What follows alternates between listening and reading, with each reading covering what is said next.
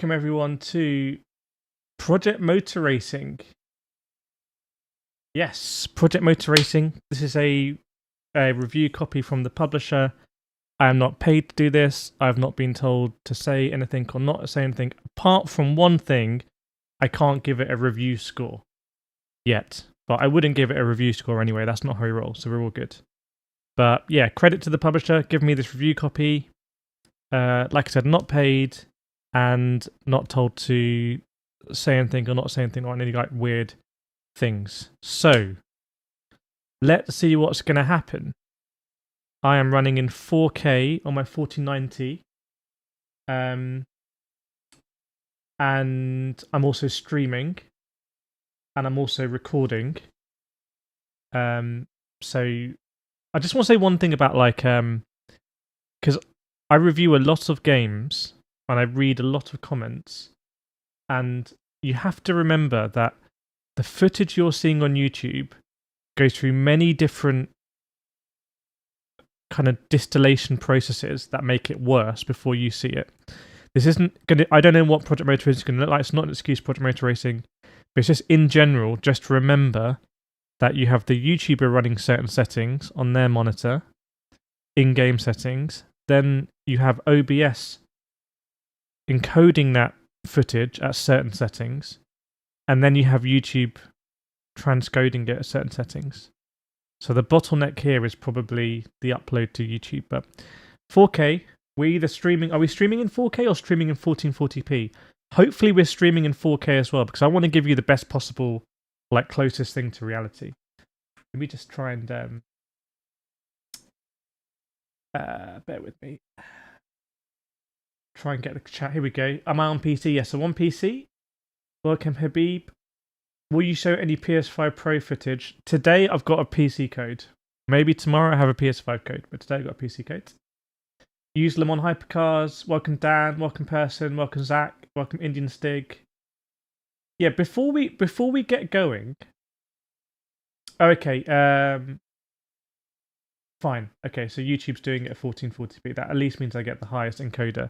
But already, remember, that's 1440p. And I don't know why it is 1440p, because I have here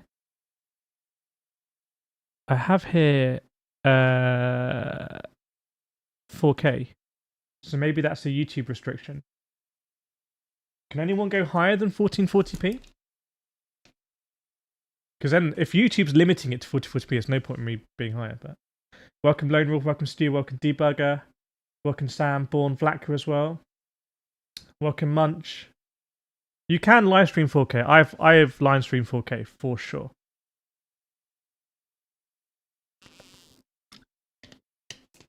I have live streamed 4K because it says, in fact, I've got an error message. It says here, you need to change the video resolution. The current resolution 4K is not supported. Okay, maybe they changed something. So I'm trying my best to push 4K to you, but we're going to be 1440p. And if I need to, I will bump down the resolution here as well. So what do we have? We have multiplayer, ranked, custom social. I can see blocked users. That's quite interesting. Maybe that's going to be a big thing. Every game has a different vibe to it. Rensport has a quite a German vibe, I find. Project Motor Racing to me has kind of like a British vibe, maybe. And maybe there's a vibe that people want to know who they've blocked. I don't know. That's interesting. Single player race weekend career. Obviously, we're going to get into all of this. Challenges. These are like leaderboards, time trials, I think. Downloadable content. My driver profile. Credits. Let's go into settings then. So, display settings. We are running 4K. No VSync. No frame rate limit. Graphics. It's on recommended. So this is what we've got. This is what's been recommended. I haven't changed these at all. I don't like the fact depth of field isn't on. But otherwise, we're looking at a lot of stuff at Ultra. TAA anti-aliasing. We're not using DLSS. By the way, I'm speaking with NVIDIA. So if people would like a full NVIDIA like DLSS guide, you have to. I need to show NVIDIA that you want to see it somehow. So write in the chat right now that you would like to see a DLSS guide for sim racing, if you want to see it. Audio. Hopefully that's going to come out the right speaker. Oh, it is. It's already coming out the speaker. Assist. TC Authentic. Oh, there's only Authentic or Force On. There's no off. ABS, I'm guessing, is the same. That's interesting. Auto clutch, cut, blip, trailing throttle. Trailing throttle Force On. Downshift Force On. Transmission manual. Pit limiter on. Pit box. I'll put that on as well. Control bindings. We are running on a Simucube 2 Pro. Maybe you can see it. The game's now on PS. It comes out on the 25th. Yeah, that's what I said to NVIDIA. I said, look, why don't we just do a guide together? And I can do a proper thing on like... Anyway, so we're working on that.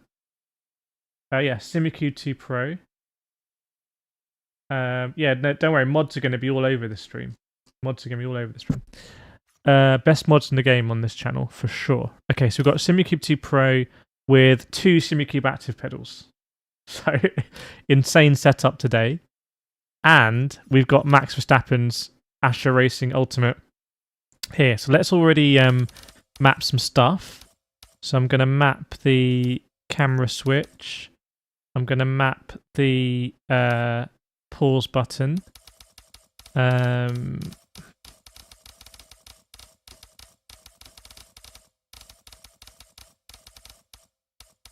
I'm going to map menu accept, menu cancel. Hopefully that is what I need. Input device.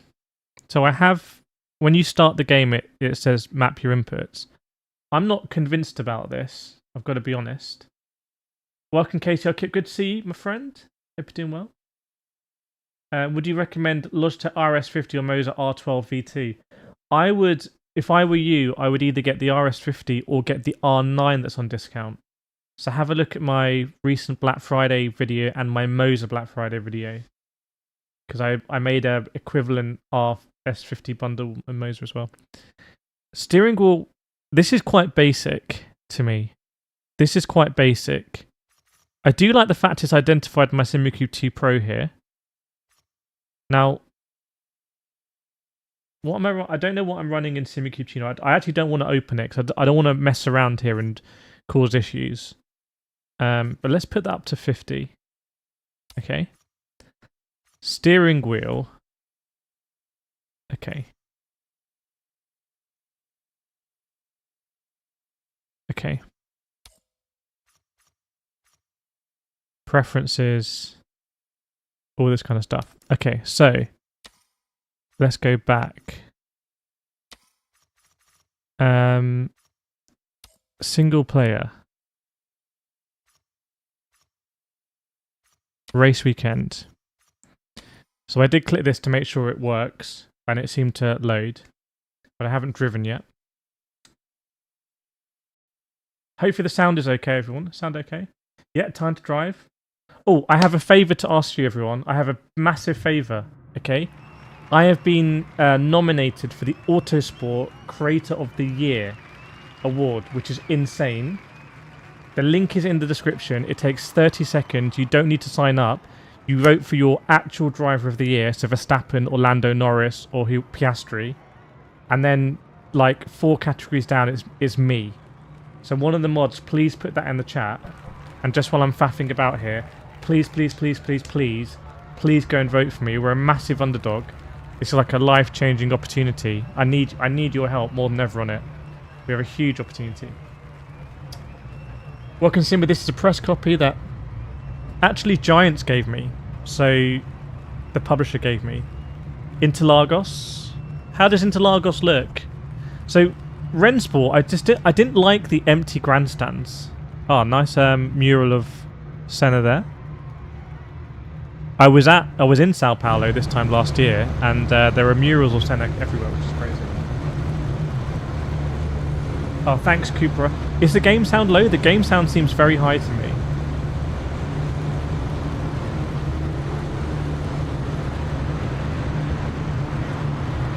That seems very high game sound.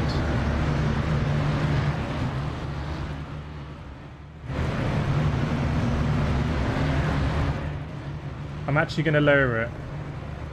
I'm actually going to lower it. Okay? Hopefully that's okay. Okay, so vehicle setup.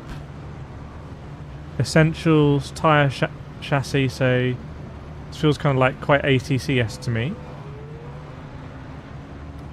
Oh, there's a lot of stuff here. So this is what my suspicion from the Sim Racing Expo is, that this is going to be a really setup heavy game. That's my suspicion. Okay, so we're in practice now. Sounds good, okay. It should be in both channels. I can see it coming left and right. So that's how the car looks. To me, by the way, this looks better than I was expecting. Like, I don't know what you think in chat, but yeah, we'll go on hypercars. Don't worry, I like hypercars. In fact, you can vote in that for your favourite car of the year. You can vote for the Porsche 963.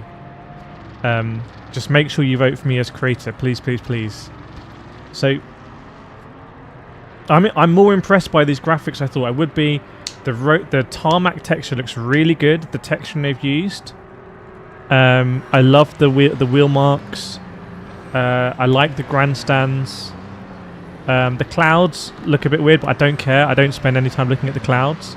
The UI is a little bit broken for me. You can see on the right hand side, it goes off the screen, which is interesting.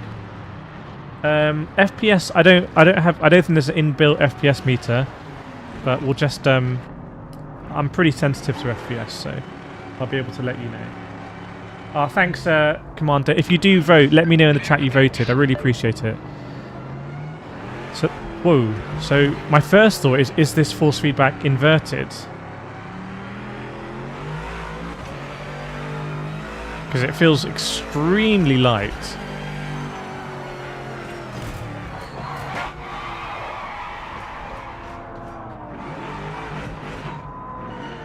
I don't know whether that's inverted or not. I'm not really getting any force feedback.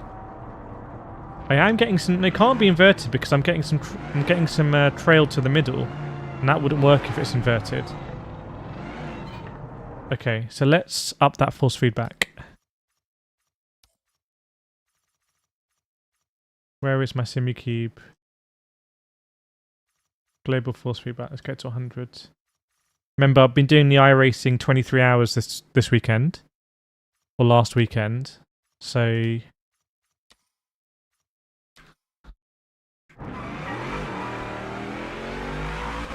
okay, I got a bit of detail now. Yeah, got force feedback now. That was just quite light. Feels like my car is crooked to the left, though.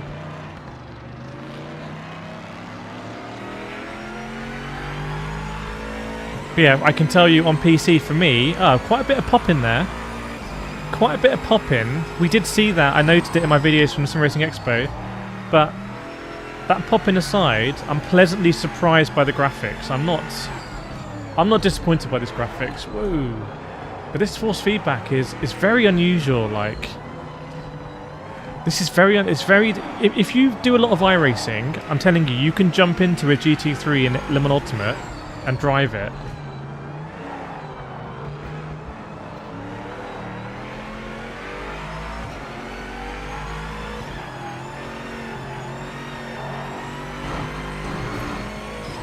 Let's just come off at Junkow here. Let's just check that rotation as well. Actually, that rotation is okay, I think. I think that rotation is pretty much okay. I've heard the retro cars. We'll try all of them. Here's the how's the grass? People are like really obsessed about the grass in Rennsport. The grass here is a bit better.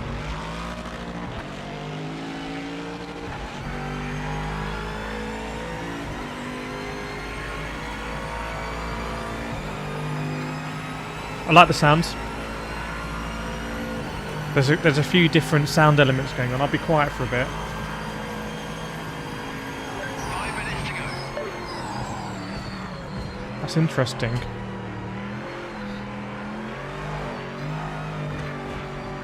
I don't watch other people's videos and stuff.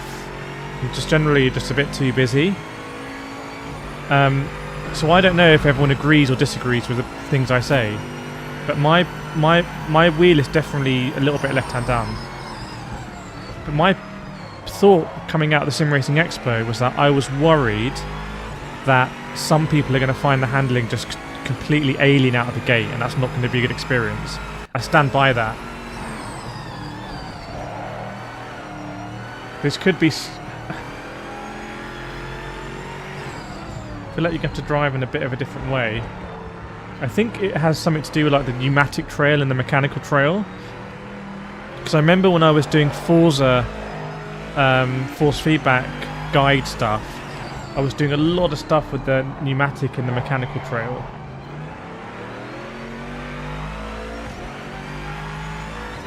This is the most unusual force feedback I've driven. I mean, when I was doing Project Cars 2, I did not have a setup like this. When I was doing Project Cars 2, I was driving on a THRUSTMASTER T150. So, I'm not really the best person to say whether this is exactly like Project Cars 2, because I'm using a completely different setup. But what I can say is this is very, very, very different to iRacing, Aestheticals to Evo, Aestheticals to Competizione, Le Mans Ultimate, Rennsport. It's completely different.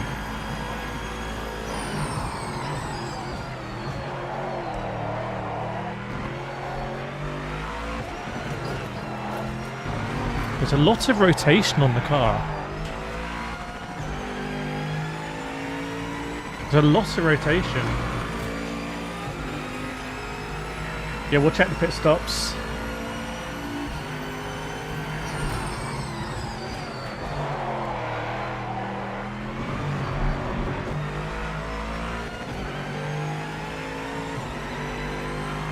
I'm pretty happy with the graphics. Even that rear view in the on the display looks really good to me. I do have SimHub connected, but nothing's showing on my wheel. Probably don't need to go down to first now. I feel like I'm just working the wheel like a ridiculous amount. And Project Motor Racing has this force feedback style where when you turn in, it's kind of... When you turn in, as the tyres load, you get the usual sensation of force feedback. Why can't I do that corner? But then as you scrub the speed off mid-corner, you lose the force feedback. And that's very unusual. Most sims, they sustain that force feedback mid-corner until you're unwinding out of the corner. Project Motor Racing, the force feedback starts to fade as you approach the apex, like that. I don't know if there's a setting. I'd love if, like in Forza, there's a setting you can see the force feedback. Do some third-person view, see what the car's doing. It's interesting. There's no camera. Oh no, you can change the field of view, but they don't have two cameras here, like one right up to the display and one behind the wheel.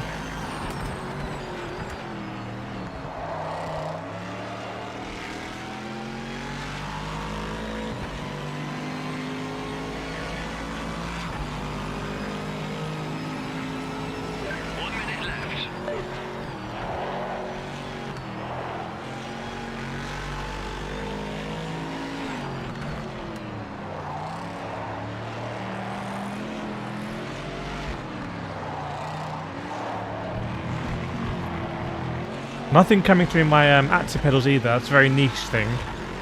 But the game's not actually out yet, so I don't... I mean, look at the amount of crazy stuff I'm doing on the wheel.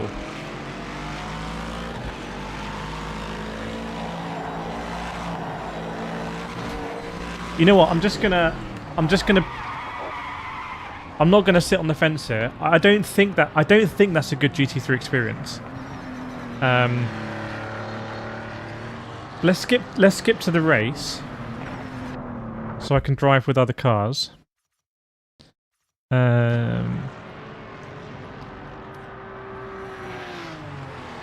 I don't mind the menu system. I actually quite like the menu system. I think people might say it looks a bit basic, but for me, I like this big fonts and big buttons. Okay, let's have a look. Gaming Monster said G3 wasn't great. Gaming Monster has a very particular understanding of force feedback. Good luck, mate. You can do it. But I think I agree with him. It's a bit dangerous. Right, ready for our first race, everyone? Oop. By the way, 16 cars in this race. Hopefully that can be increased, because I would love to do like 30 car races. So he's got some damage, that Mustang, but I think I've probably got some damage on the front.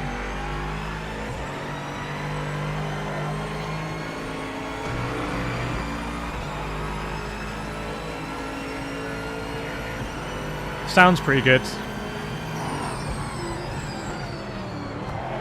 If the game is anything like this on PS5, handling aside, then we could be looking at a decent crossplay Interlagos, I'll whisper it, GT3 sim, with a massive asterisk that I don't really understand the handling of GT3.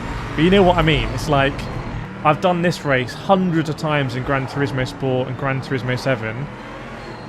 Had some great races, some great memories in the FIA and stuff like that. I've also done Interlag. Oh my god, that is a lot of force feedback. Ooh! That force feedback there was no joke. I need to see what's my SimuCube at. Because I'm tempted to just hard lock it in SimuCube, because that is dangerous. That's a shoulder puller. Also, actually, I think it's my fault on the aspect ratio here. No, it isn't. It isn't. It's correct. I don't know why it's hanging off the end, but I am capturing the whole screen. SimuCube. So my SimuCube wheelbase is already hard locked at 12 Newton meters. It's already at 12 Newton meters. But that's pretty insane. Let's go to a classic car or something. That's not really what I'm super interested in.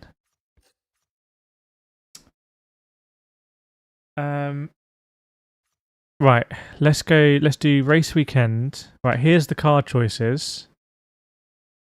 So that was the Vantage GT3. The NSX GT3 I've been driving a lot in iRacing.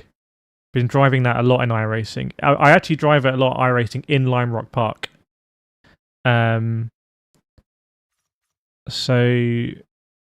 we've got lots of... we have loads of GT3s. Like, we have way more GT3s than in Rennsport. We have way more GT3s than you get for free in Le Mans Ultimate. We have way more current GT3s than you get in Gran Turismo. In Gran Turismo, you don't have the Mustang. You don't have, I think this is a new 911, you don't have that. You don't have the Corvette. You don't have the M4. You do have the R8 G3 Evo, but not the Evo 2, I think. And you don't have the Vantages. And you don't have the NSX. So that's pretty good. Cup car. It's going to be dangerous. GTOs. I drove this car quite a bit in Forza. But honestly, for me, I'm not a classic car like sim racing enthusiast. So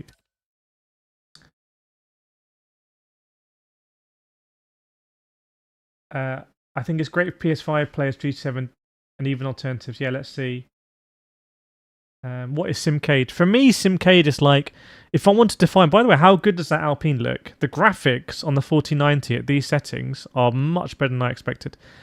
For me, a Simcade is saying, I'm happy to sacrifice simulating certain aspects of the sim in order to protect the racing experience. For me, that's what I would call a Simcade. That's why they compromise it.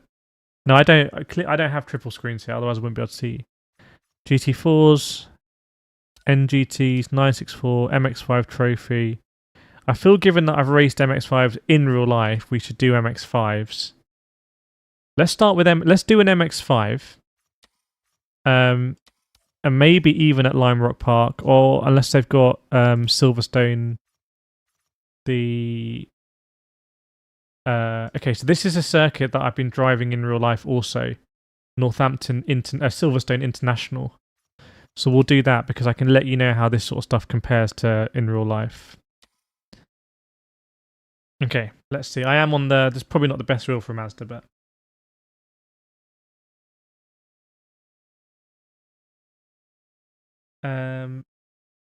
non-starter for me until they implement VR.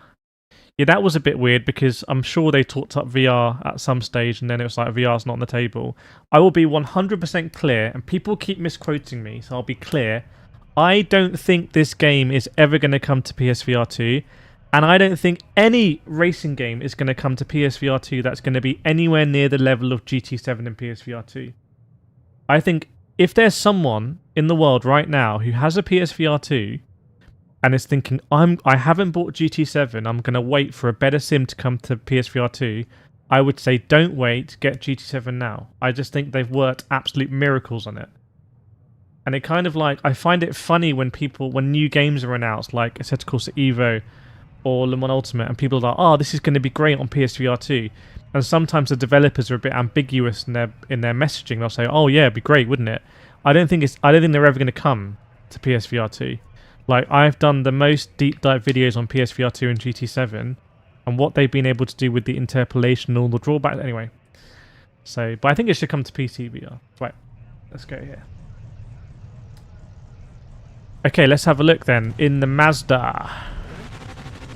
Already I'm getting a lot more force feedback through the wheel than if you can see. Oh, interesting sound.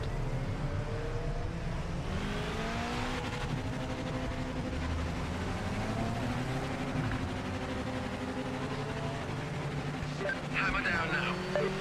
Okay, let's see.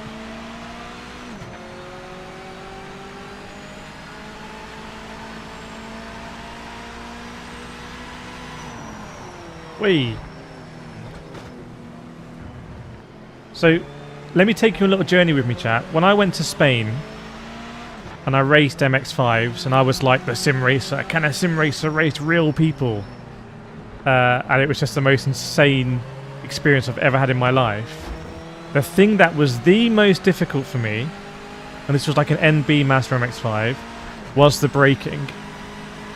Cornering, accelerating, lifting, chicanes, everything else I could do. The most difficult thing was the braking, and partly the sensation of weight transfer. Like, you do not get any idea in a sim about weight transfer, really.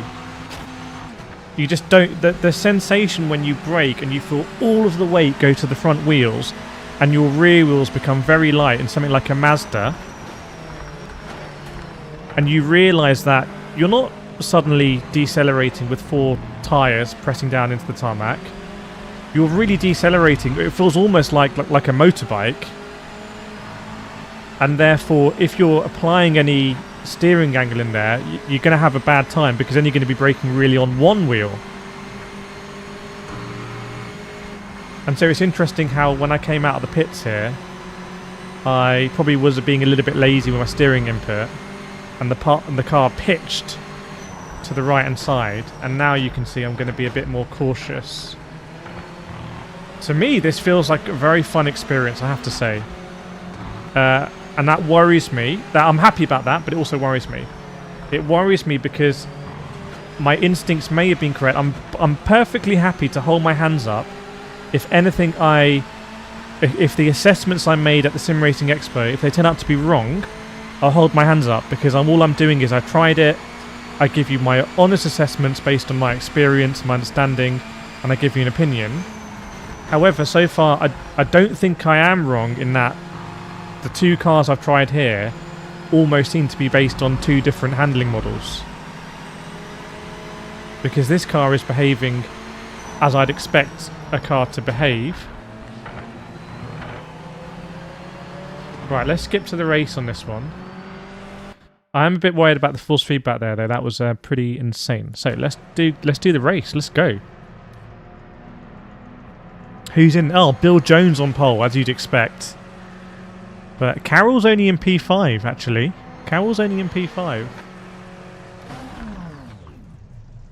Skip qualifying.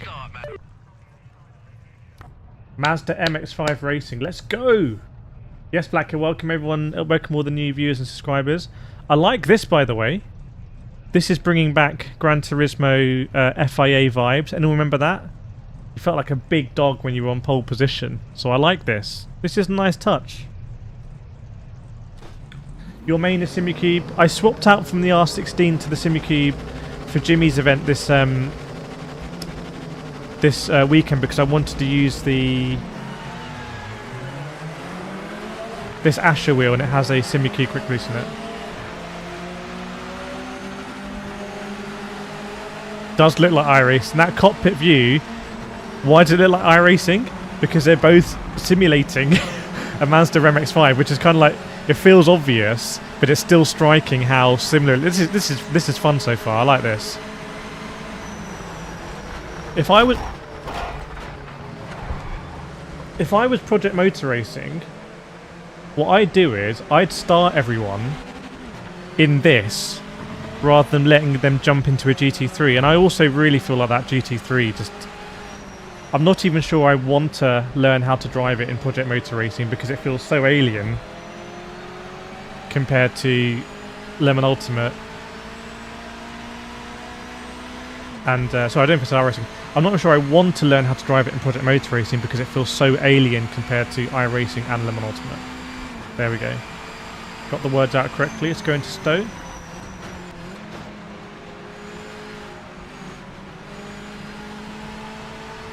What's the gap saying? 6.7, but they'll be in traffic.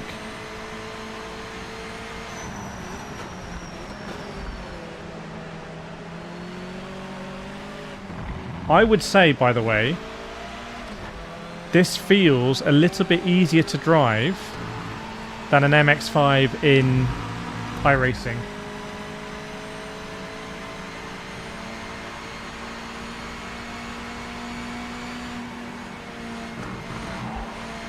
Well, that might have been flat.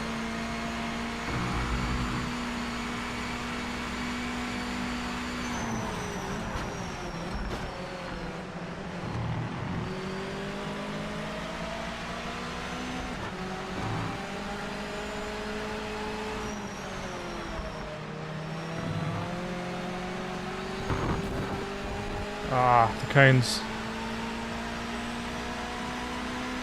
Okay, we've taken basically a second out of them. Let's keep going, let's keep pushing.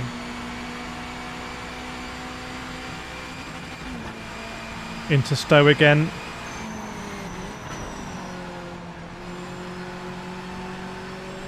Oh, that's going to be a hefty track limit. Oh, it's giving me a 2 seconds.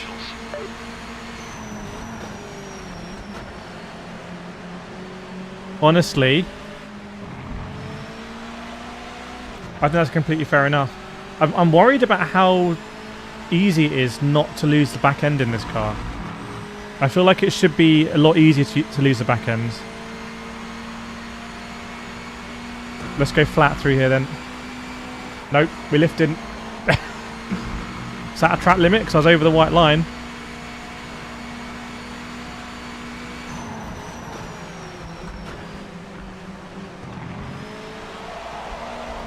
Oh, there we go. There's the back end. You see, I was quite lazy with the throttle application. Can't get this turning right.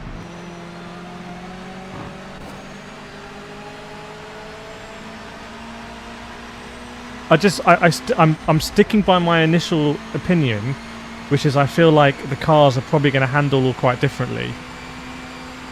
And when I was speaking with the developers,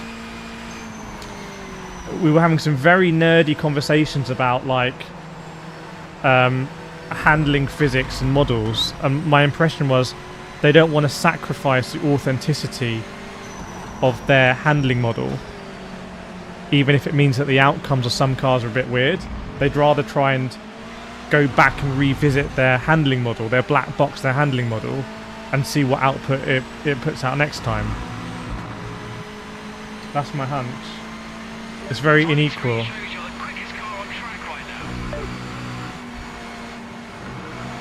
Alright, let's catch this pack. Let's get into it. So far, by the way, performance has been absolutely fine. Albeit on my beastly PC of a system. Right, do I need to brake a little bit later here? I lost so much speed through there. So much speed. You've noticed Sebring is different in this game compared to LMU. Sebring is probably a very difficult circuit to do in a sim because of the way that the slabs work. I think it's similar to Berlin Tempelhof.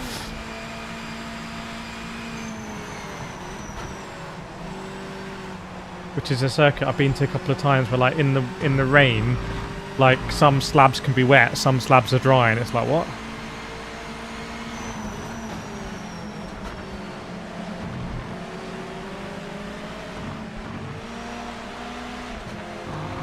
Come on!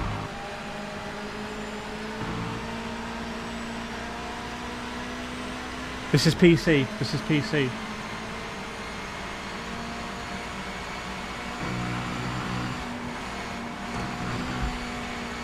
Oh, we can definitely be flat through there.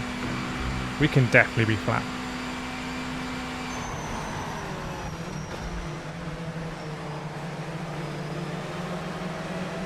Oh, third gear's a bit too high.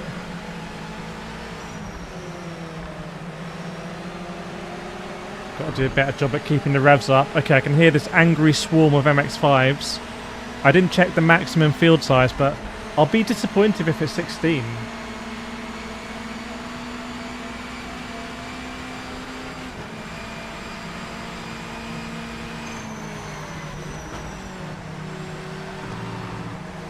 Don't get that track limit. Oh, stabbing the throttle. Not very good.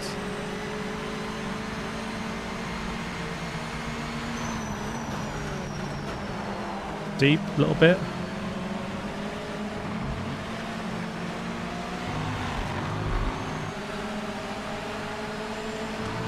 What do we think of the AI, by the way? It's all a bit in a line. Welcome, KH. Come on, come on, come on. Oh! Wait!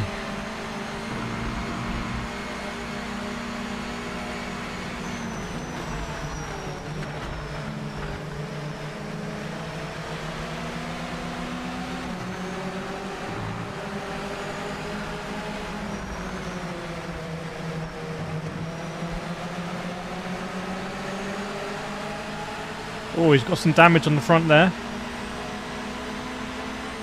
Some aero damage. Thanks for a nice one, Bro Trader. Hope you enjoy it.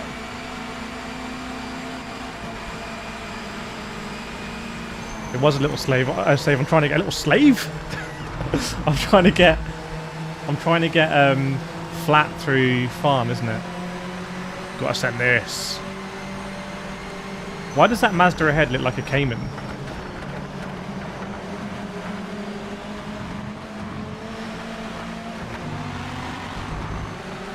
This experience so far, like the skeleton of it, is quite good for me. Cars on track sounds good.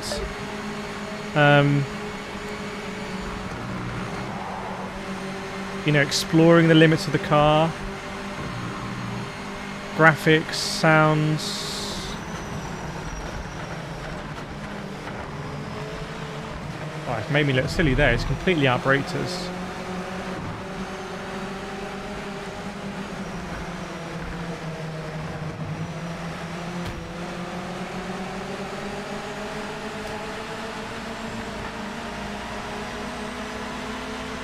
I'm not sure what difficulty the AI is, but we'll see after the race.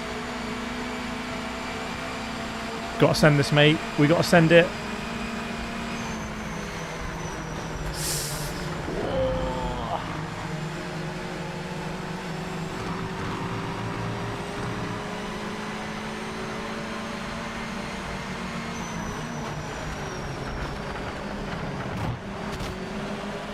No radar. And if I remember, there isn't going to be a radar. Oi, on two wheels.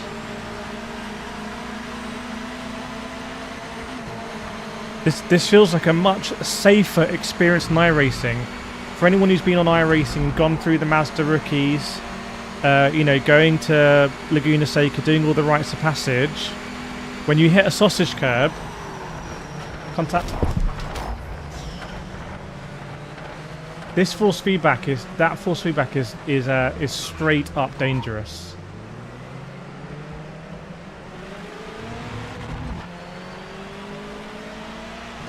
That force feedback is straight up dangerous. I'm glad I've adjusted my rig properly so it's not hitting my knees. When I first put the SimuCube on before Jimmy's 23-hour race, it was just hitting my knees. I was like, oh, maybe I'll just roll with it. I was like, no, I'll change the whole rig and do it. Because that would be a knee capper for sure. That's a bit frustrating. Is there anything I can do about that? Because I kind of want to go wheel to wheel, but that's two quite innocuous just rubbings I've had that I've ended up in an explosion in my SimuCube. So my SimuCube itself does have a hands-off filter, doesn't it? Where is my hands-off filter? Game effects, notch filter, spring, centric force, high torque settings, hands-off detection sensitivity. I'm gonna put it on high, okay? Because I don't want to lose my hands. But that was okay. That was better. Let's see what the replay is saying. If it's gonna work. Impact settings. Is that a setting in here?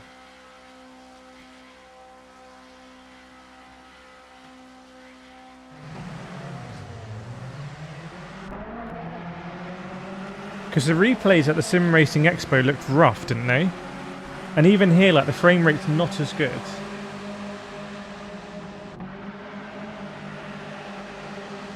Try lowering. Can you expand the draw distance, Alex says. Yeah, we'll have a look. Have other people had issues with the force feedback? See, that's a very innocuous one, and that almost killed me. Raise a low EQ. Alright, let's go into a different car. Let's go into a different car.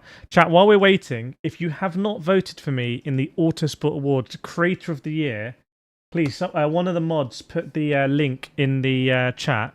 It's also in the description. It takes 30 seconds. You vote for your best F1 driver, your best car of the year, and you can vote for me as creator. If we win that, it's absolutely insane. I can't believe that I'm even in the mix. It's a bit of a madness. In fact, let's go look at settings. Because I'd be surprised on PC if you wouldn't be able to sort the pop in. So, depth of field, draw distance. Okay, let's increase the draw distance. That could affect performance. And I'm going to put depth of field on as well. I feel like I'm definitely above 60 FPS when I'm driving, so I'm pretty happy with that.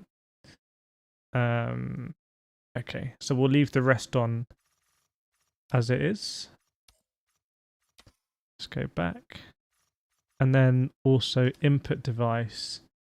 So force feedback. Low for global force feedback. See, this is what worries me a bit. It's because I had to increase that because of I couldn't feel the force feedback. But then it was fine driving the Master until I hit something, and then it was, and I wouldn't even say I really hit something. Like, those impacts should not be risk breakers. You saw me. I'm pretty experienced at sim racing, right? And karting as well. I've done a lot of karting. I'm not some sim racer who hasn't driven in real life. Even I'm struggling in those impacts with the wheel. And I've got instincts that I've built up over the years. Okay. Single player race weekend. Mazda. So the Mazda was fun. That'd be a lot of fun. People on round wheels. If you've got like a T598, RS50, if you've got the Moser R3, R5, R9 with the ESX, I think that'd be pretty fun. Okay, so that's as far as you can go there. So here we've got LMDH. Very nice selection. Hang on a second. Toyota 963, 9X8, Lamborghini, Cadillac, BMW, Aston Martin, Alpine, Acura. So you're only missing the well, I mean, I was going to say the Glickenhaus. Glickenhaus isn't even in the top band anymore. You're only missing the Ferrari 499p. In fact, the Ferrari 499p is very conspicuous by its absence here. It's very conspicuous by absence. Oh, there we go. Thanks, Flatka. Yeah, please, please, please. Takes 30 seconds. You can't vote for any other creators, you know. I'm probably the only creator in there that you know. Doing it for the sim racers. Actually, Misha's in there. R8, XJ. Okay, so this is quite a cool category. GT1, GT3. Okay, let's do a old school car like this. Let's do the Mazda. Okay, because it should sound amazing. Menus are getting a bit laggy now since I added that depth of field. And let's go to... Is Spa in here? Okay, let's go to Spa. And let's see what's what. Opponents. Okay, so my AI strength is 90, which seems pretty good for me. Oh, nice. 31 opponents. There we go. Now we're talking. This should be interesting. Let's see. Fog, I gave him the answers. Ignore my comment. Chat. So if I'm not looking over here, I haven't seen the chat. Is this a game? This is confirmed. This is a game. But yeah, if anyone's got the ideas on the force feedback, yeah, my emergency FFB button is down here on the floor. Thanks, Philip, for the vote.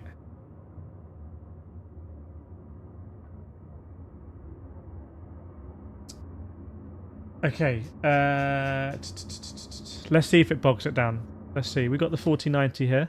We got the PC, let's use it.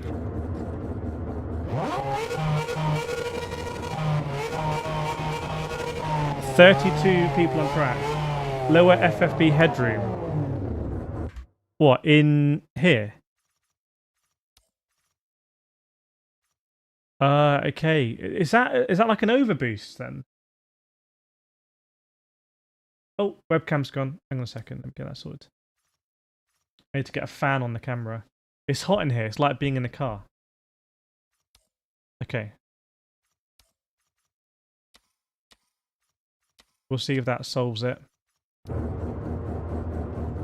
You know what? For the moment, I'll just I'm gonna stay sitting in here. I'll just turn the thing off, right? You don't necessarily need to see me right now. There you go. Before I get out, because I'm all sat in here nice and comfy.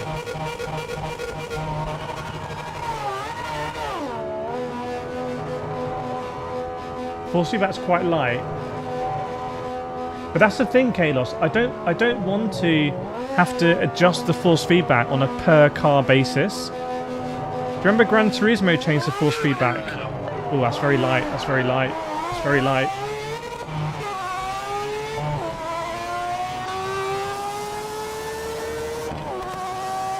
How does it sound though? Oi. Sort of cheeky. Take a bit off the top there.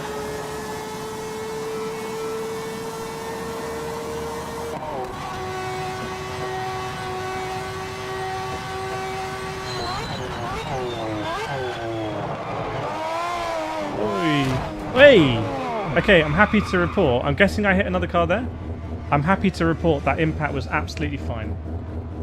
So what I'm going to do is, this is very dangerous because if a car hits me here as I get out, I'm going to lose my knees. Bear with me.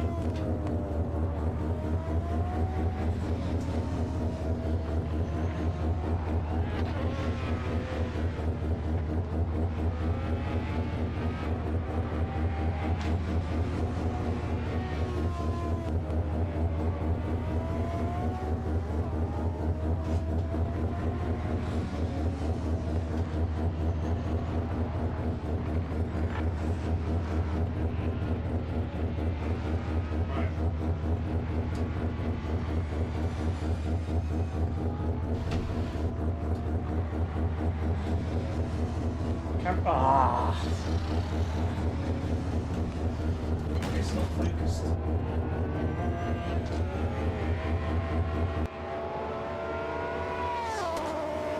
I'm going to guess that's focused.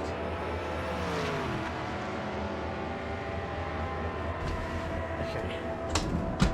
Right, what I'm going to do is I'm going to turn the force feedback up and I'm going to try and actually do a qualifying lap here and go into the race. So there we go.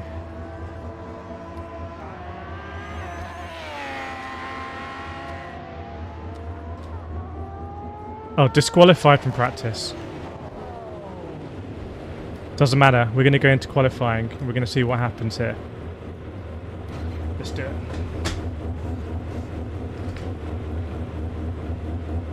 Kicks you. Yeah, that is nice. And also, if you mess around too much, I think it automatically disqualifies you. Well, that's what they said. I like how you can see the drivers in the cars. Okay, I can feel a bit more here. I'm pretty sure PSVR 2 was never on the table. If they ever said PSVR 2 is on the table, send it to me in the Discord because I don't want to call them out on it. Because I just don't think PSVR 2 is... I think you'd need to design a sim from the ground up to be on PSVR 2. Let's go. Draw distance a bit better now, isn't it? Still some LOD. This feels like a completely different force feedback experience than the GT3. This feels like there's a slight bit of... I love how the windscreen wiper's vibrating, by the way. Some really nice depth of field on that. What I don't like is I don't like the HUD. I can't see what gear I'm in because my wheel's not connected to... It's not working through SimHub Project Motor Racing.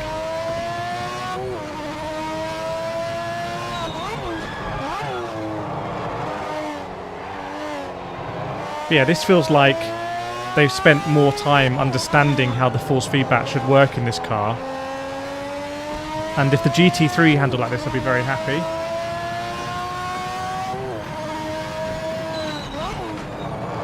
Yeah, I guess it's something I noticed that's not really an iRacing LMU GT7.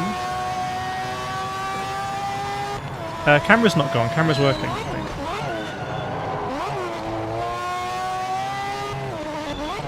I need to buy a better camera, really. Ah, and this hand's all over us. What's it, the 926p? Is that it?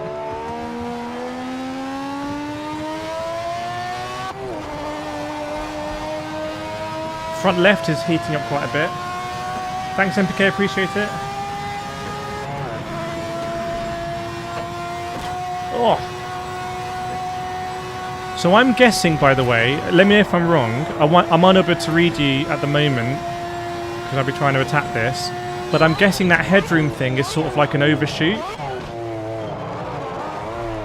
Oh gosh. Yeah, we just let them through, let them through, let them through. Thanks, engineer on the radio. Smart move.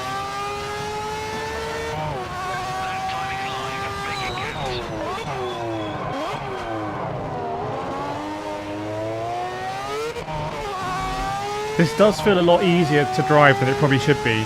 I feel like this should be absolutely kicking my butt. But then again, I'm clearly not driving it at the standard of these AIs. Oh, that lateral sliding. That big old lateral slide. Also, why is the rear view mirror in the top right? I guess that makes sense, doesn't it, when you think about it? Like, the rear view mirror in a car is always off-center unless you're in a McLaren F1. Or the Gordon Murray T50. Ooh. Mowing the grass a bit. Right. Am I right thinking they've toned down the flying tyre rubber? There was definitely a lot of tyre rubber in the MX-5 race. I didn't mind it at all. I didn't mind it.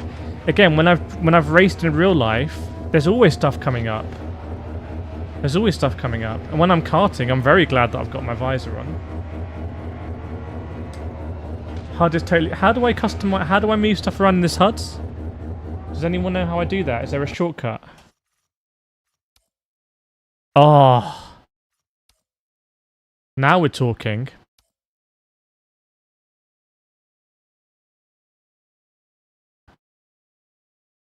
Oh. Now we're talking. I like this. I like this. I like this a lot. I can bring that so I can see all of it now. It is overlaying my tyres. So I think I'll bring it there. That's a little bit... I know, I can move the tyres. Oh, yes. Okay. Well, oh, yeah. Lovely. Lovely jubbly. What's this one here? I can't remember. Is that just a message box? We'll put the mirror... No, you know what I want to do? I want to put the mirror... I'd like if I could... If there was a line that shows me what the centre is. But I'm guessing that's centre. Okay. And we'll just bump... Why don't we just bump that into the corner?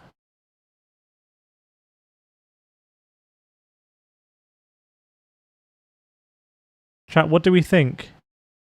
You know what as well? You know what? I want to have my inputs here. Because pretty sure my inputs are going to be terrible. So let's see. How terrible? Oh, R to save HUD. I don't trust you. Saved. Okay.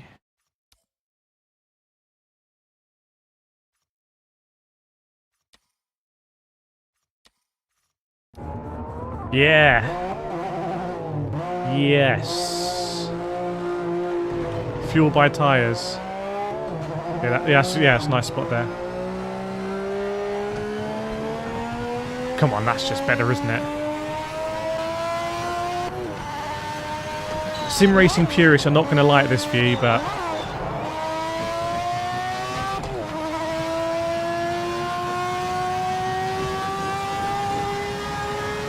Oh, I was massively under-revving this car. That's why. Let's go into the race. I'm going to be multiple seconds quicker now I know how to rev this car, surely. Now, the one thing I can't do is I can't give a number score, but when I'm in the racing, let's see how it is. Let's see how it is. Good luck, mate. You can do it. Yeah, we're going to drive the hypercars. Surely I'm going to wheel spin here. My mirror's still on the right hand side. What? Did I cover the lights with the mirror? Did I do that? Cheeky overtake. We'll have some of that. We'll have some of that all day long. We'll give it back. We'll give it back. It was a bit rude.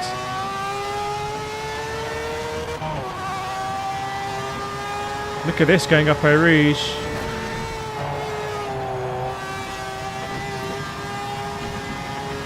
Welcome to Project Motor Racing. Oh no. You committed a track limit violation.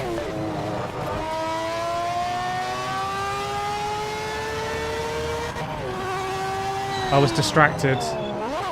I was distracted.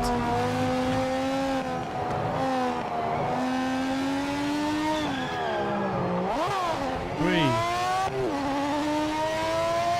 Do I have damage on my car? I'm not sure. Feels like I could be a little bit left-hand down.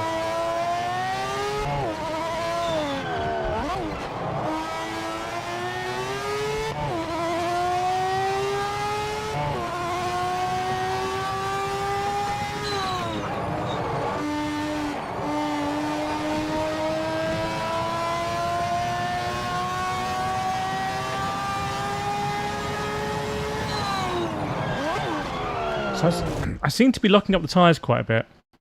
Let's go back, because maybe I need to just be braking very, very, very differently.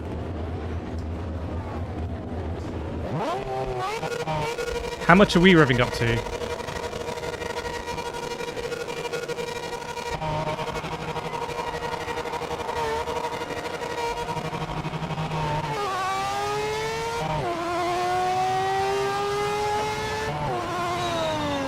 Oh yeah, I'm braking. I think I'm braking way too hard.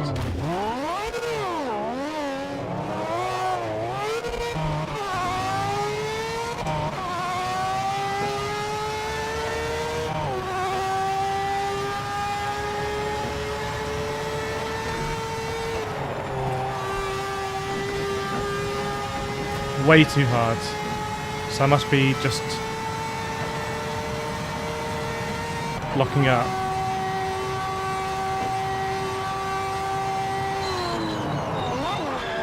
Yeah. You know what? I'm going to be a little bit cheeky. I'm going to go into my active pedals, brake, because I adjusted this quite a bit for the Cadillac I was driving last weekend. And I'm going to...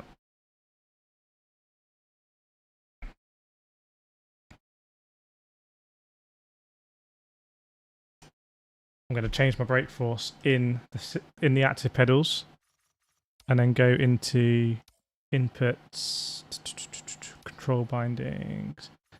Well, I'm guessing, will I need to do anything different? Let's find out. Let's find out. It's going to be difficult, isn't it?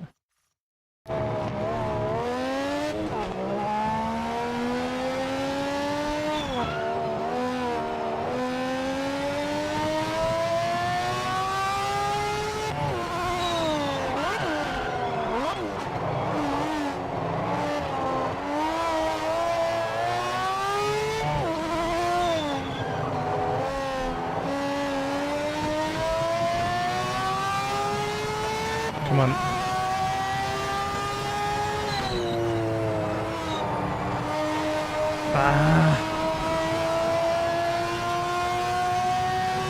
Need to find a little bit of pace here.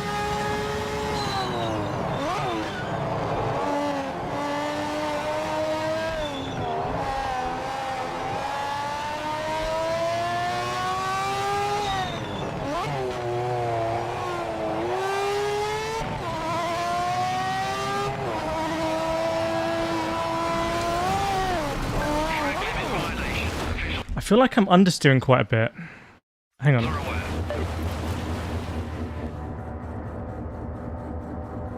Well, that's absolutely fine.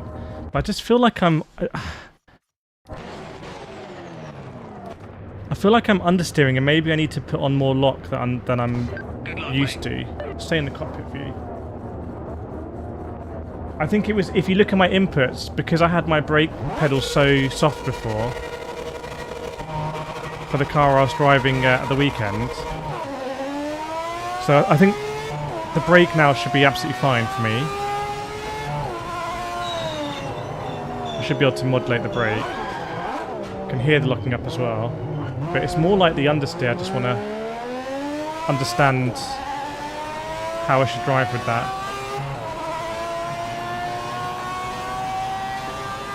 For example, Oppo Rouge. Oh, it's a big, big, big lift.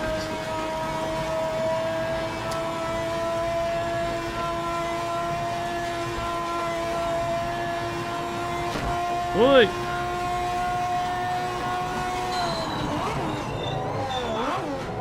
I don't have the confidence to really go around the outside here at the moment.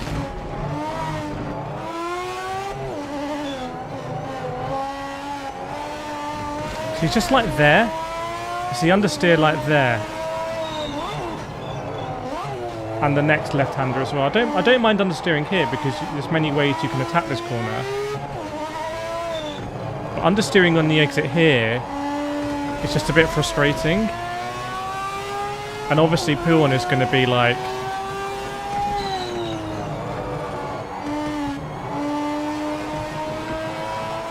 But it might just be I'm not being very good at my throttle control.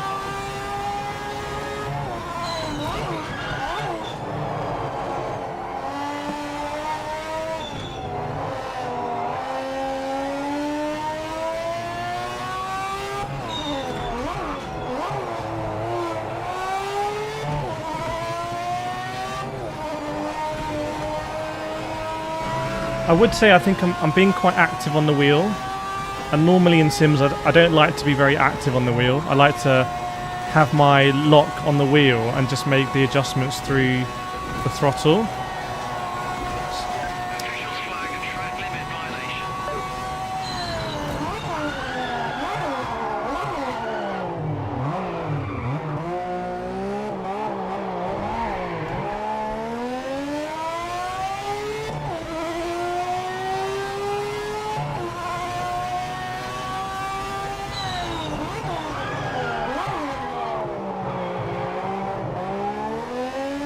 Obviously, I could change. Oh, thanks, Mo, for the €2. Thank you very much. Appreciate it. Could we get some claps in the chat for the donation? Thank you very much. Much appreciated. Oh, I'd love to see some crowds on the left-hand side here.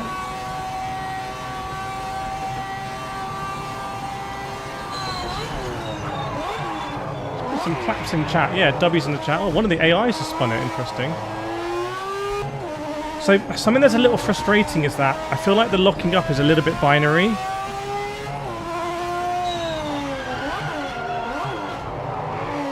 And then it's quite simple to get out of it as well. Like, it's quite binary and simple to get out of it.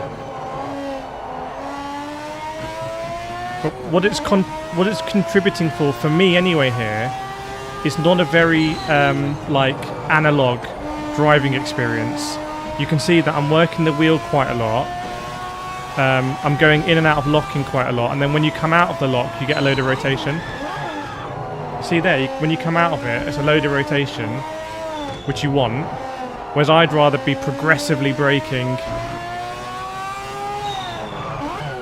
I'd rather be trail braking progressively to get that rotation, but it almost feels like then I'm just really struggling with just a little bit more oversteer. By the way, I like what we've done with the force feedback, so it doesn't kill you every time you have a crash now. Let's try a different car. Let's have a look. Is it closer to G7 or ACC? That lateral sliding for sure is closer to ACC. I know GT7 is quite understeery, but GT7 is also pretty much on rails.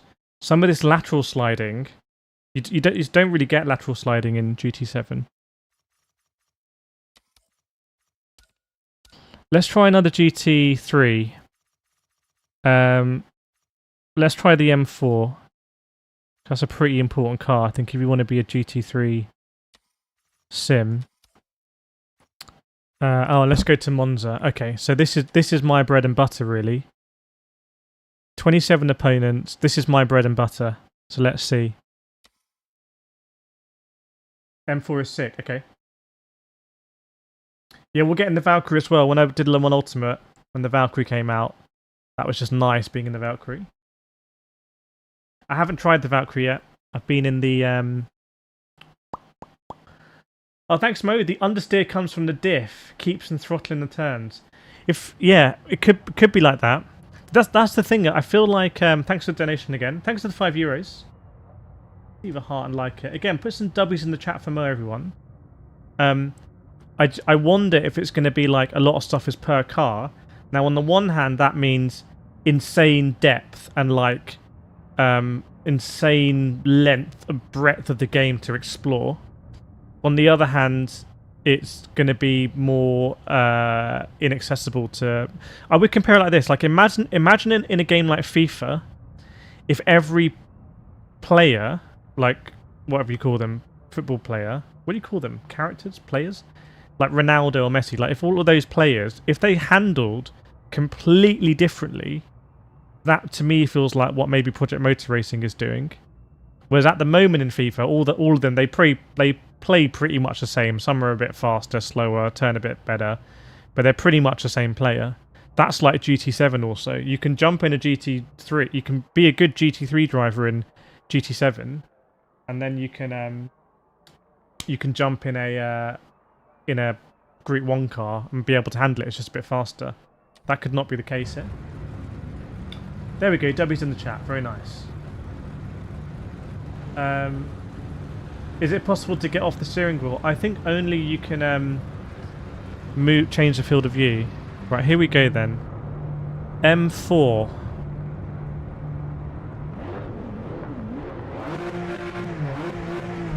I'm going to do it properly. I'm going to go into this view that I kind of know from GT7.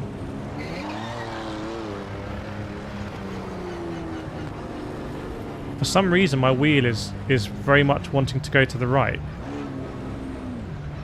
which is very unusual, because I don't think the pit lane is like cambered. Why would it do that?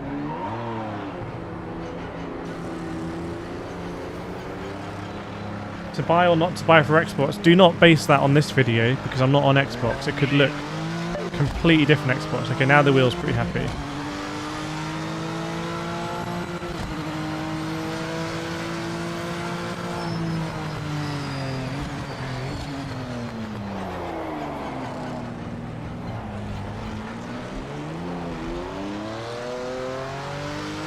There's a lot going on with the force feedback, I have to say.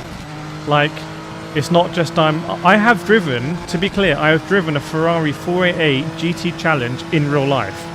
Like, I have got into that car in my race suit, strapped in 6-point harness, and I have lapped it in Las Vegas. So I know what it's like to roll out of the pit in a GT car like this. And it felt very, very, very smooth. Whereas here, there's a lot of noise with the force feedback.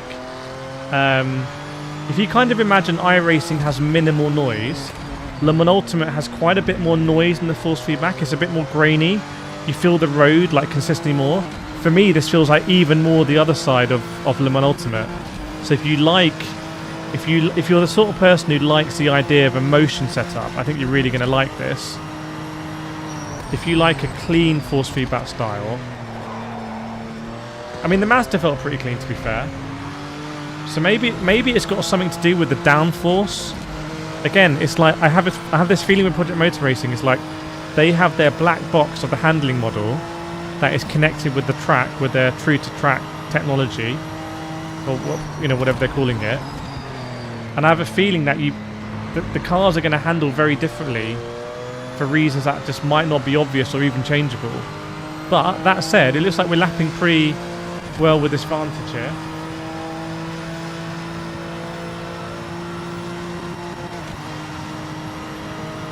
From a graphical perspective, by the way, I am not paying attention. I am not even seeing any pop-in. Why? Because I'm looking at the track objects. If I see track objects like by braking marker stuff that are popping in, I'll let you know. But if like the crowd on the left there starts to pop in, I won't notice it because I'm not looking at it. I'm looking at this Vantage. I'm looking at my usual references. This feels much more like Le Mans Ultimate than iRacing, this experience in this GT3. And I have to say, it's just nice to be able to drive a car in Project Motor Racing after we struggled with the... was it the Vantage we drove initially?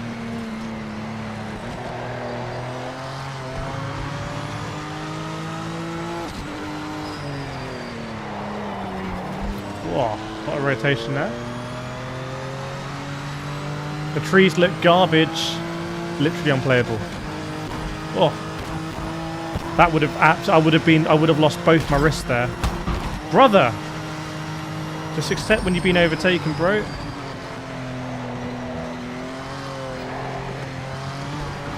Let's do the lap and then go straight into the race. How about that? Wow, 273 likes. Thanks so much, everyone. We should definitely be pushing for 500 likes a stream. So if you haven't deployed your like, absolutely just obliterate the like button now. Tap the like button with purpose. Like it's a braking zone. Like, I don't want you to just like get your finger over there and just very gently touch it. I want you to tap that like button and feel good about it.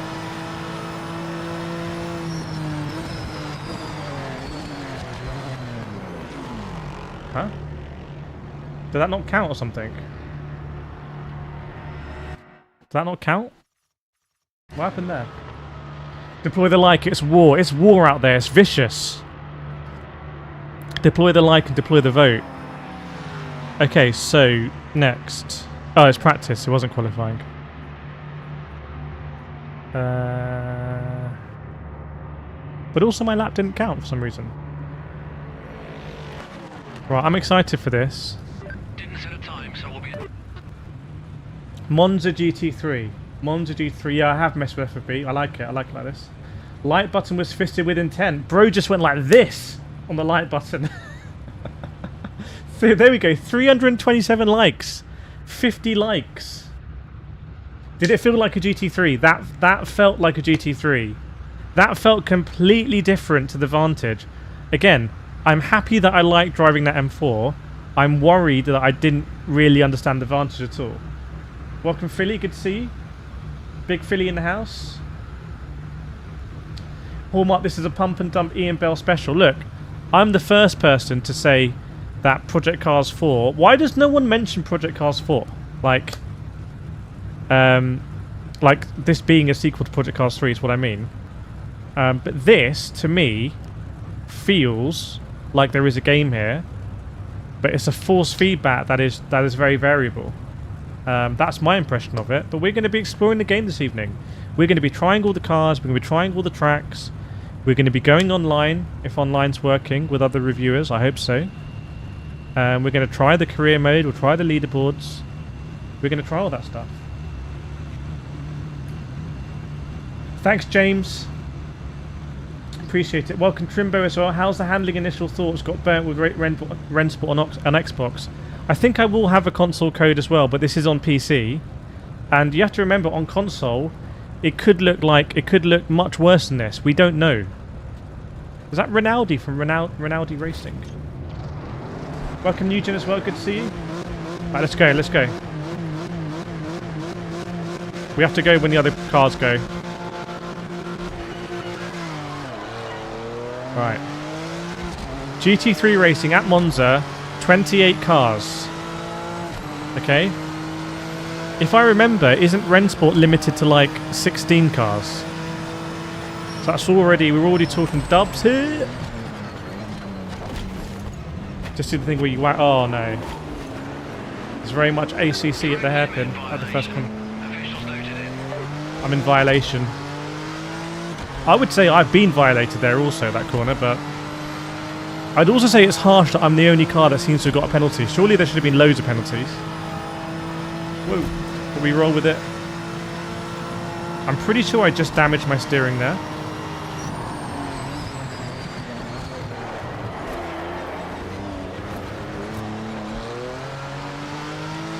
I'm pretty sure my steering is damaged, boys. We're a bit left-hand down, but we roll on.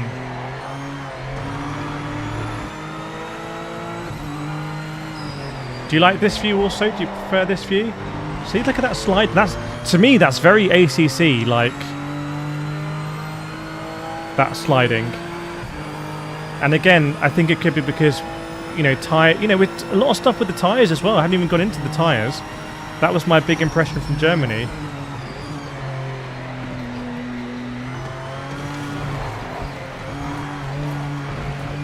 Well, that's what you call some sort of line. That line was a crime against motorsport. They'll ban me from Monza. Okay, looks like they're shaping up a little bit ahead.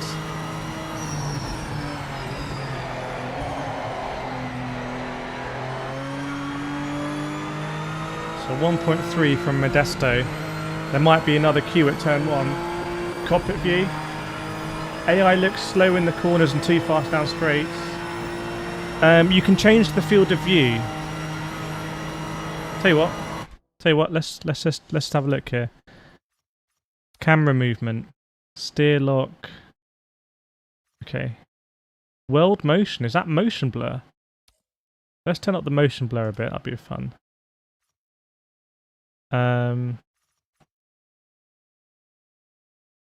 What position do we want, chat? What position do I want as well? For me, I like it like that.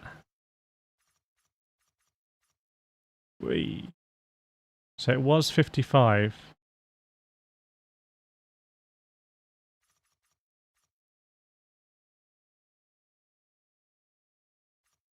I think like that.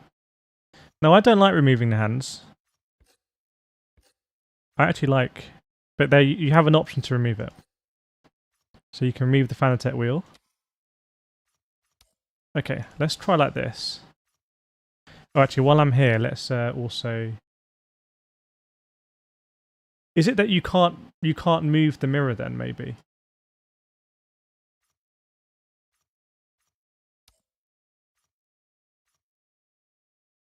Okay. Oops.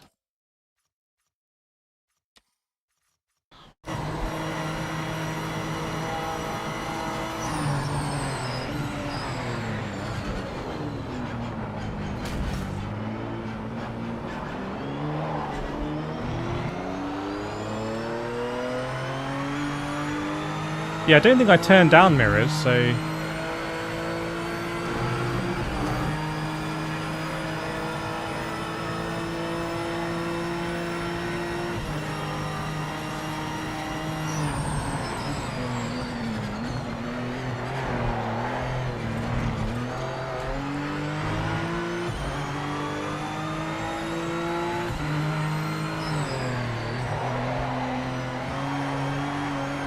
Ah, come on, man.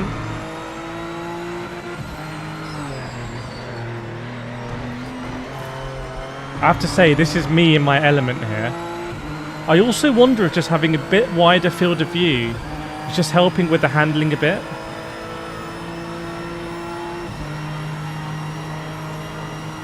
Because I can sense the horizon moving a bit easier. Maybe even a bit earlier. I feel a bit more connected with this view, I have to be honest. Yeah, the FOV police, they can just do one.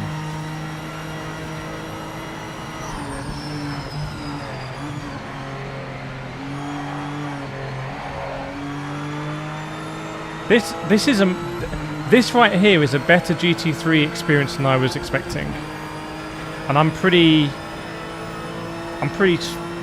like strict on what I like in my GT3 experiences. iRacing, LMU, even GT7.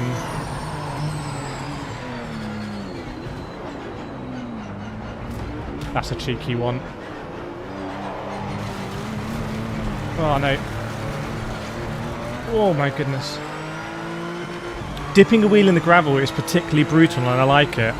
It's not like, oh, you drag a wheel in the gravel. Like in GT7, it's you know, you don't lose much time dragging a wheel in the gravel there on the exit or this chicane because it just means you've maximised track limits really. But here, I'm feeling that dipping a wheel in the gravel just really upsets the car as it should. It's going to massively decelerate that side.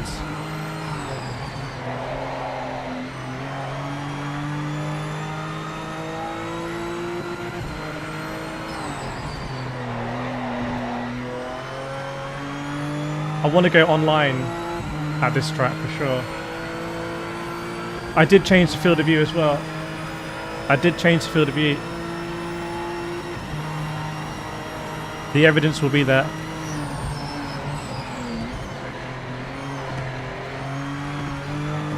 I would say the change of direction in Ascari is I feel very disconnected from the car. It almost feels like there's some sort of dead zone in the middle, so when I'm doing a chicane like that, in the middle, I lose my connection with the car.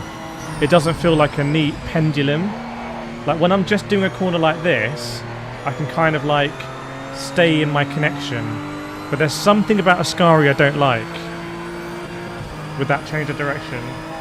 I don't think it has an inbuilt FPS overlay, but honestly, FPS, there's so much other stuff running on my PC to get this recorded and sent over the internet to you. It's like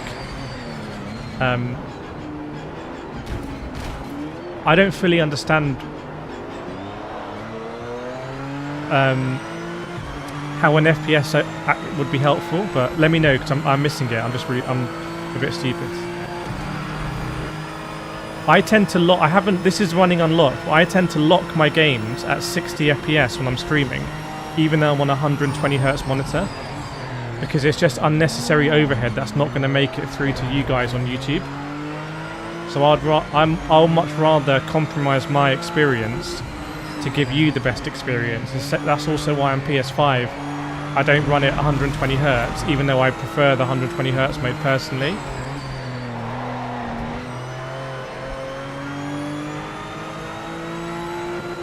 Yeah, I don't know about that side mirror. It's disappointing because I would really like to see that side mirror here and see that Lamborghini behind me. Now, I can tell you, I was not told to show or not show an FPS counter. That is absolute fake news. If it had an inbuilt FPS counter, I'd also probably turn it on. In fact, I think doesn't Rensport have an inbuilt FPS counter, so I turned it on. I'm going to start calling out stuff a bit more when it's just like not true. Woo. Okay, that's a bit better. I mean, that contact sounds a bit basic. That sounds a bit farm simulator, but at least it's not an explosion of force feedback.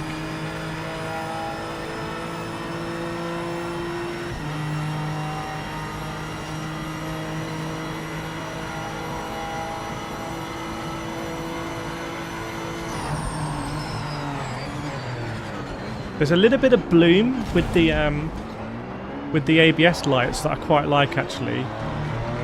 Makes it a bit more cinematic. It's almost like it's got lens flare.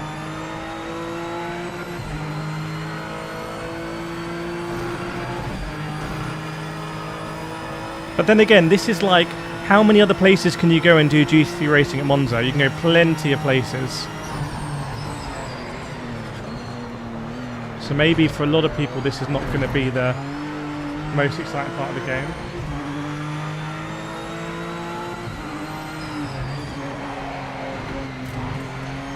Whoa!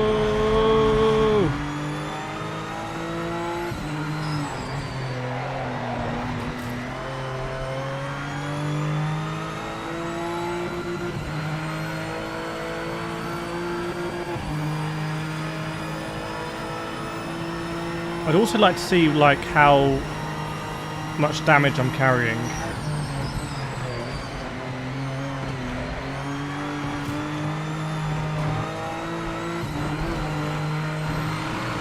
That left rear is over 100 degrees. Welcome, my friendly. Yeah, Simba, what are you thinking? That's like the pro KCR driver. Oh. Yeah, 114 degrees. At the Sim Racing Expo, that would have been very bad news, wouldn't it? But for some reason here, I'm able to get round at 114 degrees. Not a GT7 rival. Looks like something at dethrone iRacing. I don't think this is gonna. I don't see this as dethroning iRacing. Because let me give you a part of the reason why. How can a game... Why would a game that would be a... How do I explain this? I don't think the game which will dethrone iRacing will be able to afford to spend so much time on single player. That's what I think. I think if a game's going to come along and dethrone iRacing, it's going to have to be laser focused on that online aspect. It's going to have to be like the protest system is going to be better. Maybe there's an easier way to do live stewarding. Maybe there's an easier way to broadcast splits or whatever. But I feel like all those next-gen features are going to have to be in the online sphere. So the fact that Project Motor Racing has spent so much time on single player, I just don't see it as like dethroning iRacing. That's just my opinion, though. That's literally just a perspective from my side, which is one of many, many, many probably valid perspectives.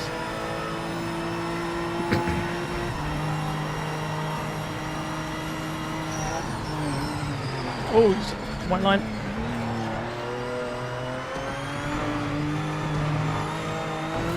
The car pitches around so much in Ascari. It makes GT7 feel like it's on rails there. Hallmark, not sure what you like seeing. Well, you let me know what you like seeing. It's difficult for me to read the chat as I'm driving.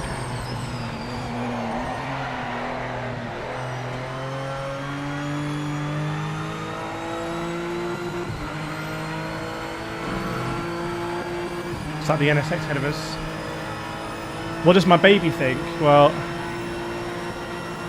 I think my baby's sleeping. We're halfway through.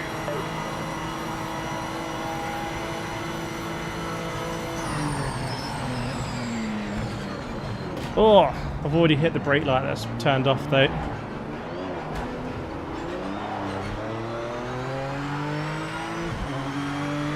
It'll be at Christmas 75% discount. I don't know what the launch price is on PC. I imagine it's different on different storefronts.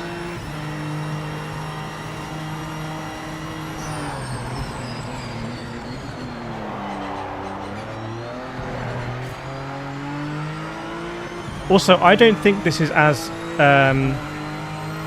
in-depth a simulator as iRacing on the GT3 front from what I've seen. I feel like, again, a little bit like Rennsport, I'm able to do things with my inputs that would be a spin in iRacing. And I think I'm really well qualified to say that because I've just done a 23-hour iRacing race with my team at Zolder in the Cadillac CTS, which is just like a pain of a car. And we finished P3. And we spent hours and hours and hours and days setting up that car. Whoa. So I feel like this is more forgiving. Maybe just forgiving is a better way to put it. Okay, that was better. That was better. I like that. I like that. I kind of want to do MX-5s again. Let's do MX-5s at Lime Rock. Now I've changed the brake and also that force feedback.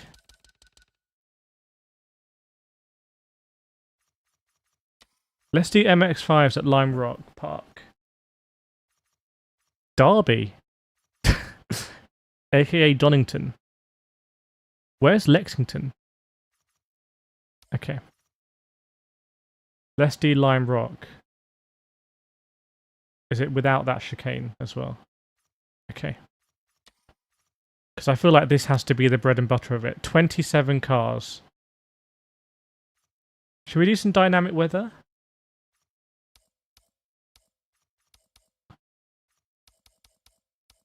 Should we do a lot of weather deviation like that? Should we do it in autumn as well? Let's see what that's saying. What's the frame rate like? I don't have a frame rate thing on. I don't want to put my GeForce overlay on in case it starts to jeopardize the stream and stuff like that. I haven't dropped any frames so far. The iRacing stream I did at the weekend was we were dropping tons of frames, but to me it feels fine to me. It feels to me like we're above 60. But you can see, you can also just pause the stream, press the comma button, and see if we're above 60. You just go frame by frame. Lousy, this is what I want to play for MX-5. Welcome, Tanner. Who's where? I love LMU, bro. Just wish I can lobby with my friends. Chat, if you want, I'll chill here for a second. Anything you've seen, anything you've wanted to say, let me know. Baz, is it good, better than LMU? I think it's different to LMU. I think that GT3 experience at Monza was similar to LMU. The major differences between that, because obviously I've done a lot of GT3 at Monza and LMU, the main differences are, in Monza LMU, you've got the licensed liveries and you've got the licensed drivers. Okay? And I think the UI is a bit better as well. You've got the radar. And you've got the slightly more soupy, grainy force feedback. So something like Ascari, when you turn in, you're still in the force feedback as you turn in, and then as you go back to the neutral for the right-hand side, as you do that crossing point, you're still in the force feedback. In Project Motor Racing, I get the force feedback on the way in, but then as I get to zero here on the rotation, it's almost like I lose my telepathic connection with the car, and then I'm doing a separate corner. It's not like one motion like that. So that's a difference. I feel like this is running better than LMU. I've done LMU but LMU I can do in VR. I do Monza in VR, GT3's LMU, and that's nice. Can we get a discount? I'm not affiliated with Project Motor Racing. I'm not paid for by Project Motor Racing. I do have a affiliate with Instant Gaming. So if it's on Instant Gaming, you can get it there along with any other sim racing game. I pause and look for a comma button. Oh yeah. Can you drive the 911 G3? Yeah, we'll drive the GT3. LMU doesn't have massive pop-in issues. Yeah, I think it looks like there's more pop-in here, but again, chat, when we talk about pop-in, you have to know what settings I'm on, right? So here, the LOD draw distance is 50%. So I don't think, whether this is iRacing, LMU, AC Evo, Rennsport, Project Motor Racing, GT7, Not G7 actually, forget that. Any of those games on PC, I don't think it's fair to batter a game with something if you don't know what settings the streamer's running. Like, what if I'm running this at 0%? A nice one, Manic. Are they the CPP Apex, the hydraulic ones? Let me know how. Keep updating us with those, because the one thing we don't know about those pedals is the reliability. Do I know the spec to run this game? I don't know, but I'm on a 4090 graphics card. I have a very powerful system here. So it could be the case that when I put it on my 4060 Ti, it just really struggles. I don't know. This is not a bought and paid for advert. In fact, I'm just going to hide you, because I've literally not received any money from Project Motor Racing. I've not been told to say anything or not say anything other than not give it a review score. I'm guessing they want the review scores to come out in one day. But they've literally just given me a review copy, the publisher. So that is straight up slander. I will not have it. I'm going to be a bit more strict about these things. Right, let's see what it's going to be like then.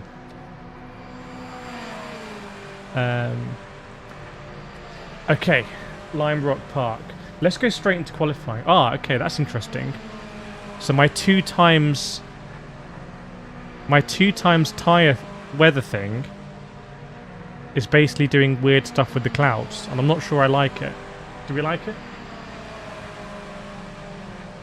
5090 super needed. Okay, let's go out. Let's have a look. Yeah, I'm just gonna start it's a thing you can do. I was speaking with Super GT out in Germany, and I think other YouTubers are maybe a bit more whoa.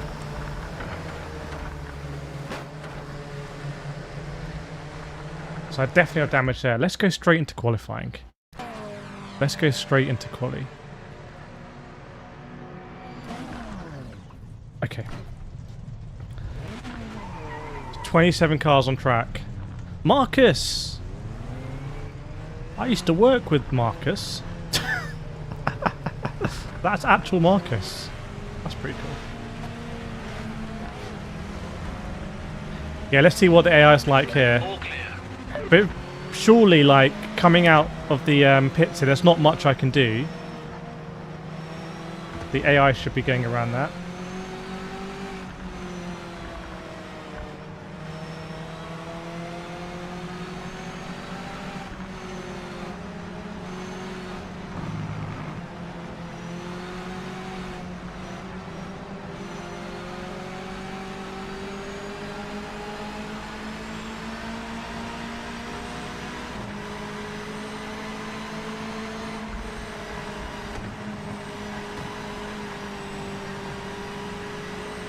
Okay, this in iRacing is a pretty tricky combination when you hit these curbs and the car unloads. And even this last corner is pretty tricky in iRacing. I'm going to say it, I think this is way, way, way more forgiving than iRacing. Way more forgiving.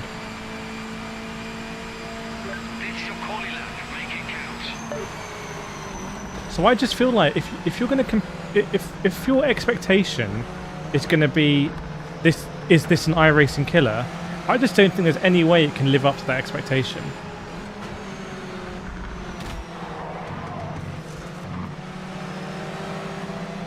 But then again, with the pricing, if these games are priced at full price,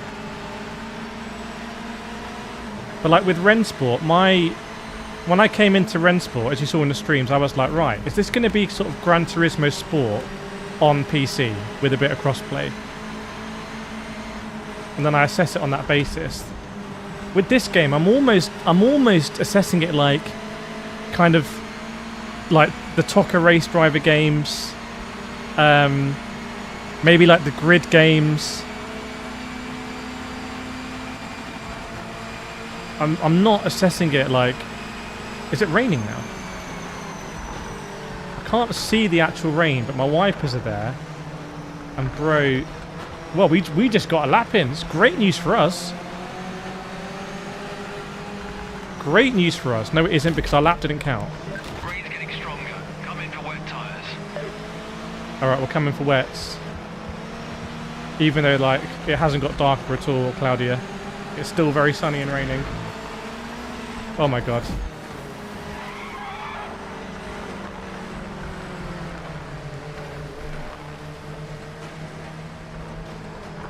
Is it raining? It looks like it's raining inside the car.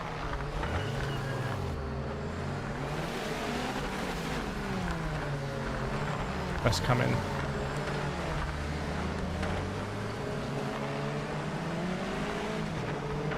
Let's come in. Got some damage as well. Yeah, we'll do the hypercars.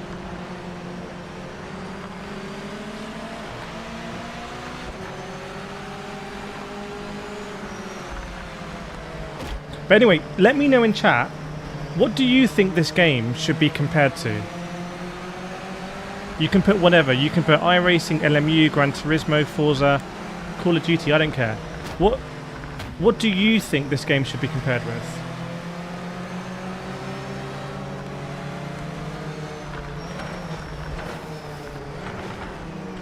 Limiter on. Hit your marks.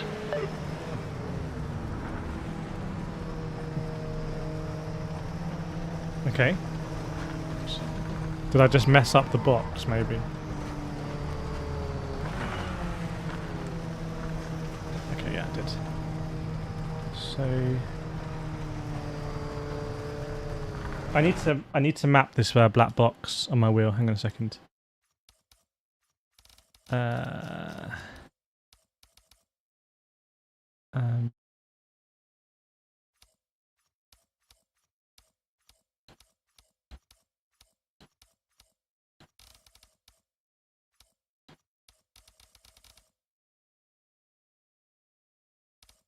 I don't know if that's... Hang on.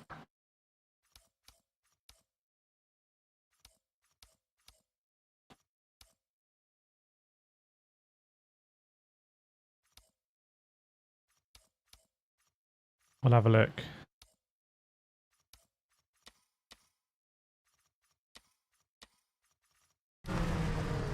Mario Kart, Battlefield, Sports Car Duty, LMU G7 AC Evo, GT7, Minecraft, ACC, Automobilista 2, Project Cars 3, Forza.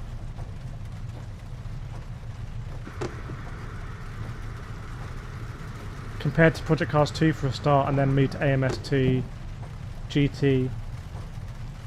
I think it's. I would compare it more to ACC than iRacing, but again, I don't think any game is going to come out that is going to be more of a almost a emotional representation of GT3 than ACC. ACC was so GT3 focused. I think at the detriment of some enjoyability sometimes, but they just hammered it as well with the DLCs on GT3 tracks, all the GT3 cars, the liveries. They did such a good job. And I just, again, how can this be a competitor to ACC if I'm sat in a Mazda? I just don't think it can be. How can it be a competitor to iRacing if I'm sat in a single player race weekend campaign thing? I don't think it can be. So, but then I'm in a very lucky position because I have ACC. Well, the ACC is only £10 now, but I have ACC. I have an iRacing subscription.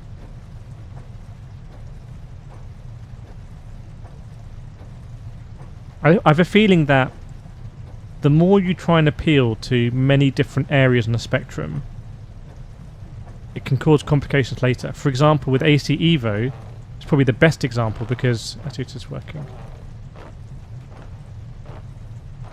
Well, I tried to map this DigiDash thing and it's not.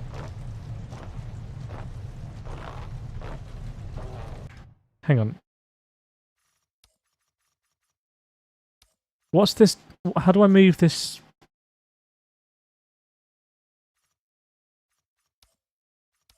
How do I move this this thing down there? Is it display cycle?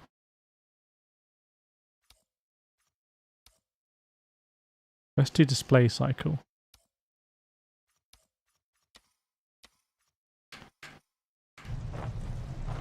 Nope. I swear I've mapped. I've done everything here. It's not HUD layout. It's not HUD layout here. I want to cycle through these buttons. I can't click them. Yeah, the reins on the inside of the car.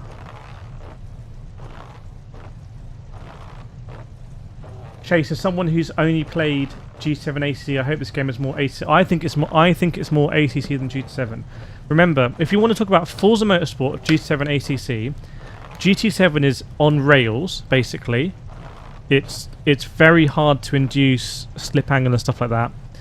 When GT7 came out, it was actually way less on rails than GT Sport.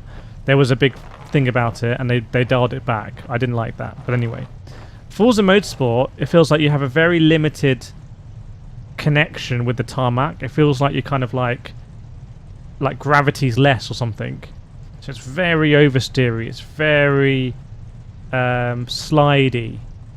And that sometimes is nice because it means weight transfer is even more pronounced. Whereas weight transfer is kind of irrelevant in GT7 because you're just glued. But other times it's very like you end up understeering into other cars and everything. ACC is so tyre dependent, but when your tyres are out of the window, you do lateral sliding. You slide laterally. That's how you lose time. You turn in at what you think is the right moment. You hit the apex. You just slide laterally on the exit. And I've had a few of those moments here, and that could be tyre dependency. Okay, I'm going to give it one more. Chat. What can it be? Come on. I've mapped all of these. DigiDash. And I've mapped menu pages. Okay, so menu pages is these ones. But... okay, Delta Cycle. Let's do Delta Cycle. They're the same now. Is it going to let me do that? Let's just map something different there. Okay. Let's see.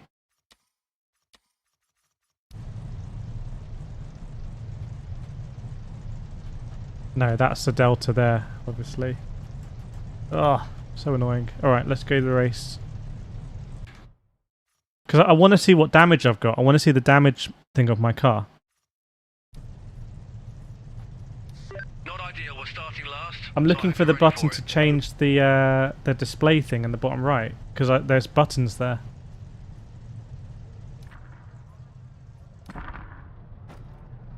Keep focused. That one in the bottom right. I've mapped. Oh! It's working. Maybe I need to go... oh, I've done something different now. Oh, God.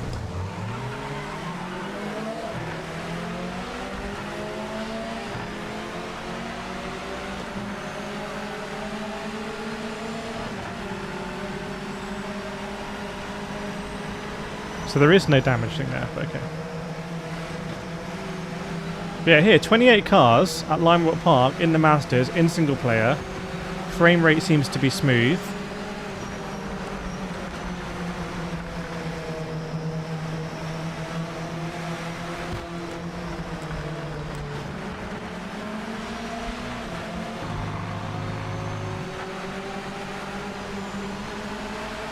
I mean, no radar is very difficult here, I have to say.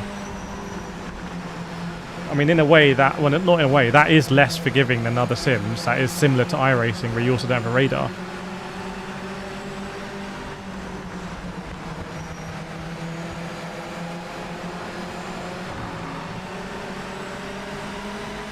Because I don't really know if I could cut across there.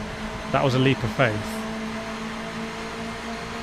I mean, that relative's a bit stupid, isn't it? Thanks, Adrian, for subscribing. Make sure to subscribe, by the way, if you want to see more Project Motor Racing content over the weekend.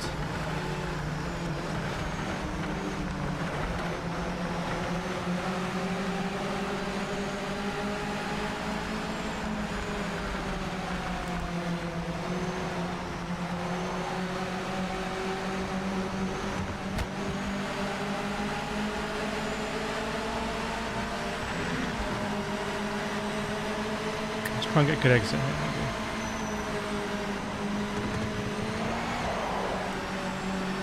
I mean, that in iRacing, I'd be gone on the right hand side. And I'm not saying that with an agenda one way or the other. I'm just trying to let you know what this is similar to, what it's different to. Some people will love the idea that this is more forgiving. Some people won't like it. And that's absolutely fine. Both perspectives are completely correct.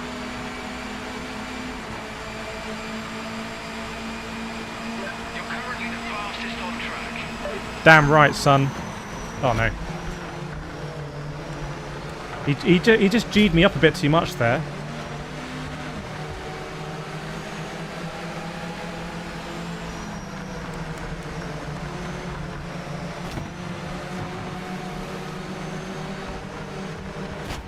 Oh.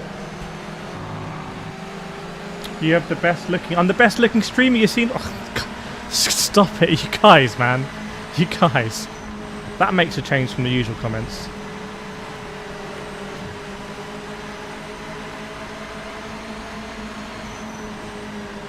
I'm a dad now.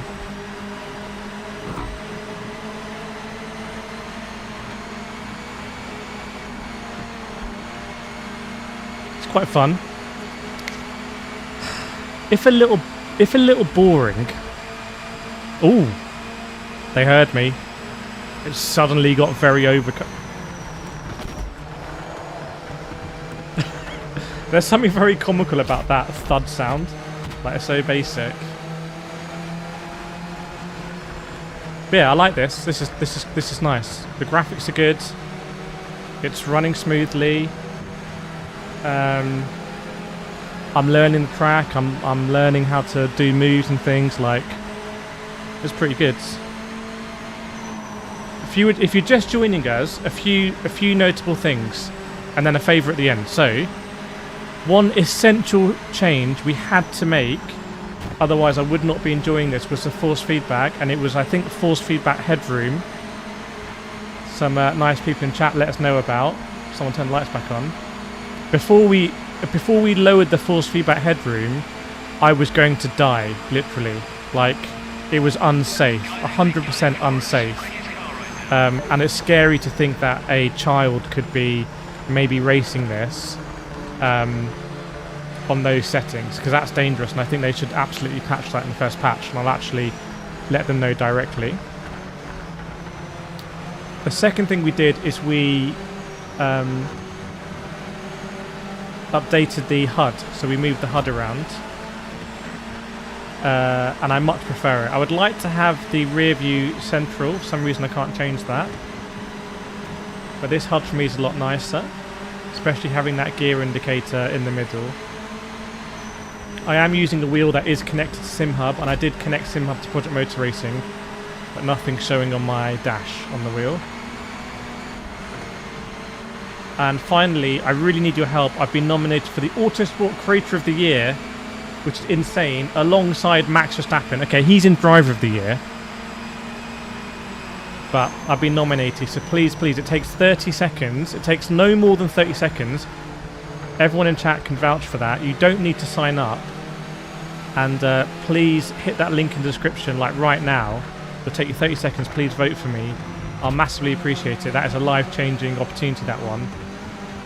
It's been crazy that I'm even nominated in the first place, because we're by far the smallest creator. So it's a bit of a madness. Yeah, please do that. Maybe a mod will put the link.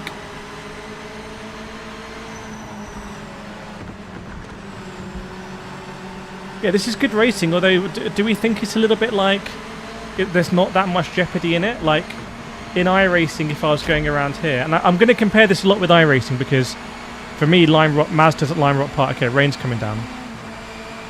Let's see what happens now. A little bit of pulling more to the right now. But to me, this feels very easy to drive.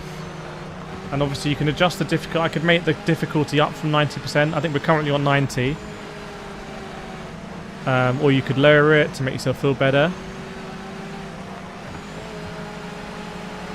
But from a gameplay experience, it's fun to be going around, overtaking cars.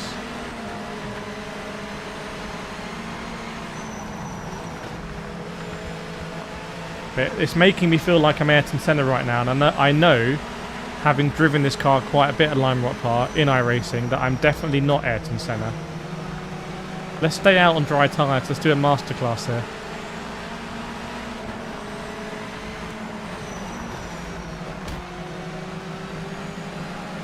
They're all going to box like mugs. The animations for the wipers are solid. Yeah, I was saying this. You've seen my video, haven't you, Eddie? That was one of the things that I asked for, was that throttle input thing.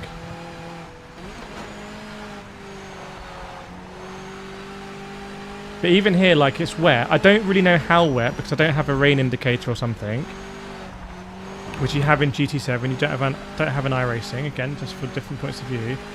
But this car feels like it's on rails. Oh, thanks, Dave. Yeah, if you voted, let me know in the chat. I massively appreciate it.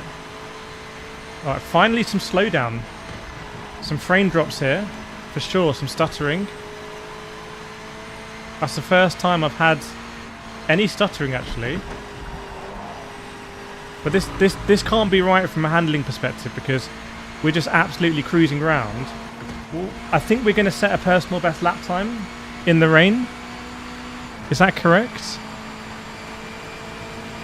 If that's a PB, then something's not right.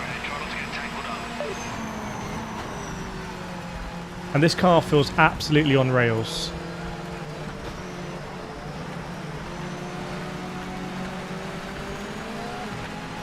So something's not right here.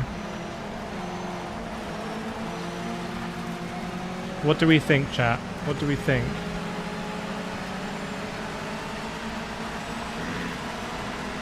Something's not right here with the simulation or the AI. So I don't think there's a good answer. I think whatever the answer is, I don't think it's going to be a good answer. Because why is the AI driving so much slower? And don't seem to really be affected at all.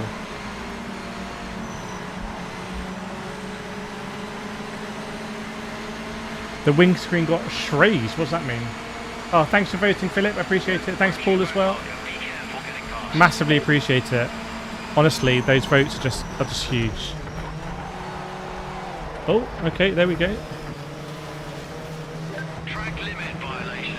Officials noted it. I did indeed violate the track. Okay, now it feels like we got less grip. I can't see any puddling though. So it's very difficult for me to assess visually what the state of the track is. In fact, let me make this very clear. I would say it's impossible for me to make an assessment visually what the state of the track is in terms of wetness. It's also, I would say, impossible for me to make an assessment through the handling of how wet the track is. Now, I do karting in the wet. I won a karting championship with races in the wet. I'm one of those drivers where I sense some specks on the rain visor, and in a few corners' time, I'm driving a little bit differently. So when I'm driving for real, I'm highly tuned in with the weather. I have no idea what the weather situation is right now. I mean, I'm driving like it's fully dry. So have some of that, pal.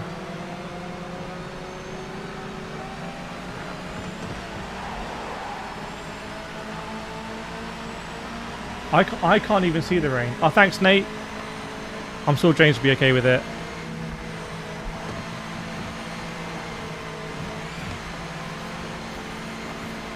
See, I'm doing silly things now.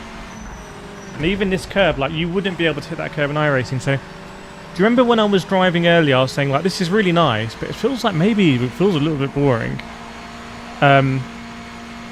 Maybe that's what real hardcore sim elements give you.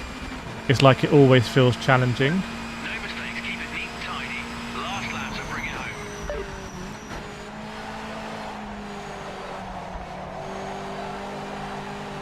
I mean, if you come out of the pits in the Mazda MX-5 and iRacing here, you will spin. And I'm struggling. I need to stay true to my kind of like framework, which is, this is not a competitor iRacing. That's okay. Like,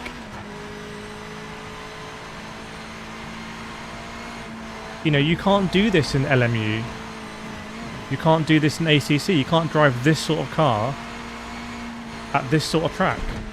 Even though this is an IMSA track. Even though I have done a 3-hour. You committed a track limit violation. Surely we're not going to lose this race now. What's coming over the hill?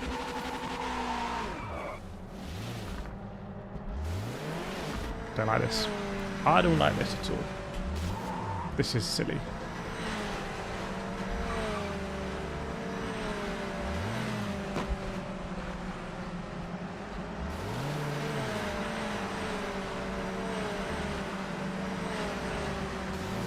Nah, I'm putting my wrist on the... Surely we're still going to win this. We're cool, right? We're cool. We've got plenty of time. We've got plenty of time. Let's just come out here with our wrists and our victory. There we go. Nice and cool. Oh, the car is not good.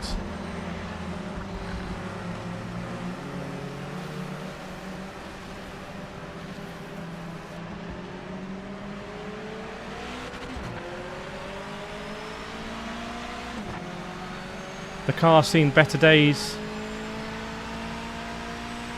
What a victory, though. There we go. Very nice. Just ignore that last lap.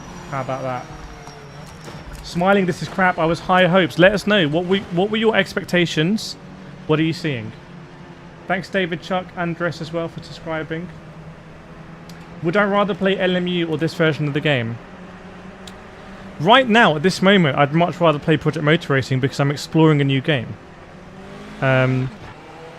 If your question is, in a week's time, if I've got some time, would I rather do a single-player race in LMU Monza GT3 or do it in Project Motor Racing?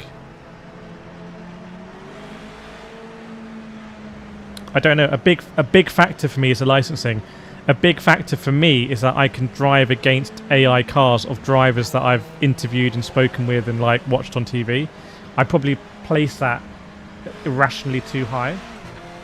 Thanks, Mauricio. Appreciate it. Fantastic performance. Seems the rain is client side on single player, and it's not generating it for you. Yeah. I don't understand that at all. Should we try and do some online? Let's try and do some online. Do we know how this handles on the controller? I do have a controller here somewhere, so I could try it.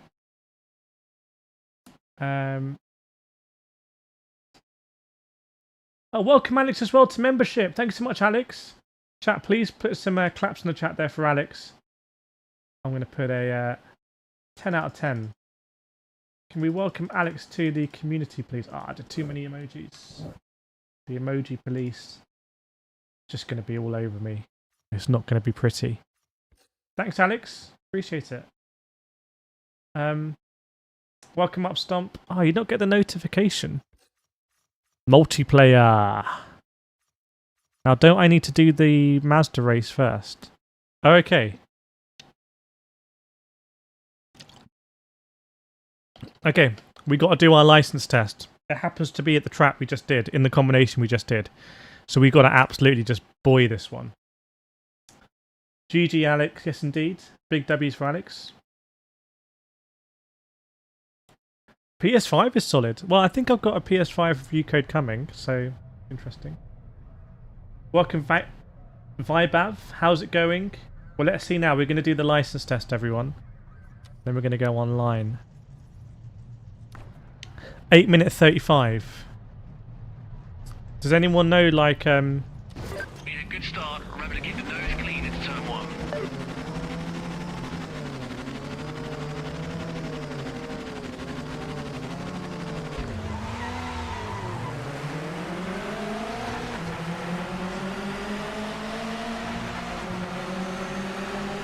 there's something quite graceful about the graphics. The cars feel very, very, very solidly in place, which I like. I think the shadowing as well. The shadowing is on the... Bro. The shadowing on these settings is very nice.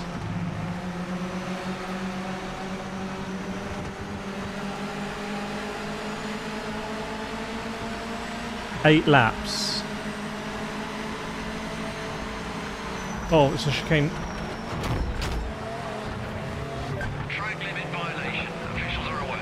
To be fair, I didn't know. Now, that's not an excuse.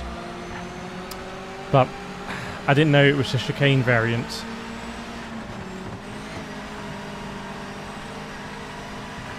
Is the MX-5 piston or rotary? Certainly not rotary. Can you imagine a rotary MX-5? Isn't that basically RX-7? Yeah, where are we at the likes? 445 likes. We're trying to get that 500, everyone. Very close.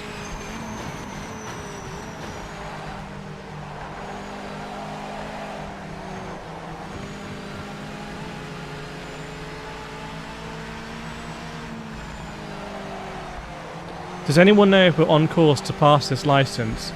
Is that 2-second penalty going to come in?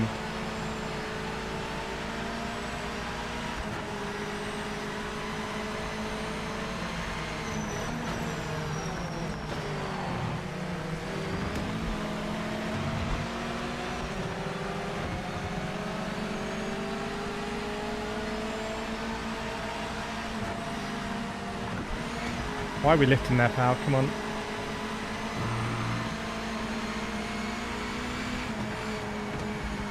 In my head, I don't think this is doable. Like, my last lap was a 108.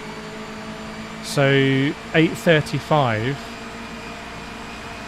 I've got to be under... I've got to be under 1 minute 08, so I've got to be in the 1 minute 07s. Okay, that's a minute. Okay, if it's a minute, this is easy.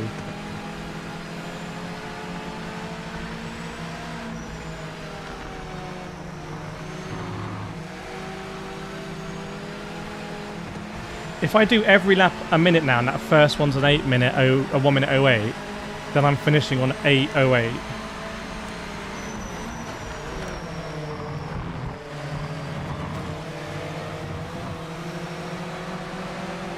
What is sport? Imagine it just gives you a hyperlink to the GT7 What is Sportsmanship video.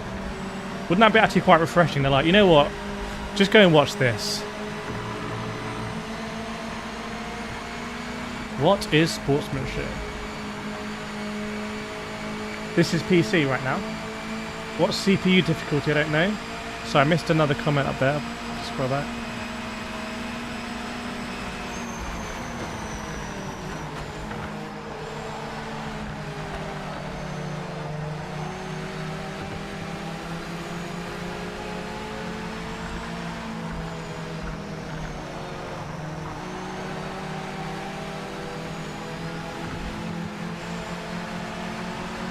Send it. Oh god.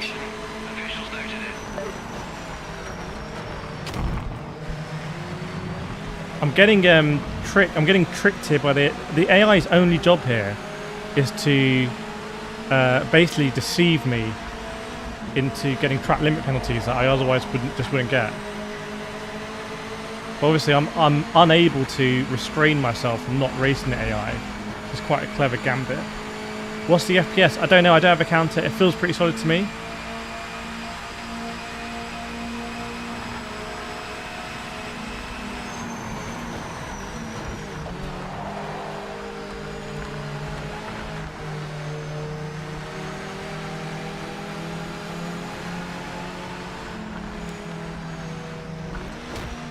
Oh god, don't get another track limit.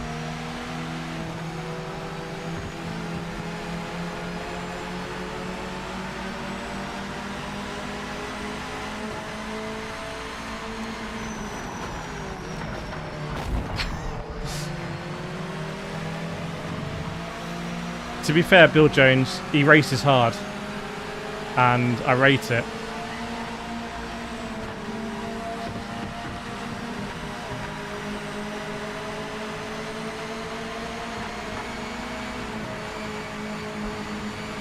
Ah, oh, Bill, we're gonna have you here.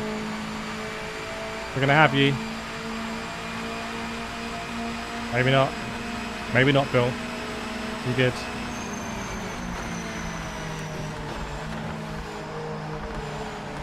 Ooh.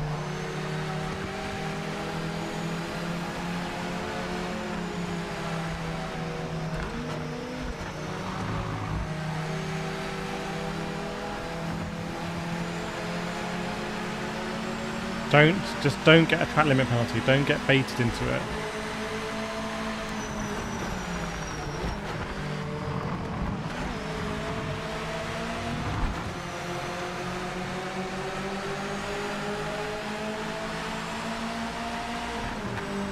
How do you pick a lock like Bill Jones?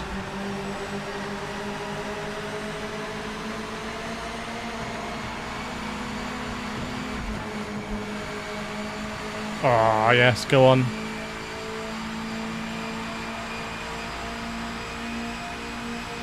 progress on that lead, mate. Keep pushing. Continue to close that gap. Bill!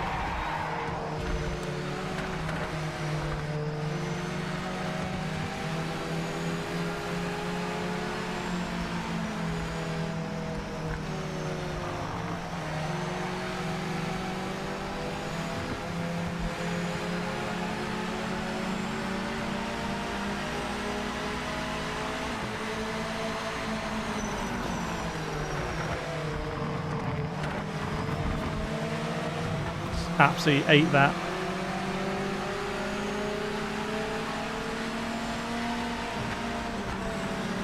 I think we've got to try and overtake Bill on the last lap.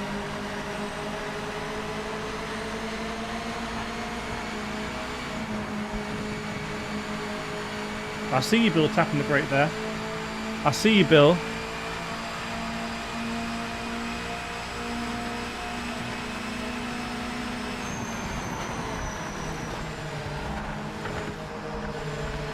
Tell you, this William Jones, man, he's a good driver.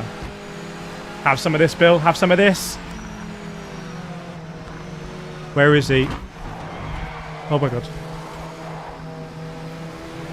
Don't fail the license. Don't fail the license. Committed a track limit violation. I've committed a violation.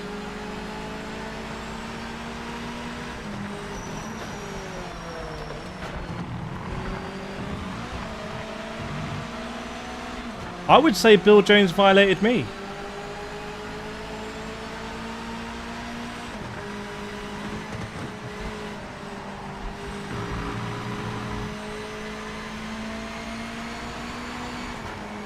Right, 8 minutes 35 we needed to do. What we talking?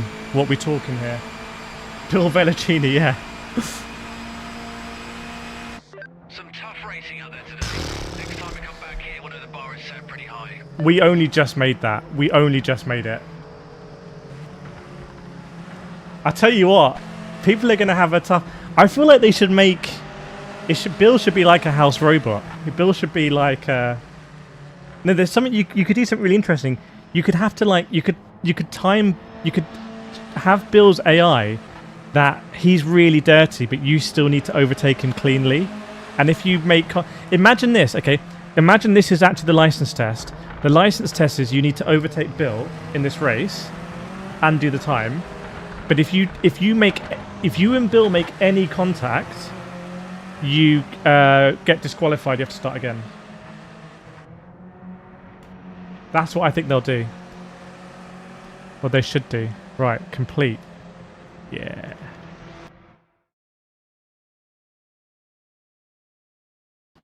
Here we go. Here we go, everyone. What are these saying? Who's racing? So Bill a lot. See, it writes itself. It writes itself. Kill Bill. That should be an achievement. If you hit Bill, you get disqualified, but an achievement pops. You get the Kill Bill achievement. This looks a lot better than I've seen other streams. I haven't seen any other streams.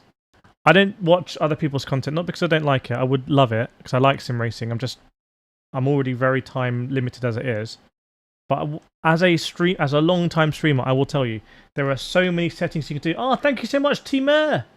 Because nappies aren't cheap. Thank you for your great work. Thank you so much for the $20, my friend.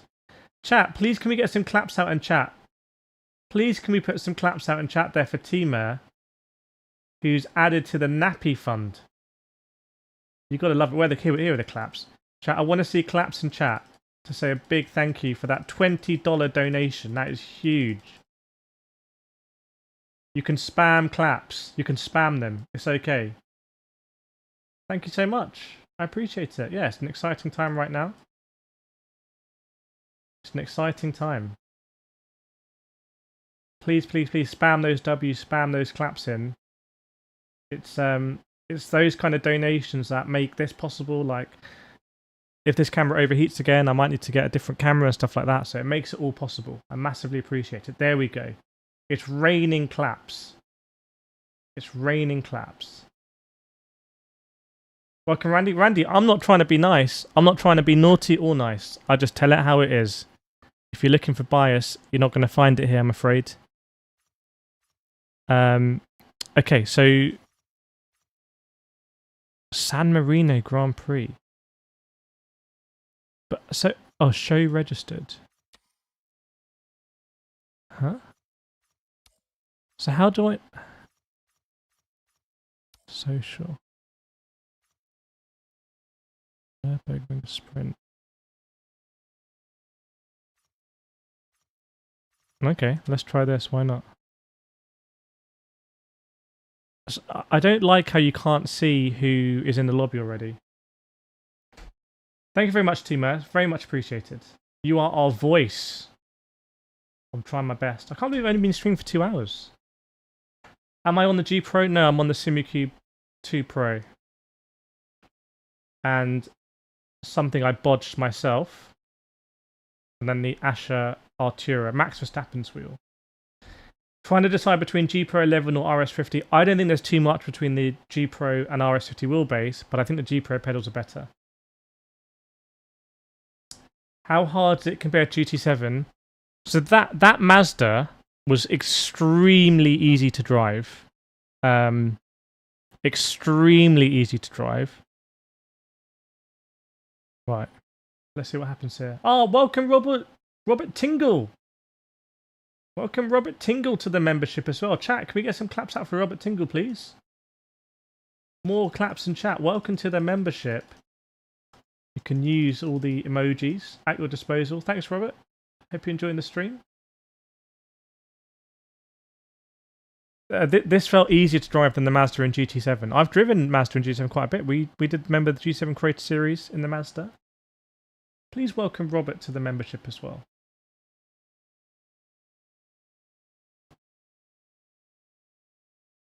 Alex is going to run Project Motor Racing on the Series X. Well, let us know how it goes on Xbox.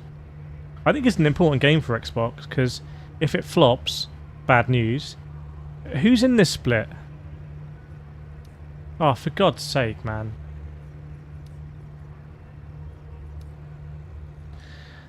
So how can I race against people online? I don't know if it's worth buying on PS5, because I'm not playing this on PS5. And even when I play it on PS5, I'll probably play it on PS5 Pro. I'll try and play it on PS5 as well. But I can't tell you here whether you should buy it on PS5 or not. I would say, I think I'm going to get a review code for PS5 as well.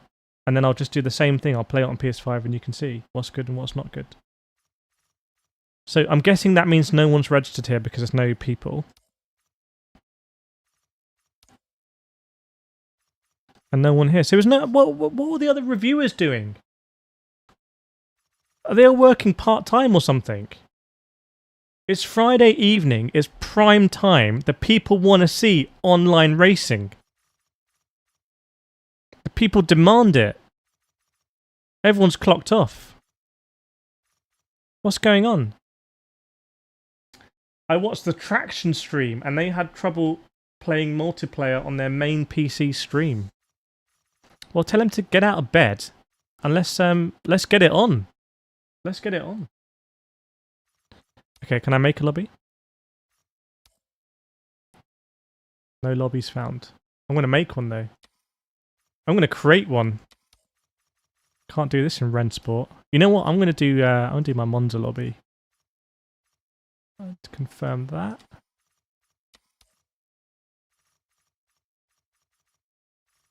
Is it not called Monza? Is it called like Italian? Yeah, it is. It's called Brianza. How do they get away with that?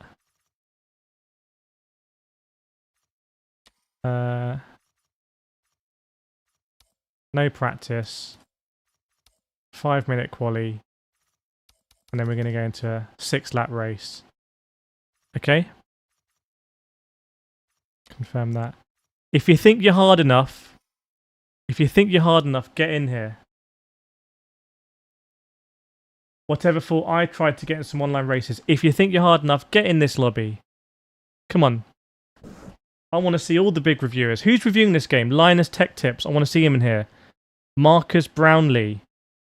I want to see Marcus Brownlee in here. Damon Hill. I want to see Damon Hill. Who else reviews stuff? Shmee 150 can get in here. I want to see my fellow creators who have been nominated for the Autosport Awards. In fact, I want to see everyone who's been nominated for an Autosport. I want to see Max Verstappen in here. I want to see Oliver Rowland in here.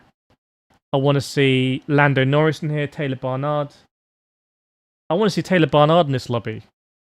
Because Taylor Barnard said, I took this wheel to Taylor Barnard, this very wheel. In fact, he signed it. On the back, Taylor Barnard has signed this wheel. 485, we're almost at the big 500. Come on, join the lobby, people. Misha Shrudin. I want to see Misha Shrudin in this lobby. Okay, whatever fool's going to boot up the game to get in. I don't know if there's liveries or not. I don't know.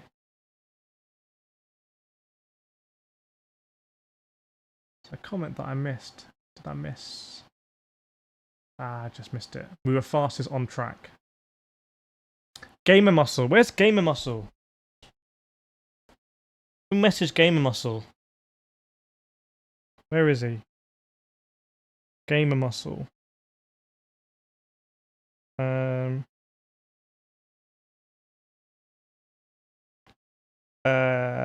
Where is he? Where is Gamer Muscle? Gamer Muscle. Last seen today, 4:09 PM.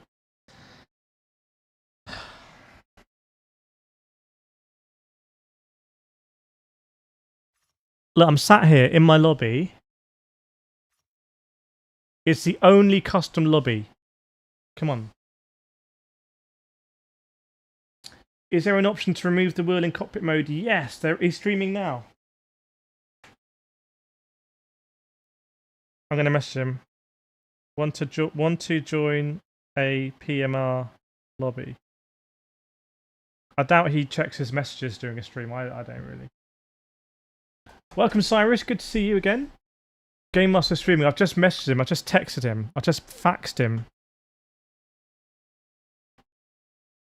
I've just sent him a telegraph by carrier pigeon. He's coming. He's coming. Okay. Let's do it. Let's get this on. He's talking about it. He's got to do it. Did he get my message? Tell him to check his phone.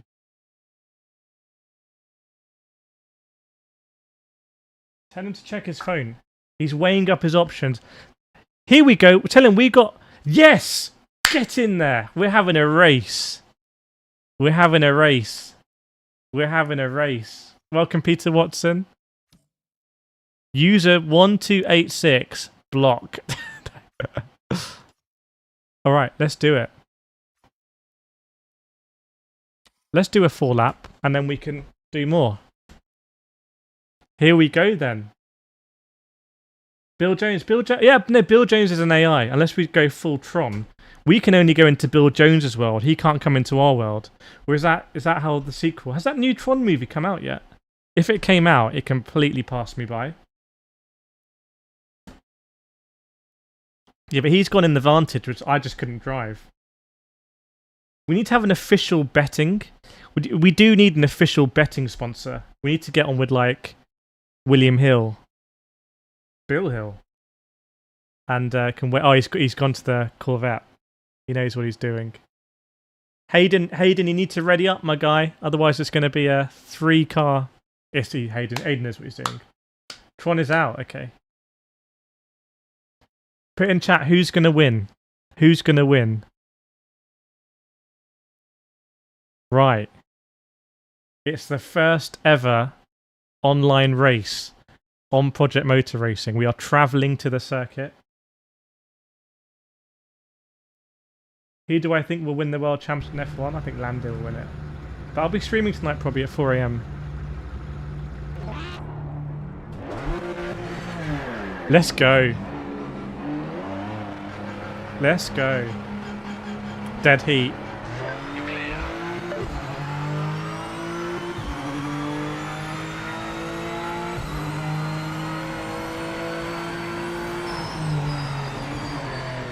Thank you in chat. Who we sent some diplomats over. We sent some envoys. Do you have to bring him like gifts and things? Do you have to bring him exotic teas and say Your Excellency, we bring a message. We bring a message from the lands of Gran Turismo. A great event is being proposed. Hey.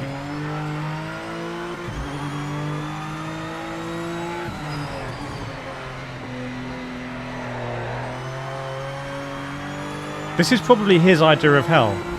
Monza GT3s. Because he probably wants to be in like one of these ancient prototypes. That is like, oh, this is really good in Assetto Corsa. So I feel like this is home race for us. And I feel like he should be able to set the next race. And I'll be in some mad historic car.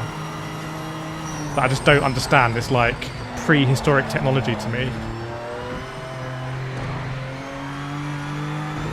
Whoa. I left when you were driving M4 at Monza. We're back driving the M4 at Monza. Right, I've got to qualify.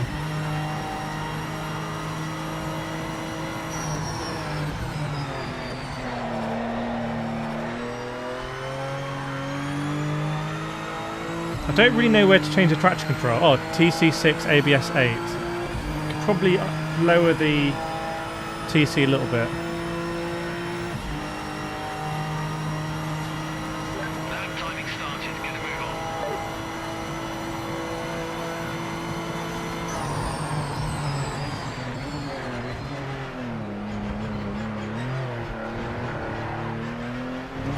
Very cautious, but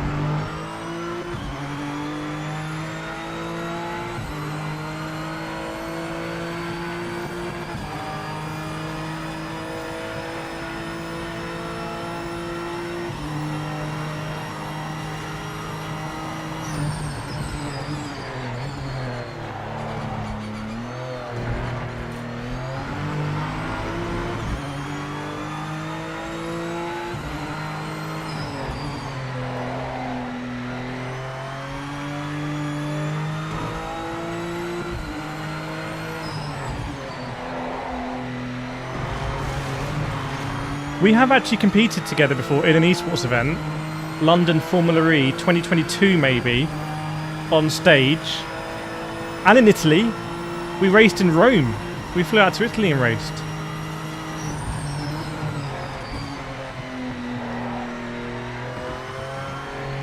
And it was like 45 degrees in Rome.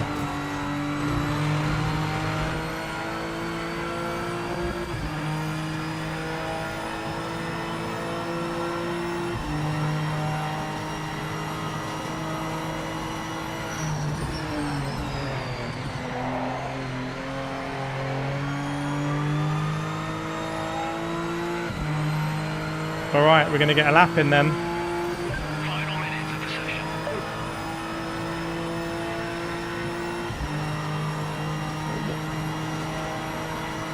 Okay, 151. Isn't that a late start-finish line?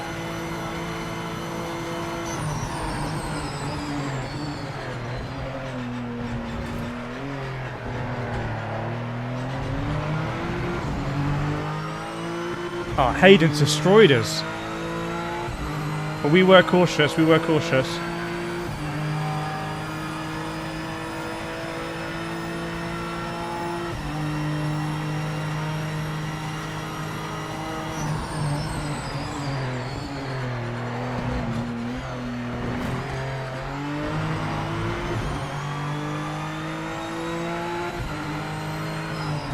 Will there be overtime?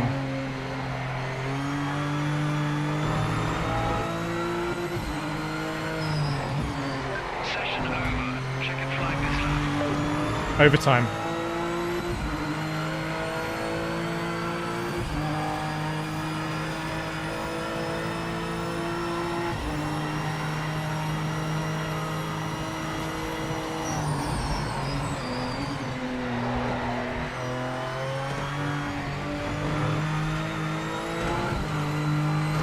Come on.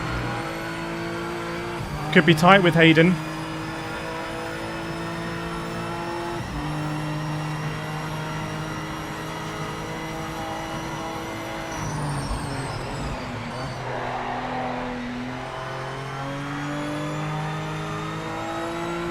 Come on, let's go for pole. Let's go for pole. Let's go for pole. The first ever pole position in Project Motor Racing. Who's it going to go to? Who's it going to go to? Pole position, everyone. Pole position. That's what I'm talking about. Just woken up the baby. Nah, the baby's coming into a racing family. Pole position, everyone. Pole position. That's what I'm talking about. That's what I'm talking about. P1 on pole. We got to convert it now. We got to convert it. Hayden thought he was sitting pretty, but we just that lap, beastly lap. TME tried your best to attack. Yeah, just tell him about. There's an upcoming tea shortage because they closed the Suez Canal or something. Okay, let's go. GG's everyone. GG's. GG's. Thanks Peter for voting. I appreciate it. Okay. Got to convert this to a win. This is a big test for Project Motor Racing. It's a big test for us.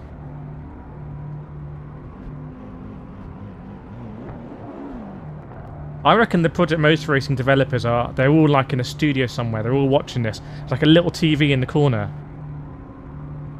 It's silent now. They're silent. If the game crashes, if there's a big bug, or it could be just a great race.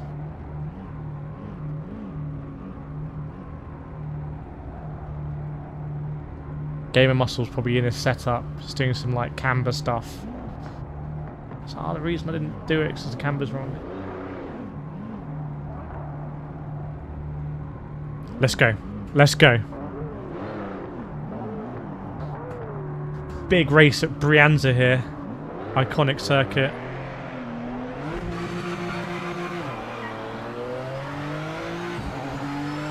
Well, having pole was nice.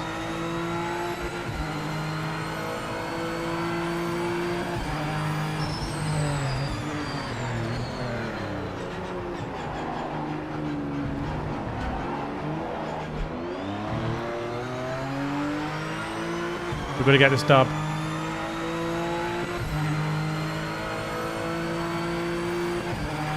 Did I put too much fuel in the car also? Doesn't matter.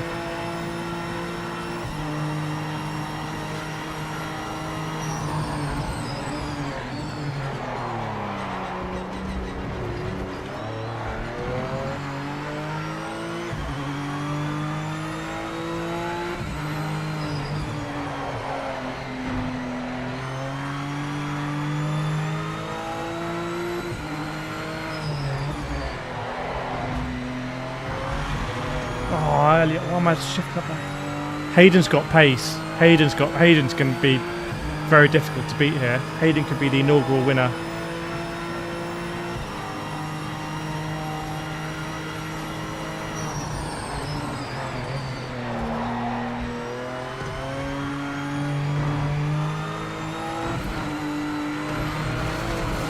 Come on, man.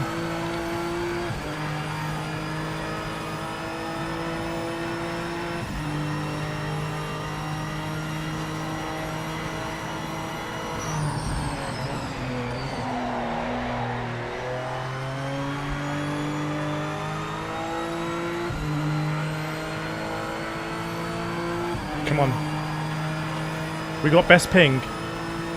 We win the prize for best ping. And we are hosting the server.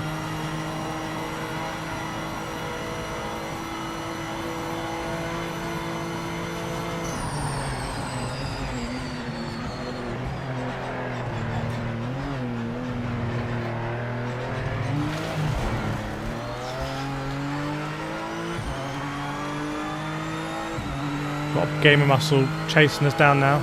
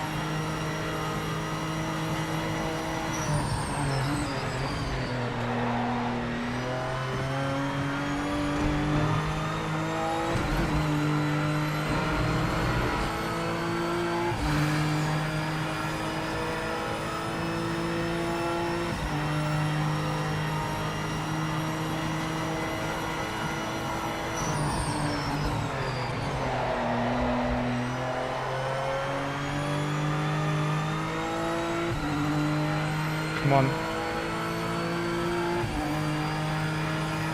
Do we get any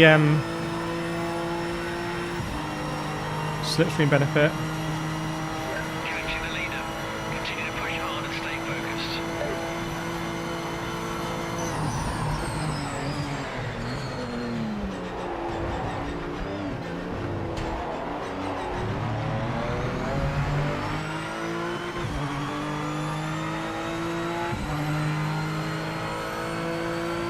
It's got to be first chicane, second chicane, I think.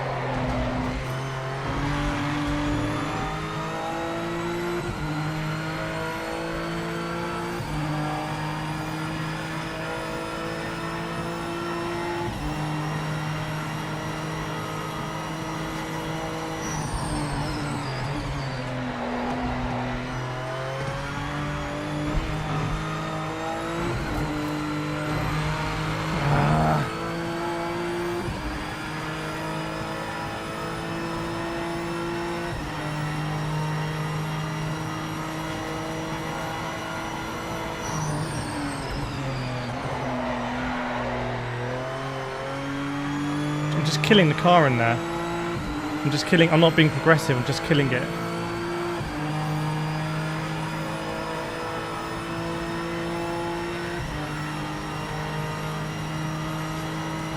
Timing screen has you at the top. Your pace is strong and you're catching the leader. Keep on it, mate. That's interesting. It read out Hayden's name there. I've never seen that before in a game. Unless Hayden's an AI, but I don't think Hayden is an AI because he's weaving. So I think it has voice to AI, text to voice or something. Anyone else hear that?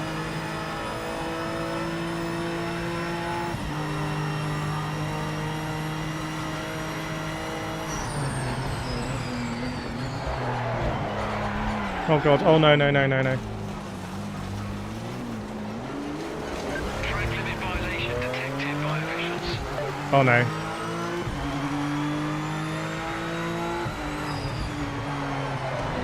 Oh no. I'm in trouble now.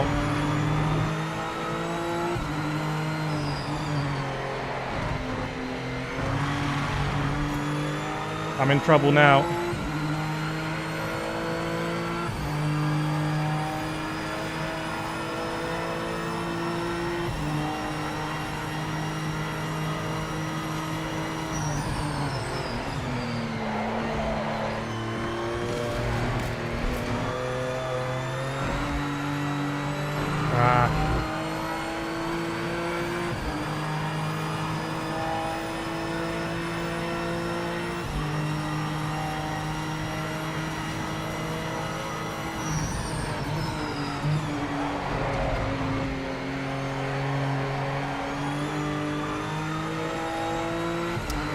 Bits off more than I could chew there. I think it's probably worth the risk. We're like 1.5 behind, so we needed to have some monster chicanes, get a few tenths.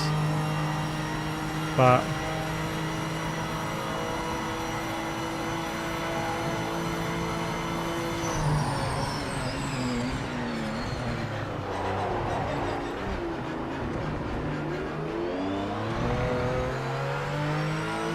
we've been game muscle slip now though.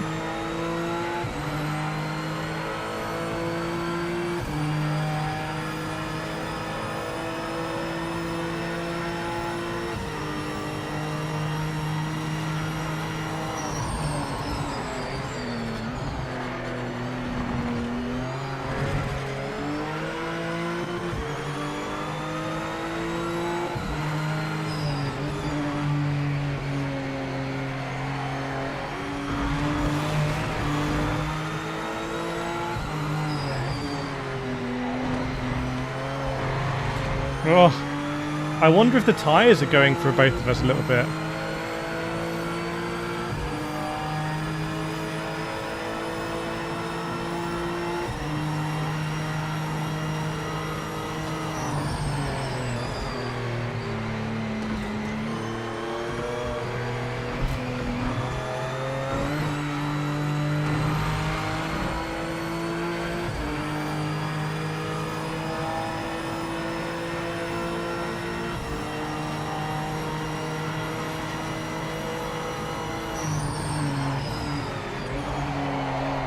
Yeah, we're both sliding.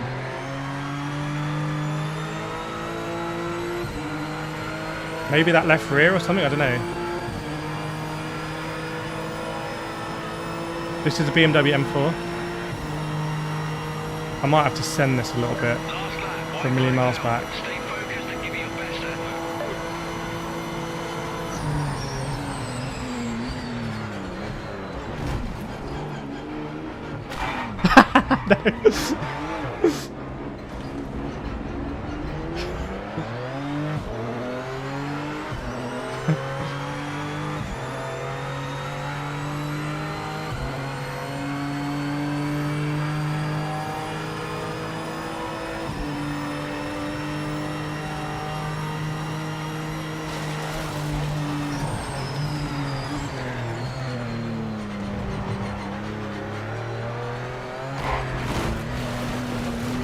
Officials flag and track limit violation. Oh no, I've got a track limit.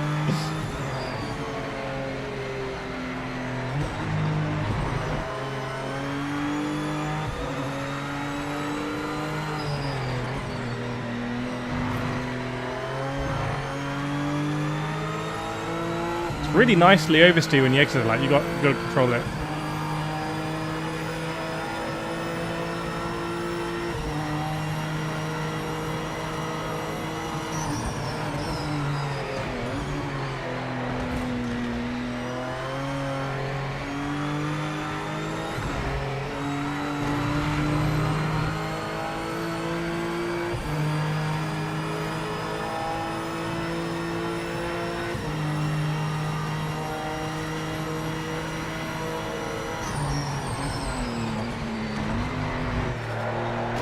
No space for that apex. I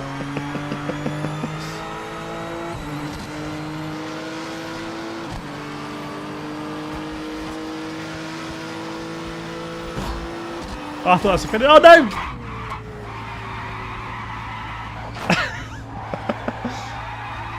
So that's not bad. That's actually not bad. I have a funny feeling that the cars are a little bit too unstable for like 20-player lobbies at Monza. That's my hunch. But that's not bad. Look, my cars look.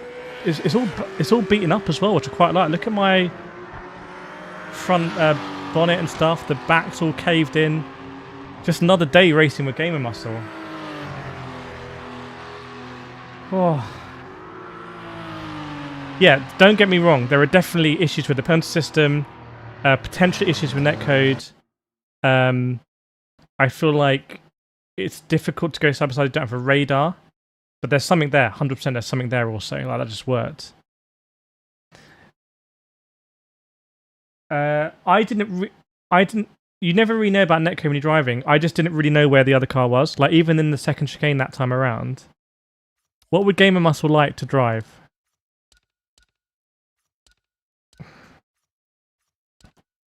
Don't know why this menu's so laggy.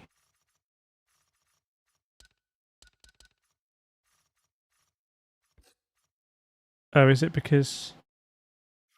Oh, I have to change class. Oh, okay, so you can't... Do you want to let Gamer Muscle know he can do the next lobby?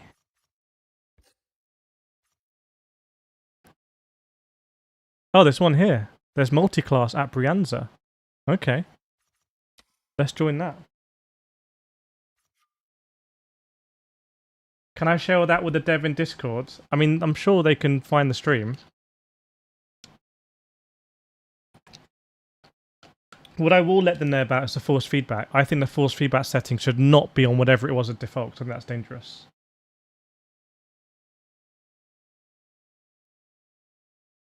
Yeah, that M4's GT3.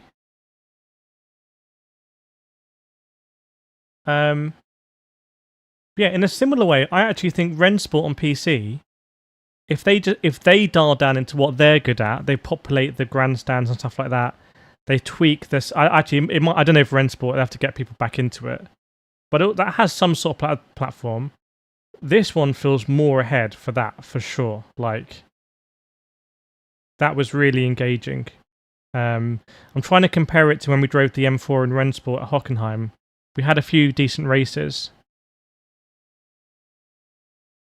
It's a long loading screen here, isn't it?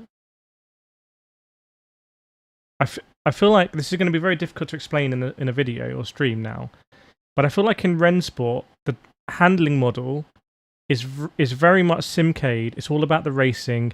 It's all about, you know how to get around the track. It's about making moves and whatnot.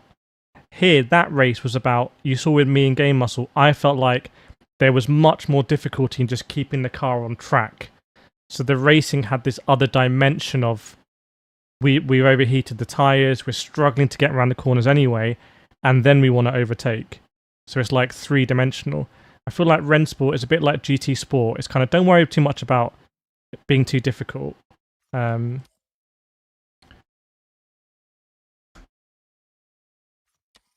if Game Master wants to set one up. Yeah, I'd like to do GTEs. Welcome, Matt.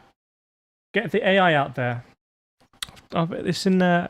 We've done plenty with the AI. Oh, GM's got the lobby on. Okay, very nice.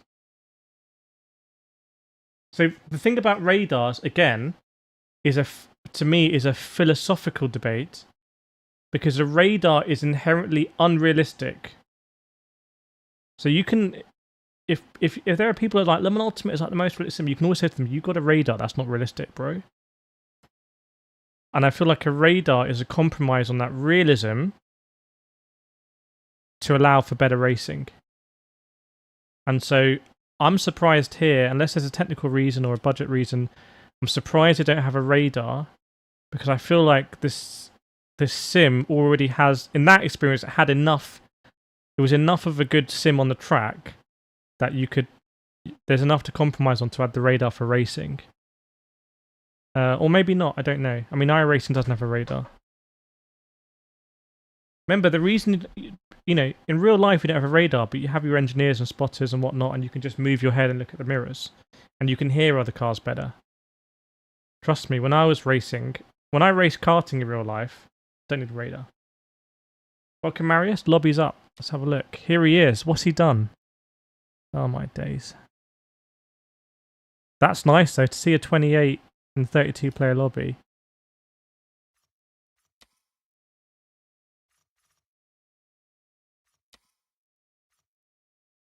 Is it going to join? Yeah, but firstly, the mirror's not working here. And secondly, when you're in VR, then yeah, you can see the mirrors. But here, it's not the same. I've made videos on this in the past about how I think also bumper view is actually more realistic to real life than cockpit view.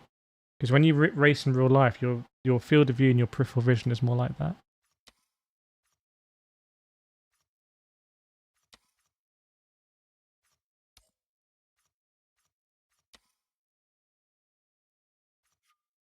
Yeah, I'm joining.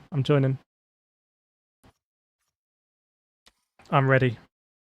Tell him thanks for waiting for us, for our tardiness. Welcome, Cyrus, Simon, and Marius Raducanu.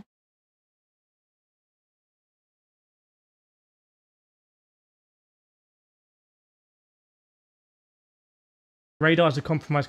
Yeah, exactly. It's also why you know, this steering wheel has funky switches as a compromise, because in a real car you have engineering team and radio. You know what? I'm going to do some funky stuff with the setup.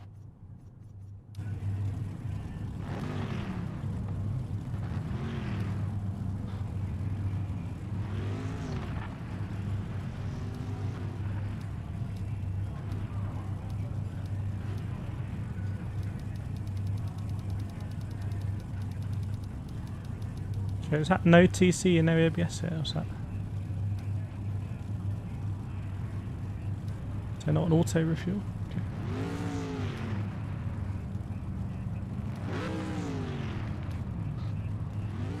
Let's roll.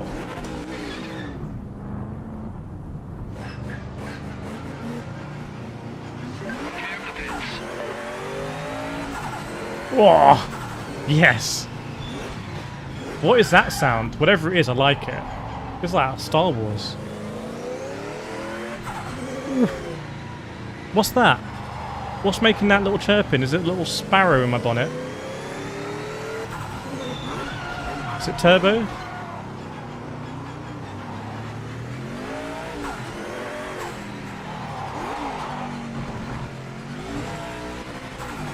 Does it feel floaty? It does feel a bit floaty, yeah. The force feedback feels very different.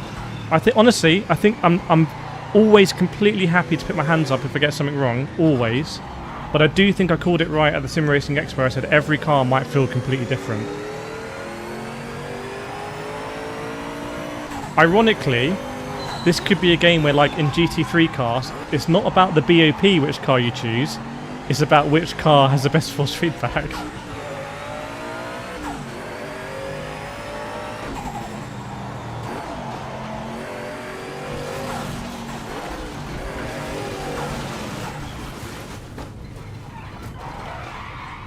Don't think we got any damage there.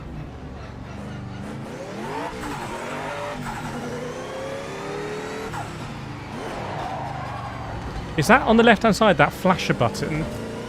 Would they be flashing that down the Mulsanne? Would they be reaching over there and hitting that flasher? Yeah, but I have a feeling that they won't want to basically tweak certain cars. They're only going to want to make wholesale changes to the underlying force feedback and handling system for all cars. If that makes sense. If I'm communicating that correctly.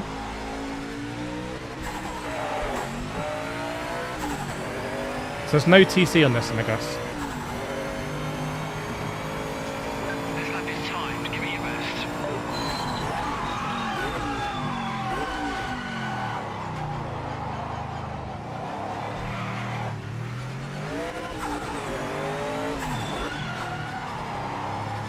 I mean, I don't like the sort of almost, it feels to me like binary unloading of the car, but that could also, I've never driven a car like this in real life, so I just don't really know.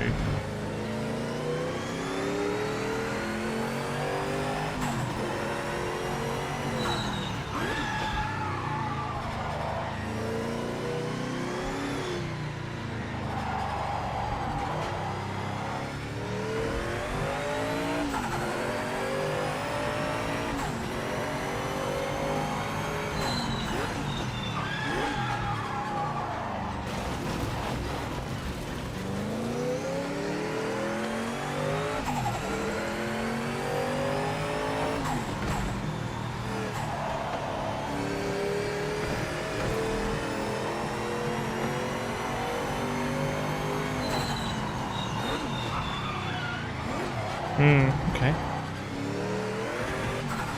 I had so much lock in there, I can see why I locked up.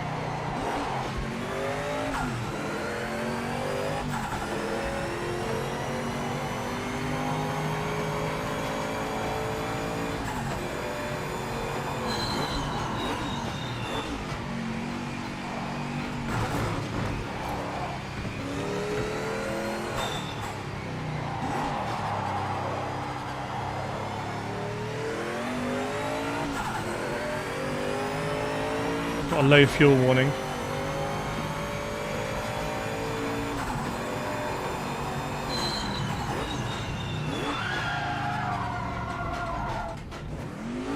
Final 5 minutes.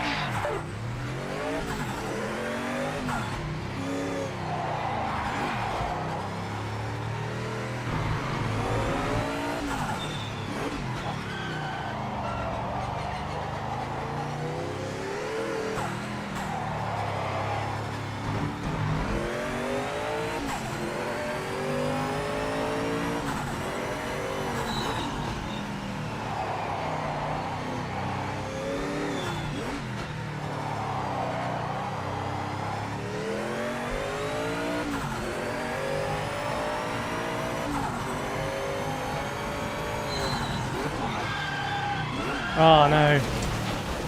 Damn it.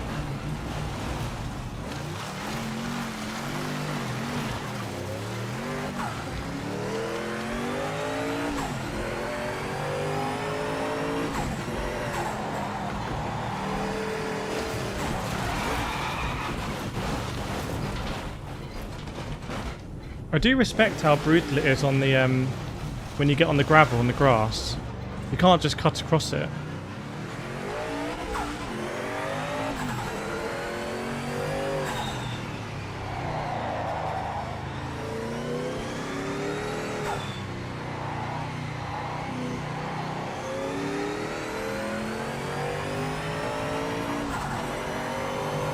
I wonder if we'll get around again.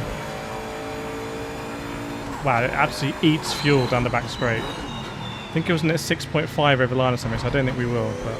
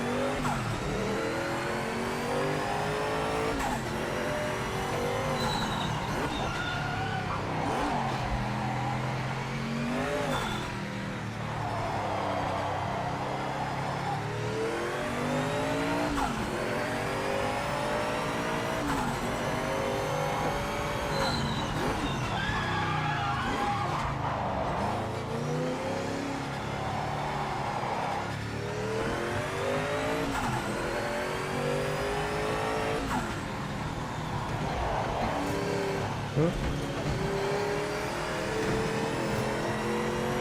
think we'll probably run out, but...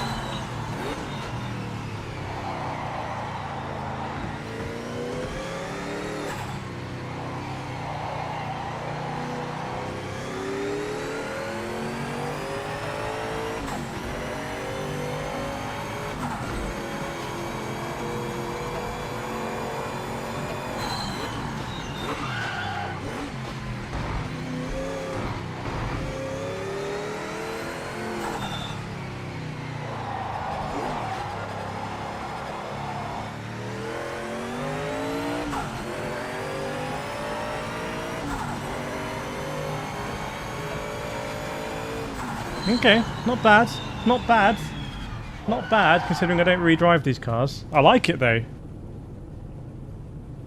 I think for a YouTuber, I'm quite good at having my expectations at a right level. Like, with Test Course Evo, I wasn't expecting free roam. Free roam never came this year. For Rensport, I was like, is it going to be GT Sport on PC? It kind of is. So I wasn't as let down as some other people. Here, it's just going to be fun to drive a lot of different cars at different circuits. Kind of decent single player, decent online. This is going to be an iRacing killer. Yeah, I'm not disappointed actually. We go now.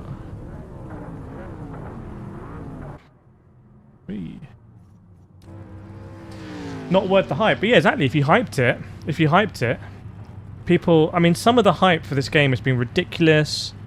Again, I've made a lot of comments whenever I give any sort of criticism.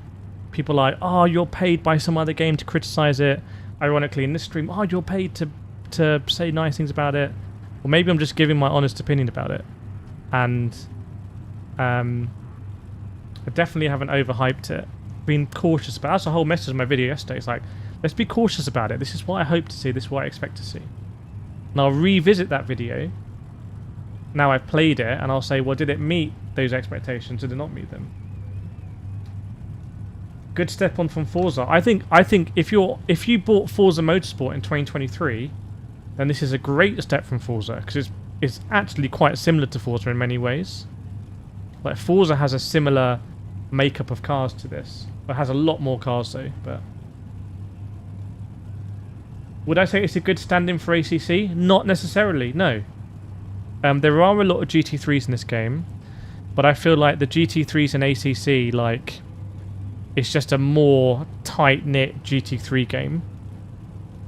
Whereas here you're working with an engine that is also doing the Sauber and stuff like that. For PS5, I wouldn't buy or not buy based on this stream because this is on PC. If the game runs exactly like this on PS5, then I'd say that's very good news for PS5 players. But I will play it on PS5 and I'll let you know. Are we going to race? So we're literally about to race in like 10 seconds, bro. 8-bit Alex plays Race Room Experience. I feel sorry for Race Room AMS2 because there's great teams working on those games. But because they've kind of been out for a while, it's hard for people to get excited about them. Whereas this comes out, it could be inferior to Race Room and AMS2 in many ways, but it's got that new game feeling. Yeah, it's decent, Dugs. Welcome, Mad Max. Let's check the PS5 version because my force feedback on PS5 Rensport is not as good as my force feedback on PC.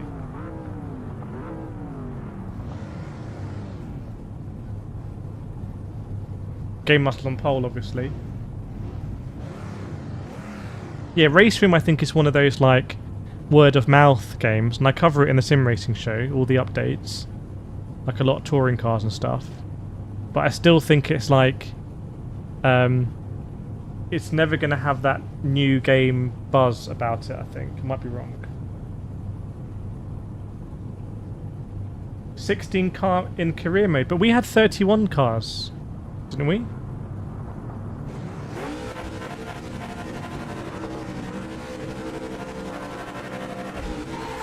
Got to be a false start for 61, ref. Got to be a false start for 61. Get that penalty out, please.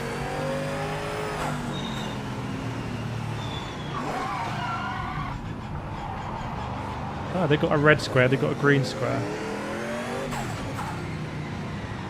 Ooh, there's a little bit of contact. Through goes Kireth. Here we go. Unbelievable scenes in Germany. Where's the other car? We don't know. We simply just don't know. It could be anywhere. It's there. Into the lead. Forget GT3s. I'm a whatever car this is now.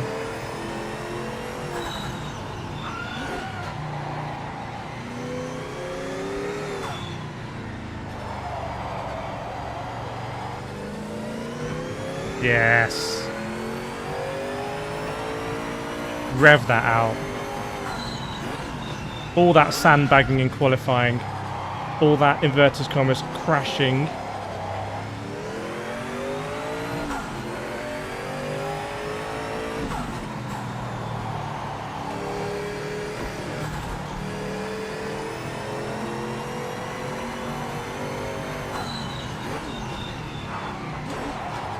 Oh.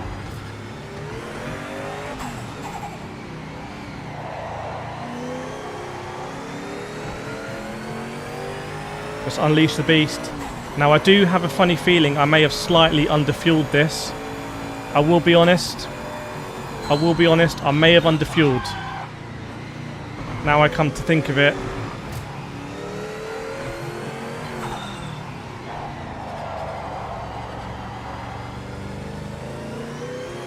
Unless it's about 2 litres a lap.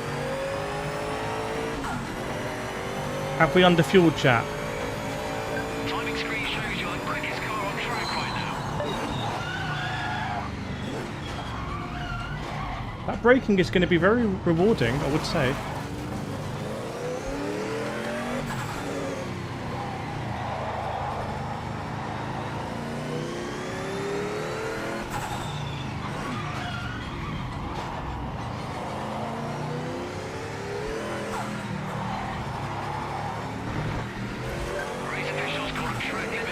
Nah, everyone knows that's the real track limits.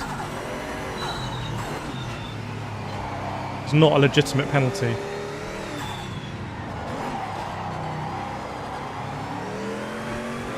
How are we looking on the fuel?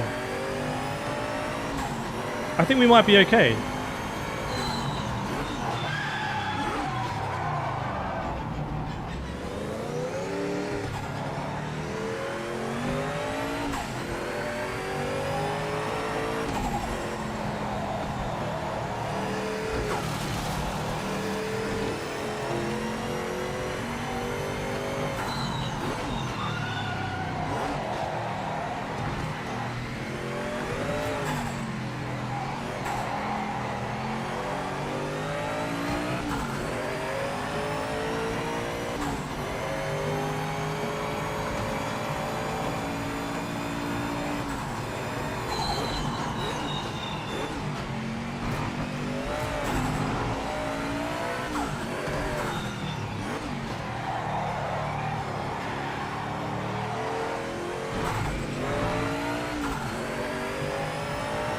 We'll definitely run out. We can't squeeze out 3 more laps.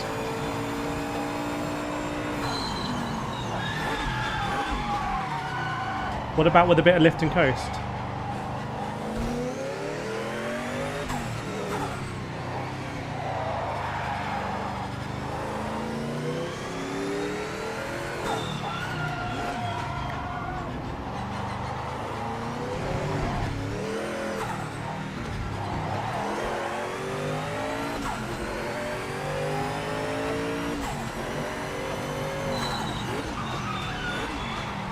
No!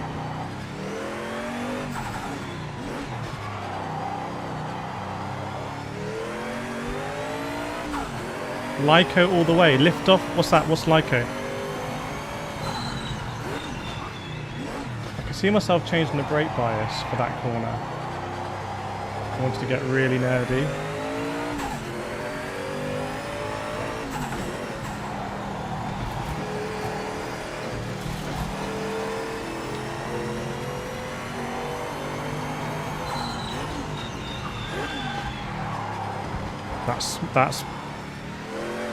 That's a use of track limits for sure. I will concede I went slightly over the white line there.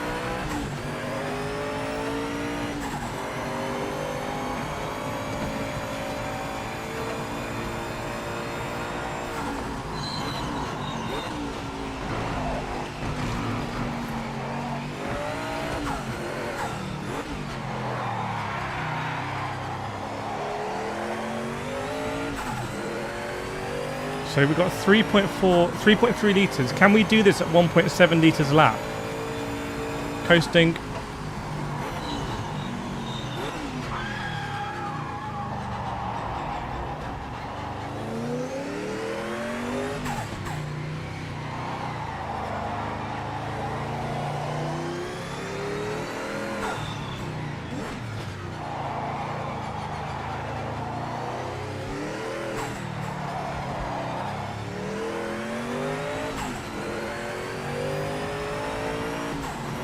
Coasting.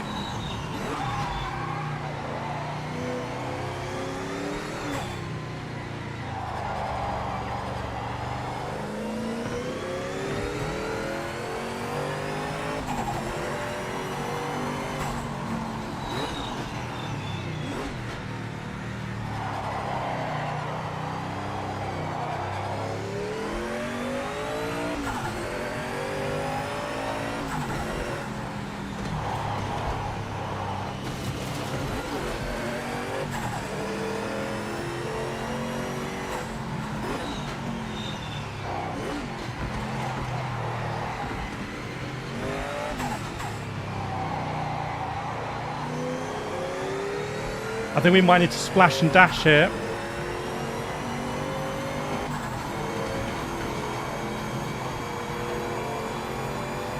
Oh, for God's sake.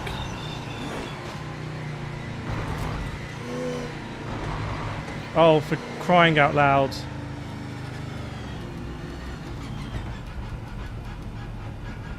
No, no, no, no, no, no, no, no. Oh, this is so stupid, man. I just need a litre.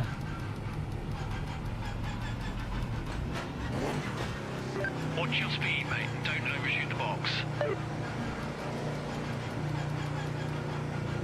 Where's the box?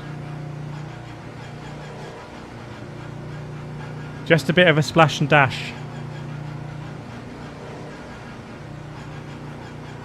Last lap, keep pushing.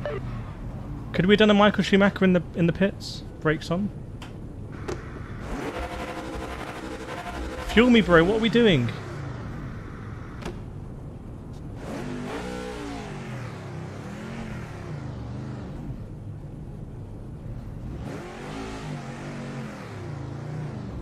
How can you say this is not bad when you can't control the cars? Did you watch me race at Monza in the GT3? What, do you think I'm trying to push some kind of agenda or something?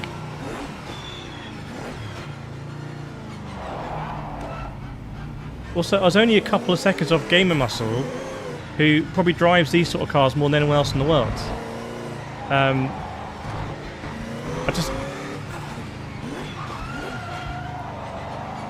It's like your comment is laced in like suspicion and like he can't actually be having fun. Is the way I interpret it.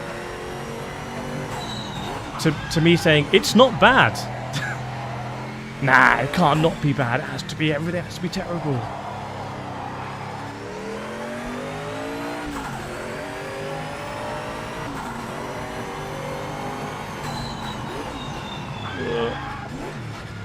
That tyre squealing sound is going to get boring very quickly. It's a real squeal.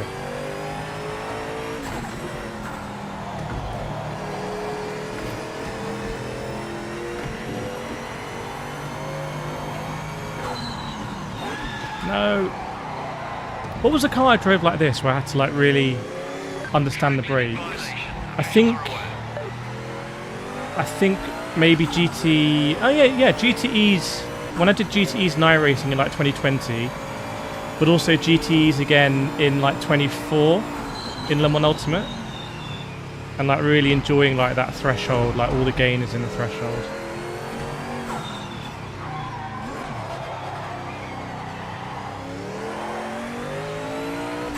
Nice.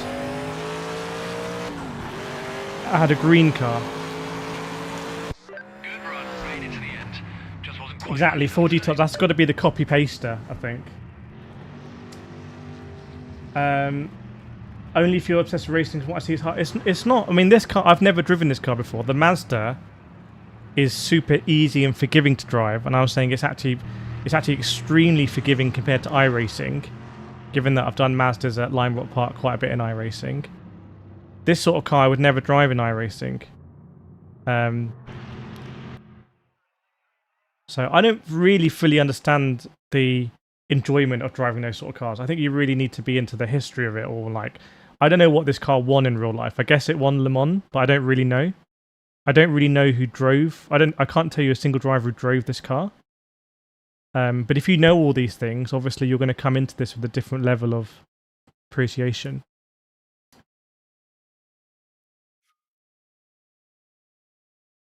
Like, I'm guessing it's like, is it an 80s car or like a early 90s car? R9 versus RS50. I think it's a pretty... Oh, it's interesting on pricing because the R9 is currently on sale for $299. And I think the RS50 is $349. So interesting that Moser undercut it. Wonder if these ranked ones, any population in the ranked? Be good to get some ranked underway.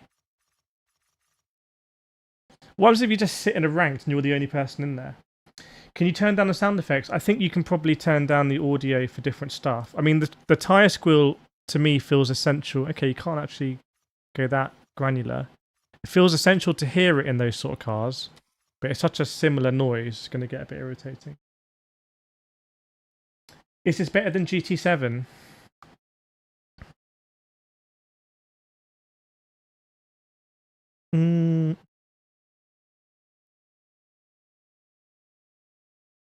They're very different. I'm trying to rephrase your question to like, if you could only buy one game, GT7 or this, which one would you buy? Which is a different question to, if you already have GT7, is it even worth buying this? And then I haven't played this on PS5 yet, so I don't really know. Send me a La Prima. I think the La Prima is on insane discount at the moment from Acertech. Second time in a few months Acertech has done an insane sale. Audi R8. Oh my days. Okay, cool. At least it's Spa.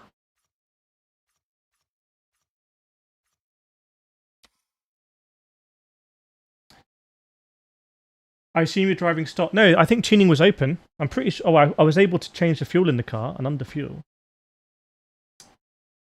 G7 Sport Mode or this game? For me, GT7 Sport Mode is... I can be happy just doing G7 Sport Mode all week. If it's a good combo, I can do that combo all week because the enjoyment I'm getting is racing other people at the top of GT7 and the kind of driver v driver, like mind games and attack and defense and all those kind of things. So what I was getting at the Monza race, that the Monza race was fun with Game of Muscle, no doubt about it, but there's more of a challenge with the cars, and you don't have radar, so it's a different sort of experience. It's more dynamic. I mean, GT Sport was arguably like the least dynamic, racing sim ever. Like, no dynamic weather. A lot of the time, the tires and fuel is fully locked. There's no dynamism, but it's still one of my favorite games of all time, and possibly still my favorite racing sim of all time, because I had so much fun. I had so much fun racing people around the world at a high level. So that's a traditional experience I've got my enjoyment for. AMS Valkyrie's not... Yeah, let's see what the Valkyrie sounds like. The force feedback is extremely dull in GT7. Not with... Are you using it with True Force? Not with True Force.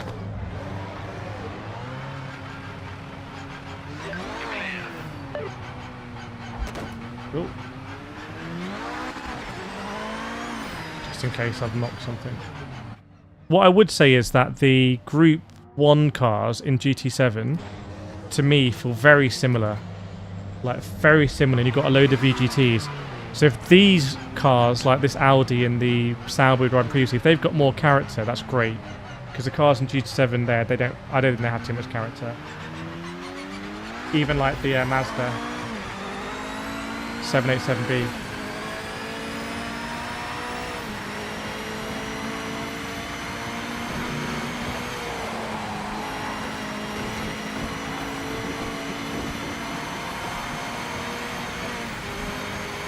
The other thing is that all of us now, we're super experienced in sim racing. The reason why I talk so much about how is this going to be like, is it going to be different on a per car basis, is because, for example, in Gran Turismo, the vast majority of drivers never go online. Well, they do one online race to get the achievement, and they never do 5 races online. The vast majority of drivers in GT7 never do 5 races online. So it shows you like how different people experience games. Like, that's a very different way of experiencing Gran Turismo to how I experience it. So if your first experience in Project Motor Racing is going to be with the force feedback I had in the Valkyrie, in the Vantage, I don't think that's a good experience at Interlagos. Like, this is a much better experience. The BMW M4 at Monza was a much better experience. The Mazdas was a much better experience. Can't park there, surely. But Interlagos in that Vantage, before we changed some settings, was I don't think it was good. I think we should go back there and just kind of like as a control test. Even when we came to Spa previously in the... Was it the 963? Or what car did we drive here at Spa? Well, I was quite understeery. Oh, it's the Mazda and the 787B.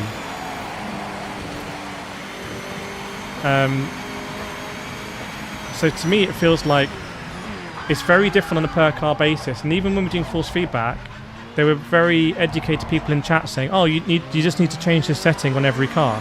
But I already know that 90% of people who play these sort of games are not going to want to or be comfortable or understand, at no fault of themselves, how to change settings on cars. So that's something that I very consciously think about.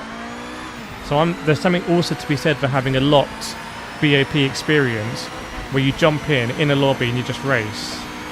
But like I said from the Sim Racing Expo, I feel like the developers here, they want to be really authentic. So this is going to, and then it's good if you have people that, it's good if you have people who genuinely want to be authentic, and they're not going to compromise on stuff. You know, maybe the radar's not in because they haven't wanted to compromise on that realism. I don't know. Could be the case. Yeah, True Force is a game changer. I can't see the comments fully, but this isn't an early. This is coming out on the 25th, fully. I don't think anyone can say anymore like, oh, there might be a later build. Like, on PC, I would base your opinions on what you're seeing right here, personally, because we're a days out from it. Also, I bet I bet there are some YouTubers who are very good at setting up streams technically, and I bet there are some that aren't as good. So... Final 10 minutes. Whoa. This does feel like a Group 2 car in GT7, I would say. Super GT.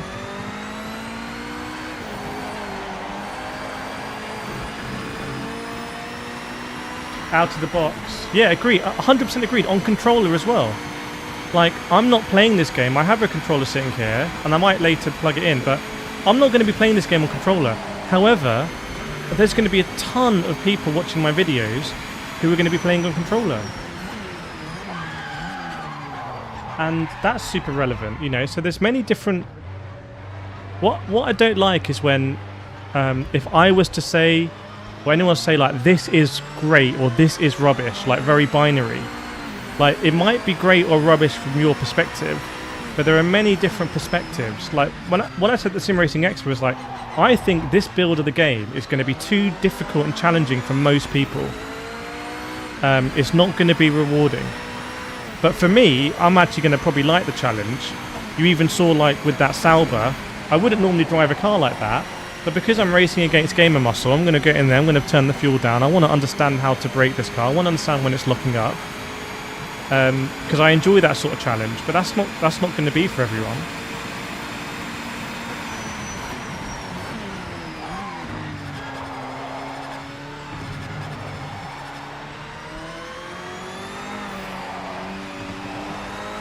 Did I not save the fuel or something? We've got a load of fuel in here.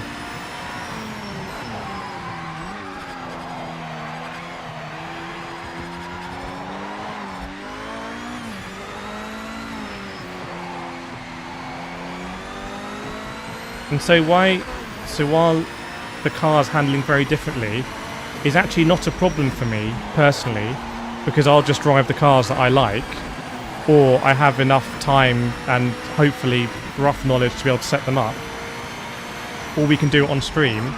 I'm worried that that's a bad experience for someone who buys the game and they're in a 2-hour refund window in Steam, and they drive, for example, that Vantage into Lagos, and they're like, oh, this whole game must be like this. So that's kind of why the angle I come from.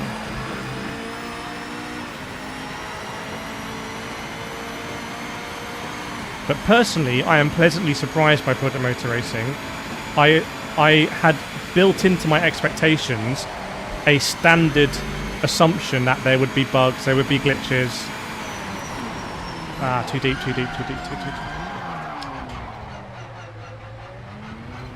But actually, I don't think we've had one major bug or glitch or crash.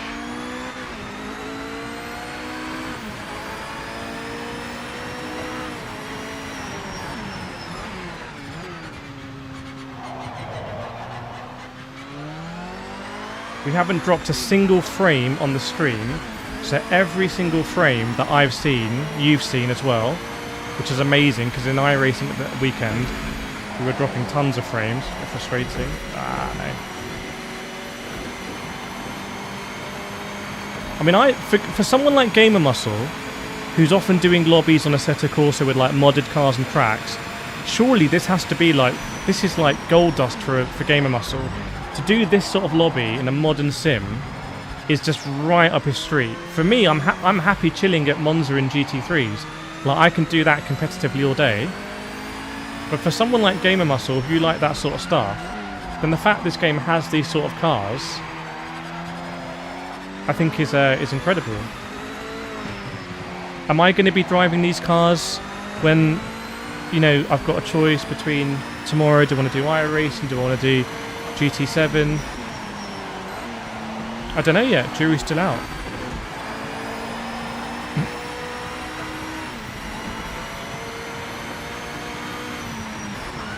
Oh, why do we brake so late there? Why do we do that? Yeah, the stream, yeah, hands down, clapping hands for OBS there. And my internet pulling through like a champ. Yeah, maybe Gamer Muscle's having FPS issues. I don't know what system he's running, but I don't think we've had any. or nothing noticeable. But again, he could be running completely different systems. He could be on triples. He could have different systems that he's got for his overlays, for his Twitch and everything. That could be taking CPU.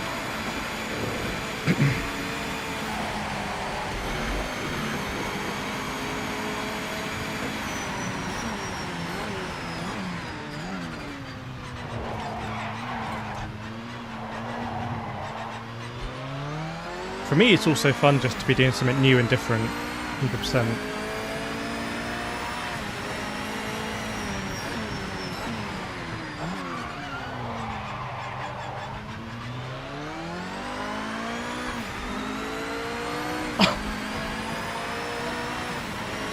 Let's try not to cut our rouge. Oh god.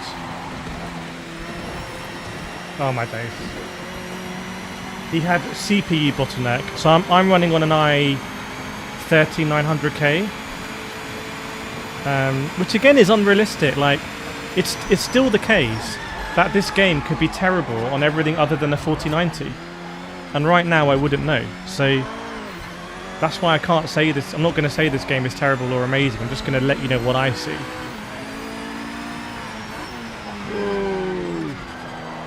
Is that the same as we do the F1 streams? Just say what I see.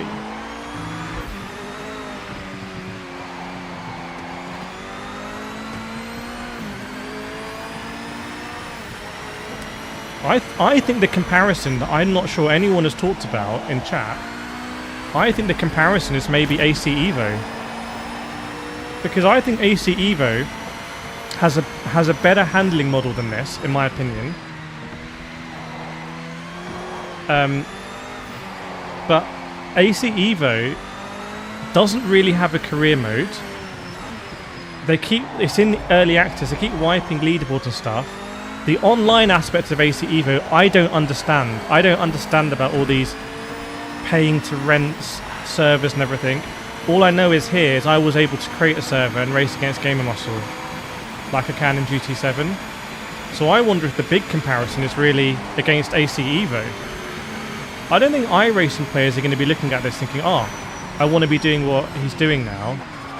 Because iRacing is all about your driver rating and safety rating and your license and that competitive aspect. There's too much variables here, I think.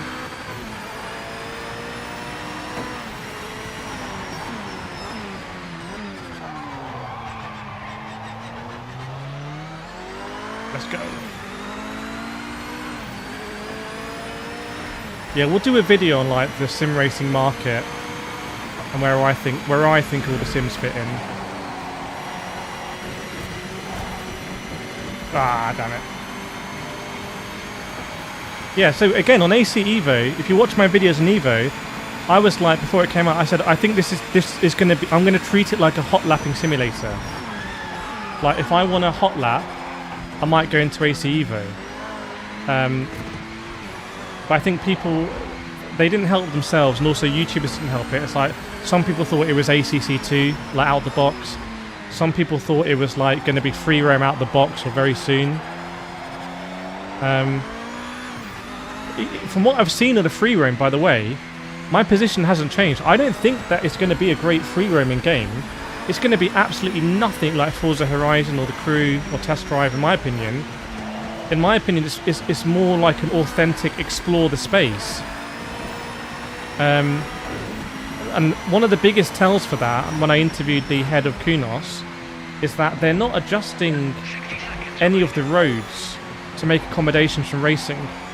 And I think, right, okay, well that shows it then, because it's going to be like an authentic, you can visit points of interest around the racetracks. I've driven to Spa, I've driven to this part of the world from London, and I've driven around these roads, and it's cool, and you kind of, I have a sense of the environment. I know that the forest up there, you can walk through it if you don't want to pay to get into Spa. We shouldn't say that. I know that as we head into La Source, that's where the roundabout is, and you can kind of go out that way. I've walked the whole circuit, so I like the fact, I mean, to me it would be just as interesting probably if there was like a free walking part of AC Evo where you could walk around the tracks. There's nerdy as that sounds. Can it overtime?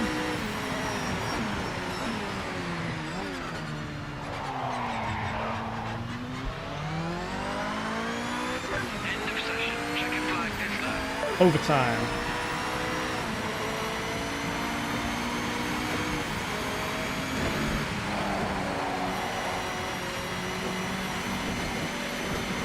Oh, was that another track limit? Was that another track limit? Alright. Welcome, Grandpa. Barbecue a game. Cat. Yes, we did plenty of single player. Plenty. Probably going to need to look at the setup between now and the race. The selling point for Project Motor Racing is racing with friends on the modern sim for free, and no other sim does this. Yes. Yeah.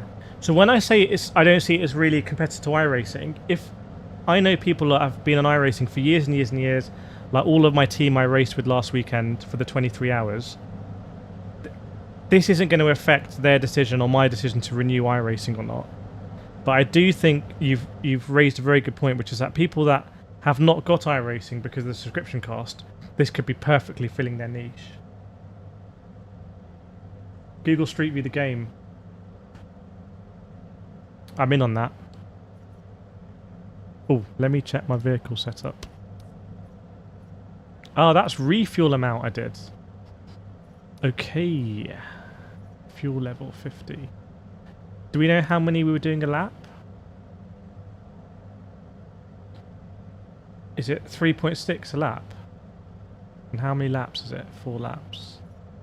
Surely I can go down here to like 35. Surely.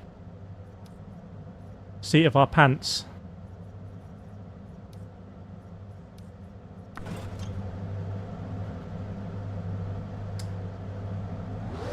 Right, let's go.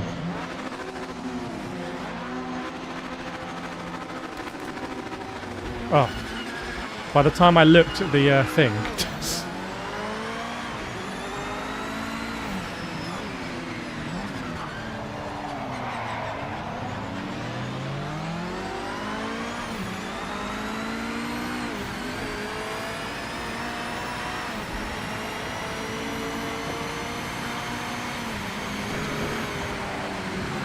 Anyway, there's a lot of tribalism in sim racing, and I'm cool with that because I like the tribalism back in the days with the console wars.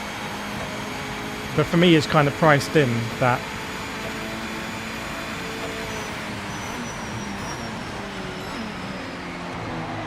that's ambitious from Gamer Muscle.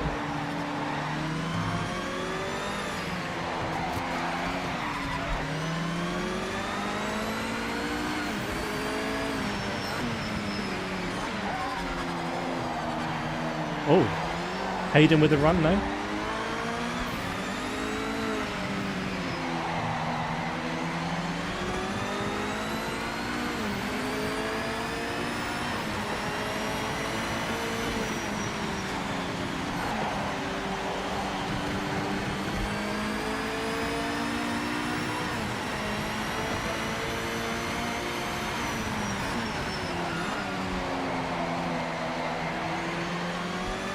Whee!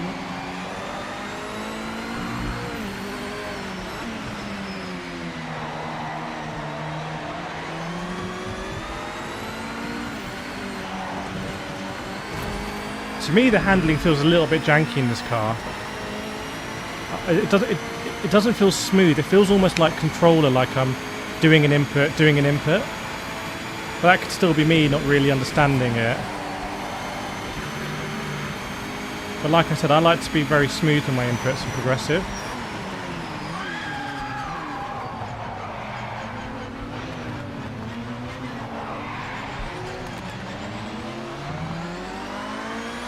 Good job I could save that.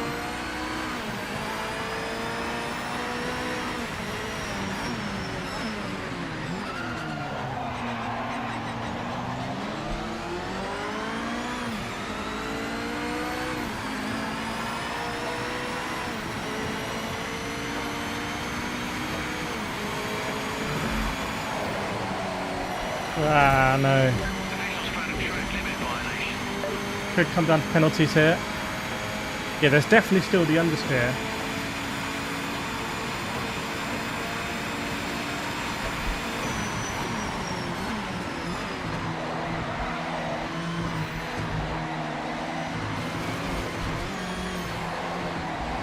I feel like it's quite forgiving until you get on the gravel.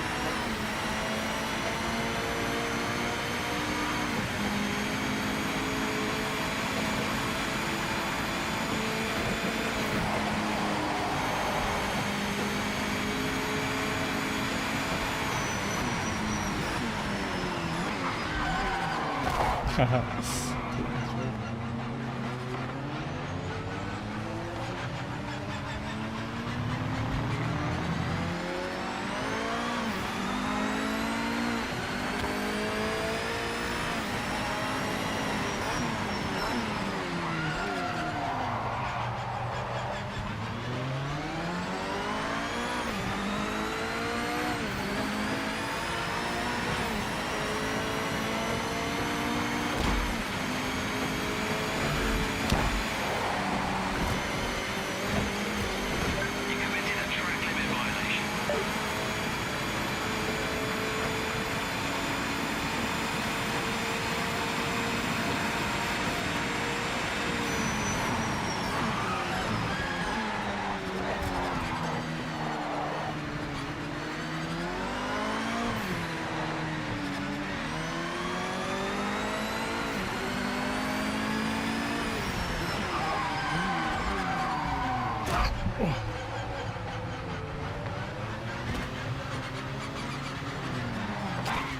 I'm trying to slow down. Oh.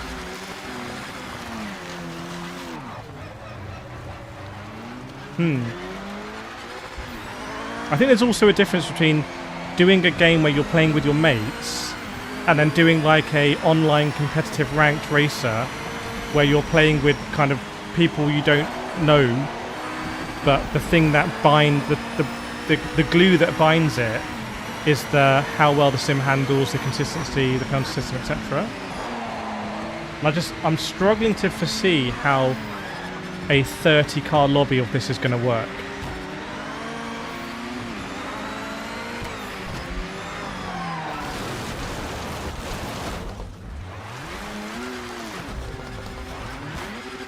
It's going to be risk-breaking city.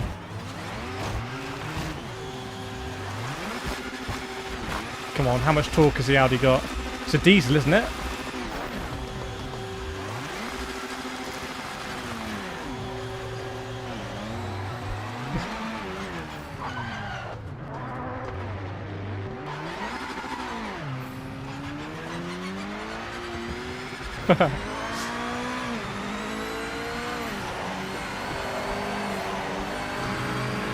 Does the gravel go to track? I'm not sure.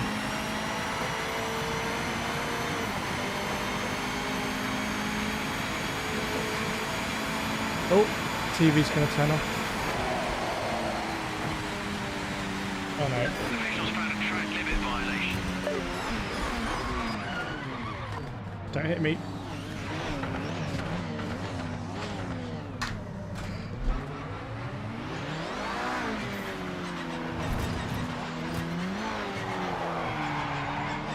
Like it's already descended into silliness a little bit.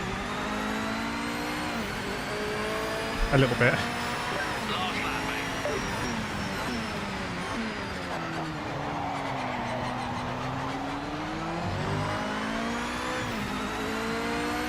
smash the like button, absolutely destroy that like button. 615 likes, that is insane. Thanks so much everyone, that's like the biggest likes we've had for a long time, that's huge.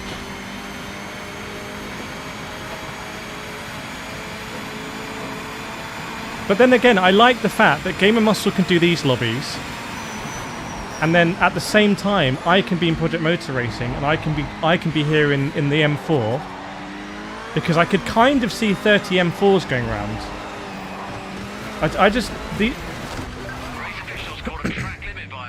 These cars, like, I barely feel in control. I barely feel in control.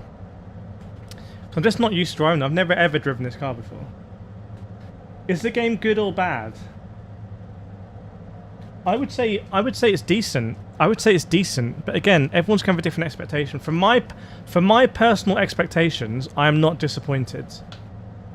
But this is of someone who's covered Le Mans Ultimate coming out. I've covered Assetto Corsa Evo coming out. I remember when I was making videos on Assetto Corsa Evo before it came out, saying, guys, they need to change some things here. This isn't going to work out well. And I was getting comments like, oh, why are you talking down the game? It's going to be incredible. And then 6 months later, I'm making a video on the latest update, like, oh, this is a bit better now. And everyone's like, how are you praising the game so much? It's terrible. So I see it from different angles. Crash and track violation. See, there's details like that. There are details like that in terms of online. You know, Gran Turismo, if you get punted into the braking zone, you don't get a penalty. Here at the moment you do, and I think maybe we're treating it like, oh, they'll be able to fix it. Well, it's coming out, and does that actually just break online racing? Person, should I sell your R3 and get an RS50? It's quite a lot of money to upgrade. You could also just get an R9 base and put your ESX on it for $299.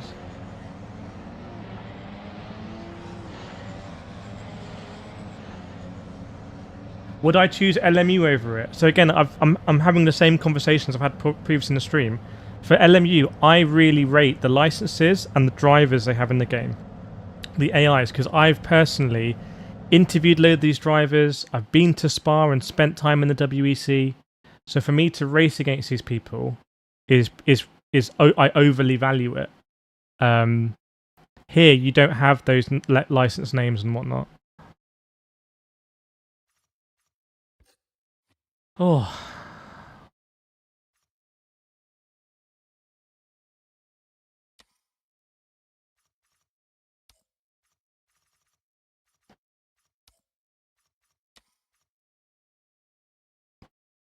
I feel like every car is different. What I'm struggling with is that when I came out of the Sim Racing Expo, I said I think every car is going to handle very differently, and I was thinking of that as a negative. And I wonder now, actually, because every car handles so differently, maybe for a lot of people it's going to be exciting. It's way more variety, it's way more gameplay, because every car handles differently. And I don't think it's necessarily in a really curated way.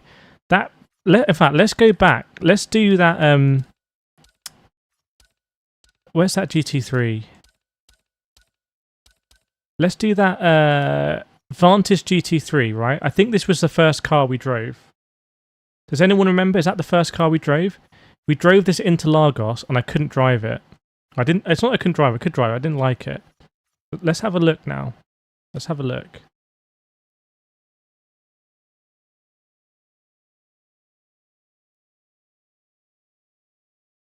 Think how many times the penalty system changed in GT Sport. Yeah, it changed with severity, but I feel like it always had it built in that if you got tapped going in chicane at Monza, you wouldn't get a penalty.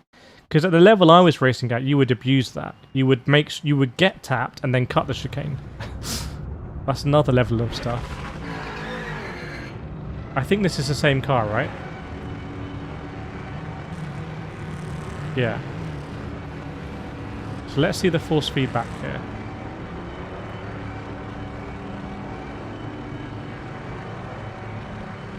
Did I just tap the wall there? So it feels like the front end is like so little weight to it.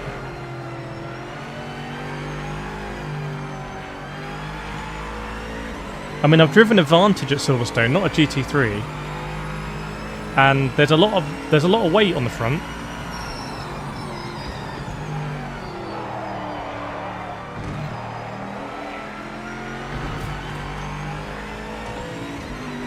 Yeah, I think the force feedback's very unusual in this car. There's something going on with the steering rack or something. It's like, as I'm going in a straight line, the force feedback's changing. But the M4 felt more consistent.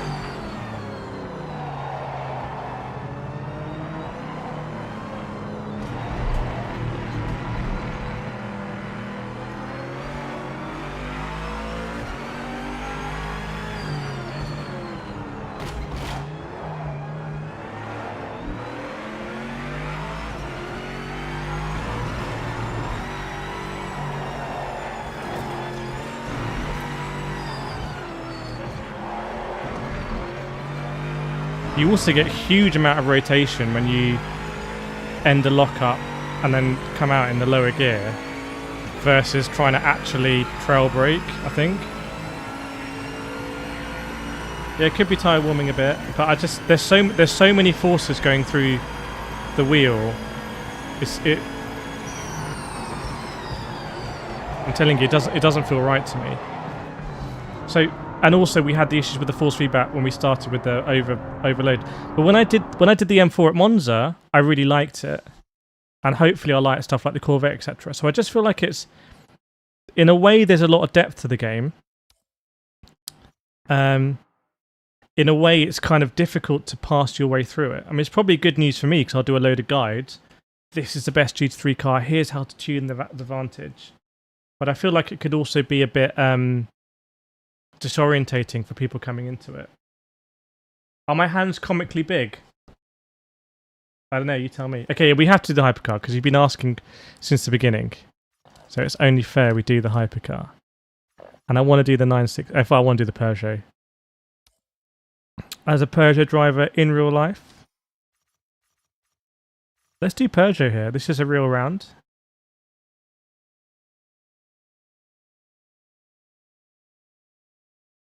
Oh, I should have done the Valkyrie.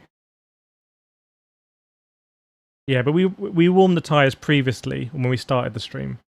There's something. I don't think it's not a consistent. Oh, the tyres are cold. It's some aggressiveness is happening in the force feedback, even rolling down the pits.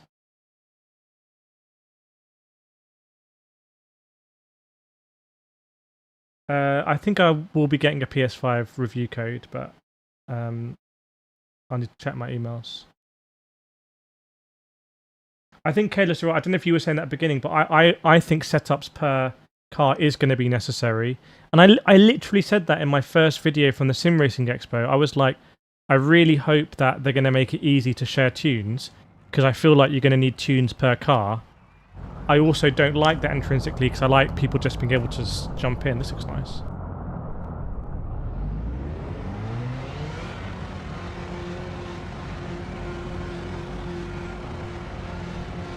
The hands on the wheel, a lot of it will be due to field of view and position. Like, I can make an iRacing hands look comically large as well. So it could be that they're comically large in Project Motor Racing. It could be because of the field of view that I've changed. I don't know. Oh no.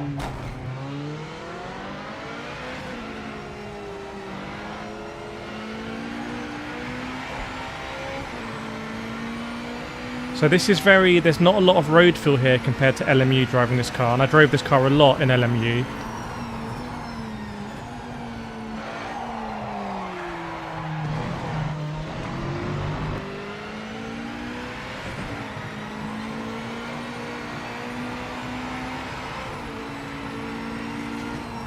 I'm telling you, come back in the comments.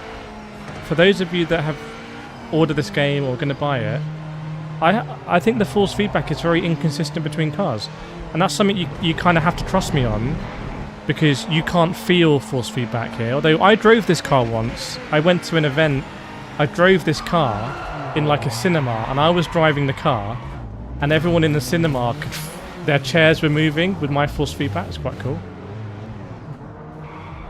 So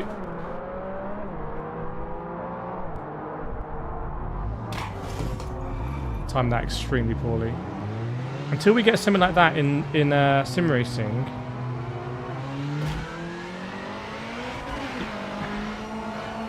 you got to trust me that the force feedback here is just. I think the first thing I said is like, is it inverted? It's not inverted. Maybe it's something to do with Sao Paulo. But it's not a consistent load. Like, you know. Okay, there's a consistent load there. That's nice and consistent.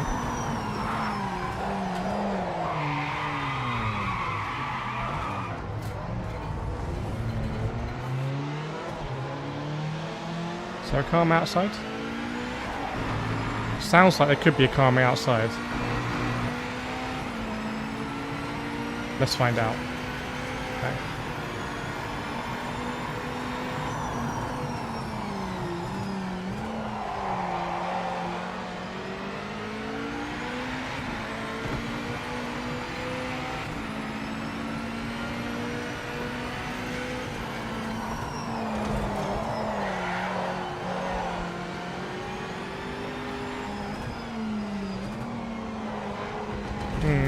Let me take the Valkyrie to Spa. Let me take the Valkyrie to Spa.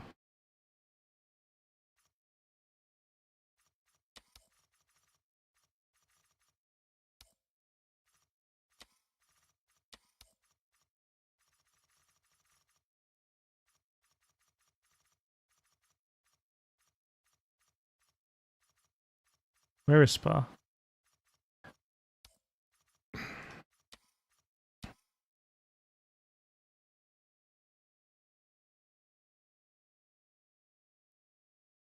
I think LMU does the hypercars decently. I think iRacing does them decently as well. There was a whole debate about a year ago about how the cars were faster in iRacing or something. So I was driving both of them to compare, but they both felt pretty good. The game is working for me smoothly. And we're on pretty decent graphical settings.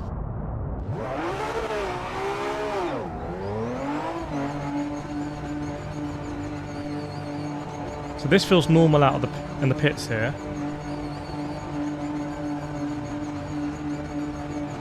Clear.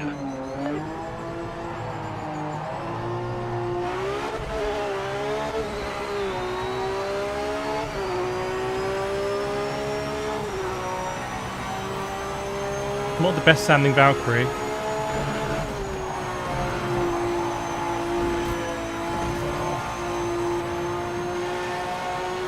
That's how it should sound a bit better.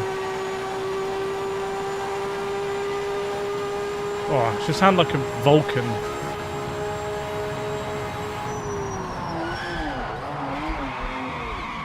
That's my fault completely, locking it.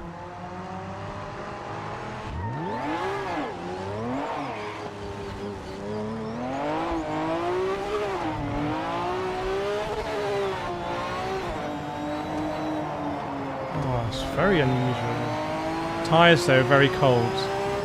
Very, very, very cold. I didn't see a tyre warmer option, maybe I missed it. But I remember being at Spa in real life a few years ago where I think both the Ferrari and Toyota dropped out of the pits here because there was no tyre warmers.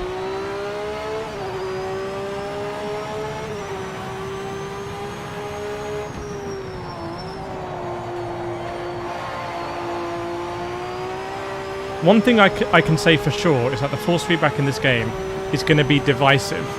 And I think anyone who says that the force feedback is amazing, or anyone who says that the force feedback is terrible, cannot possibly be right.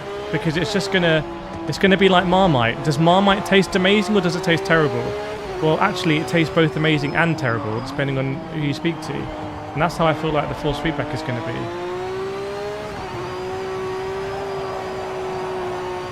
TC is cutting a bit there, isn't it?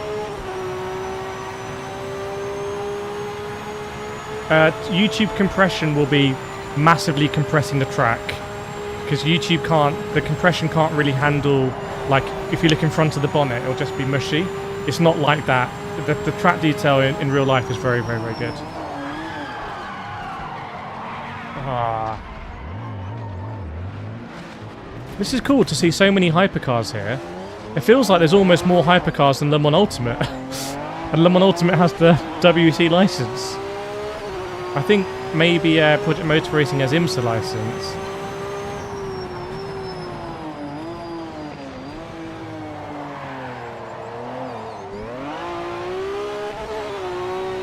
Vegemite all day.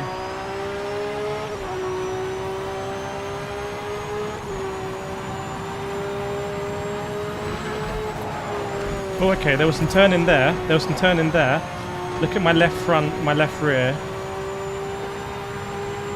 We did say in Germany this is going to be quite a tyre-focused sim. That's quite a nice load there. I can feel the car.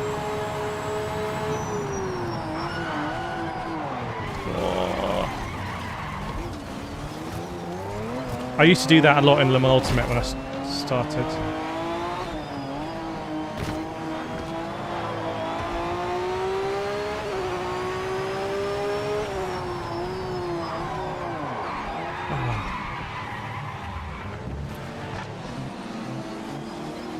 Maybe I want to move my brake bias a little bit.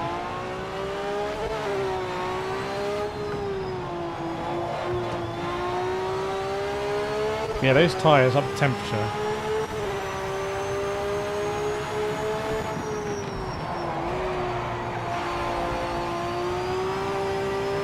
Wow, you get so much turning.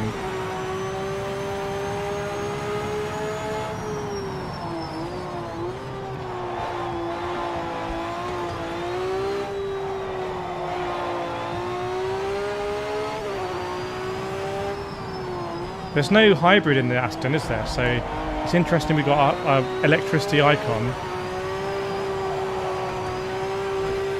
Is it no hybrids? The Glickenhaus has no hybrids.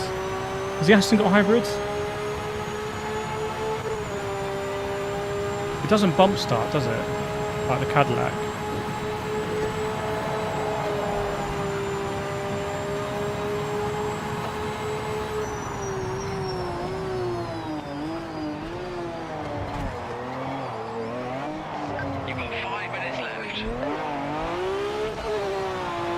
No hybrid, yeah.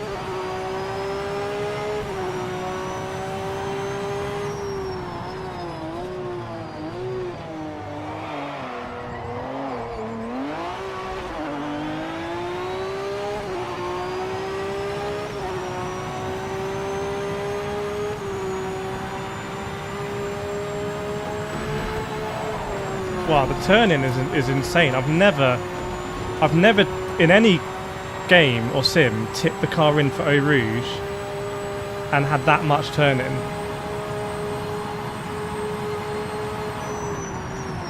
And it's even more contrasted given how much understeer we had previously. But I'm enjoying this. Like, this is definitely a challenge. This might be the core gameplay of Project Motor Racing, which is you need to spend time with the cars and understand the cars.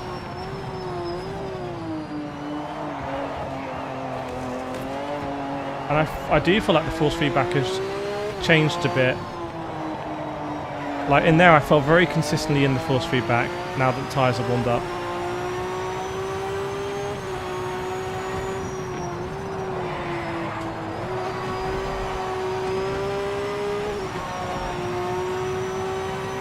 You don't have the correct steering ratio. It looked good in the car. It looked good in the car when I swapped hands. Have a look back on the screen, let me know if it doesn't match up.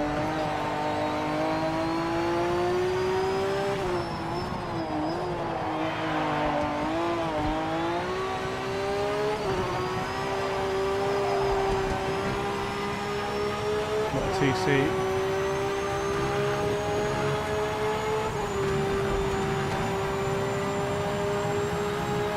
Yeah, so really nice load of force feedback. Oh, very nice.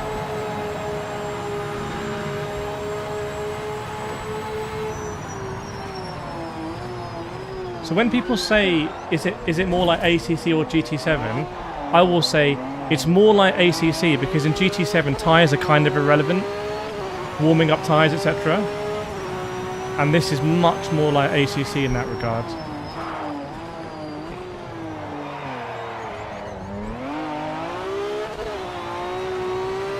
Let me try and tip it in. Is that rain coming down? Can't see it though.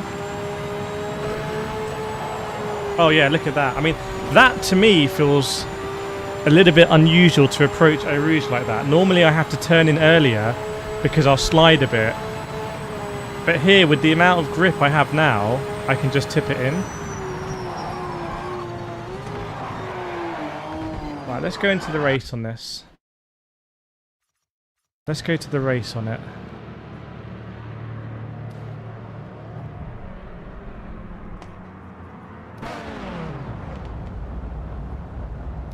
Didn't post a lap time, so we'll be starting. I like how easy it is to flick through these sessions, by the way. That's nice. Yeah, there's a lot of hypercars, a lot of GT3s.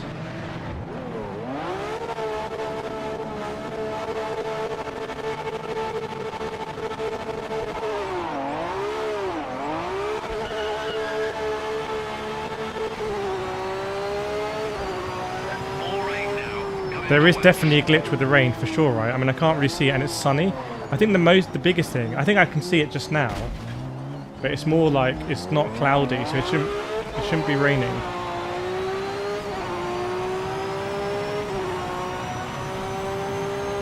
So temperatures are really not up to speed. Let's see what happens when we tip it. Oh, that's still pretty good. Oh my days, mate.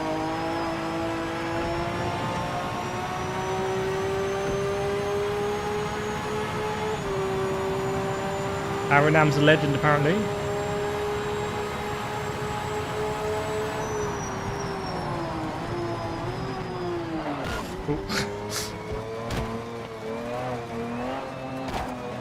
The sound effects for the contact are just comical. It's like it's out of EA Fight Night 3. Oh, bro. Heavy damage now. Race officials called a track limit violation. Yeah, there's something not right with the AI grip in wet conditions. You can just drive around them.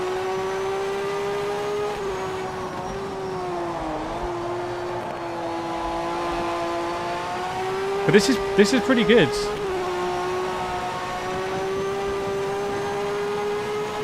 I mean, it might be a low bar, but I think already this is a better game than Forza Motorsport. Is it a better game than Gran Turismo? I'm driving hypercars. I'm driving modern hypercars.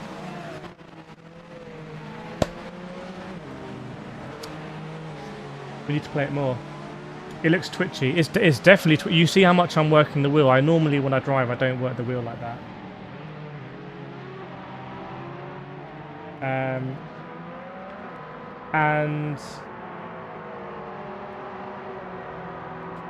What's the use of career such bad AI?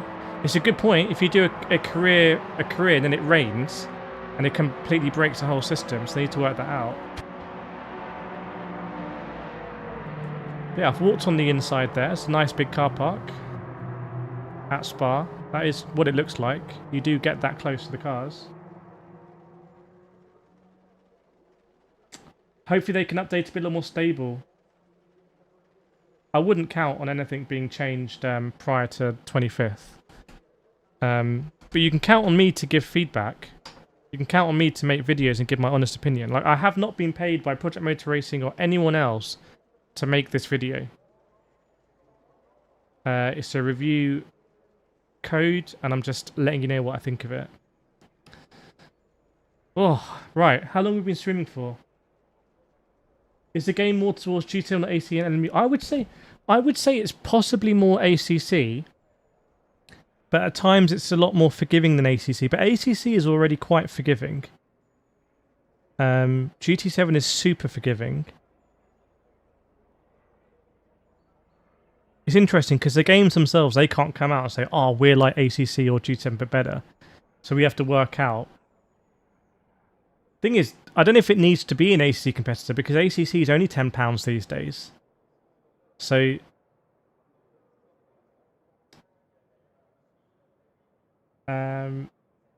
But this, honestly, the chat is what I expected from Germany. It's what I said. I said this a month ago.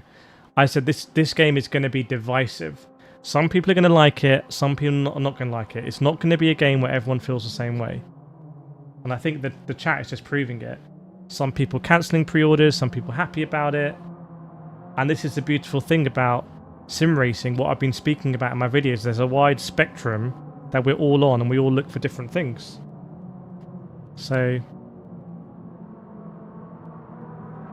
I'd be hesitant to say it's more sim because I think it is quite forgiving, although driving this felt quite similar to LMU. Every car's different. Literally every car I've driven has been different. Yeah, I think Project Cars 2 was like that as well, if I remember, wasn't it?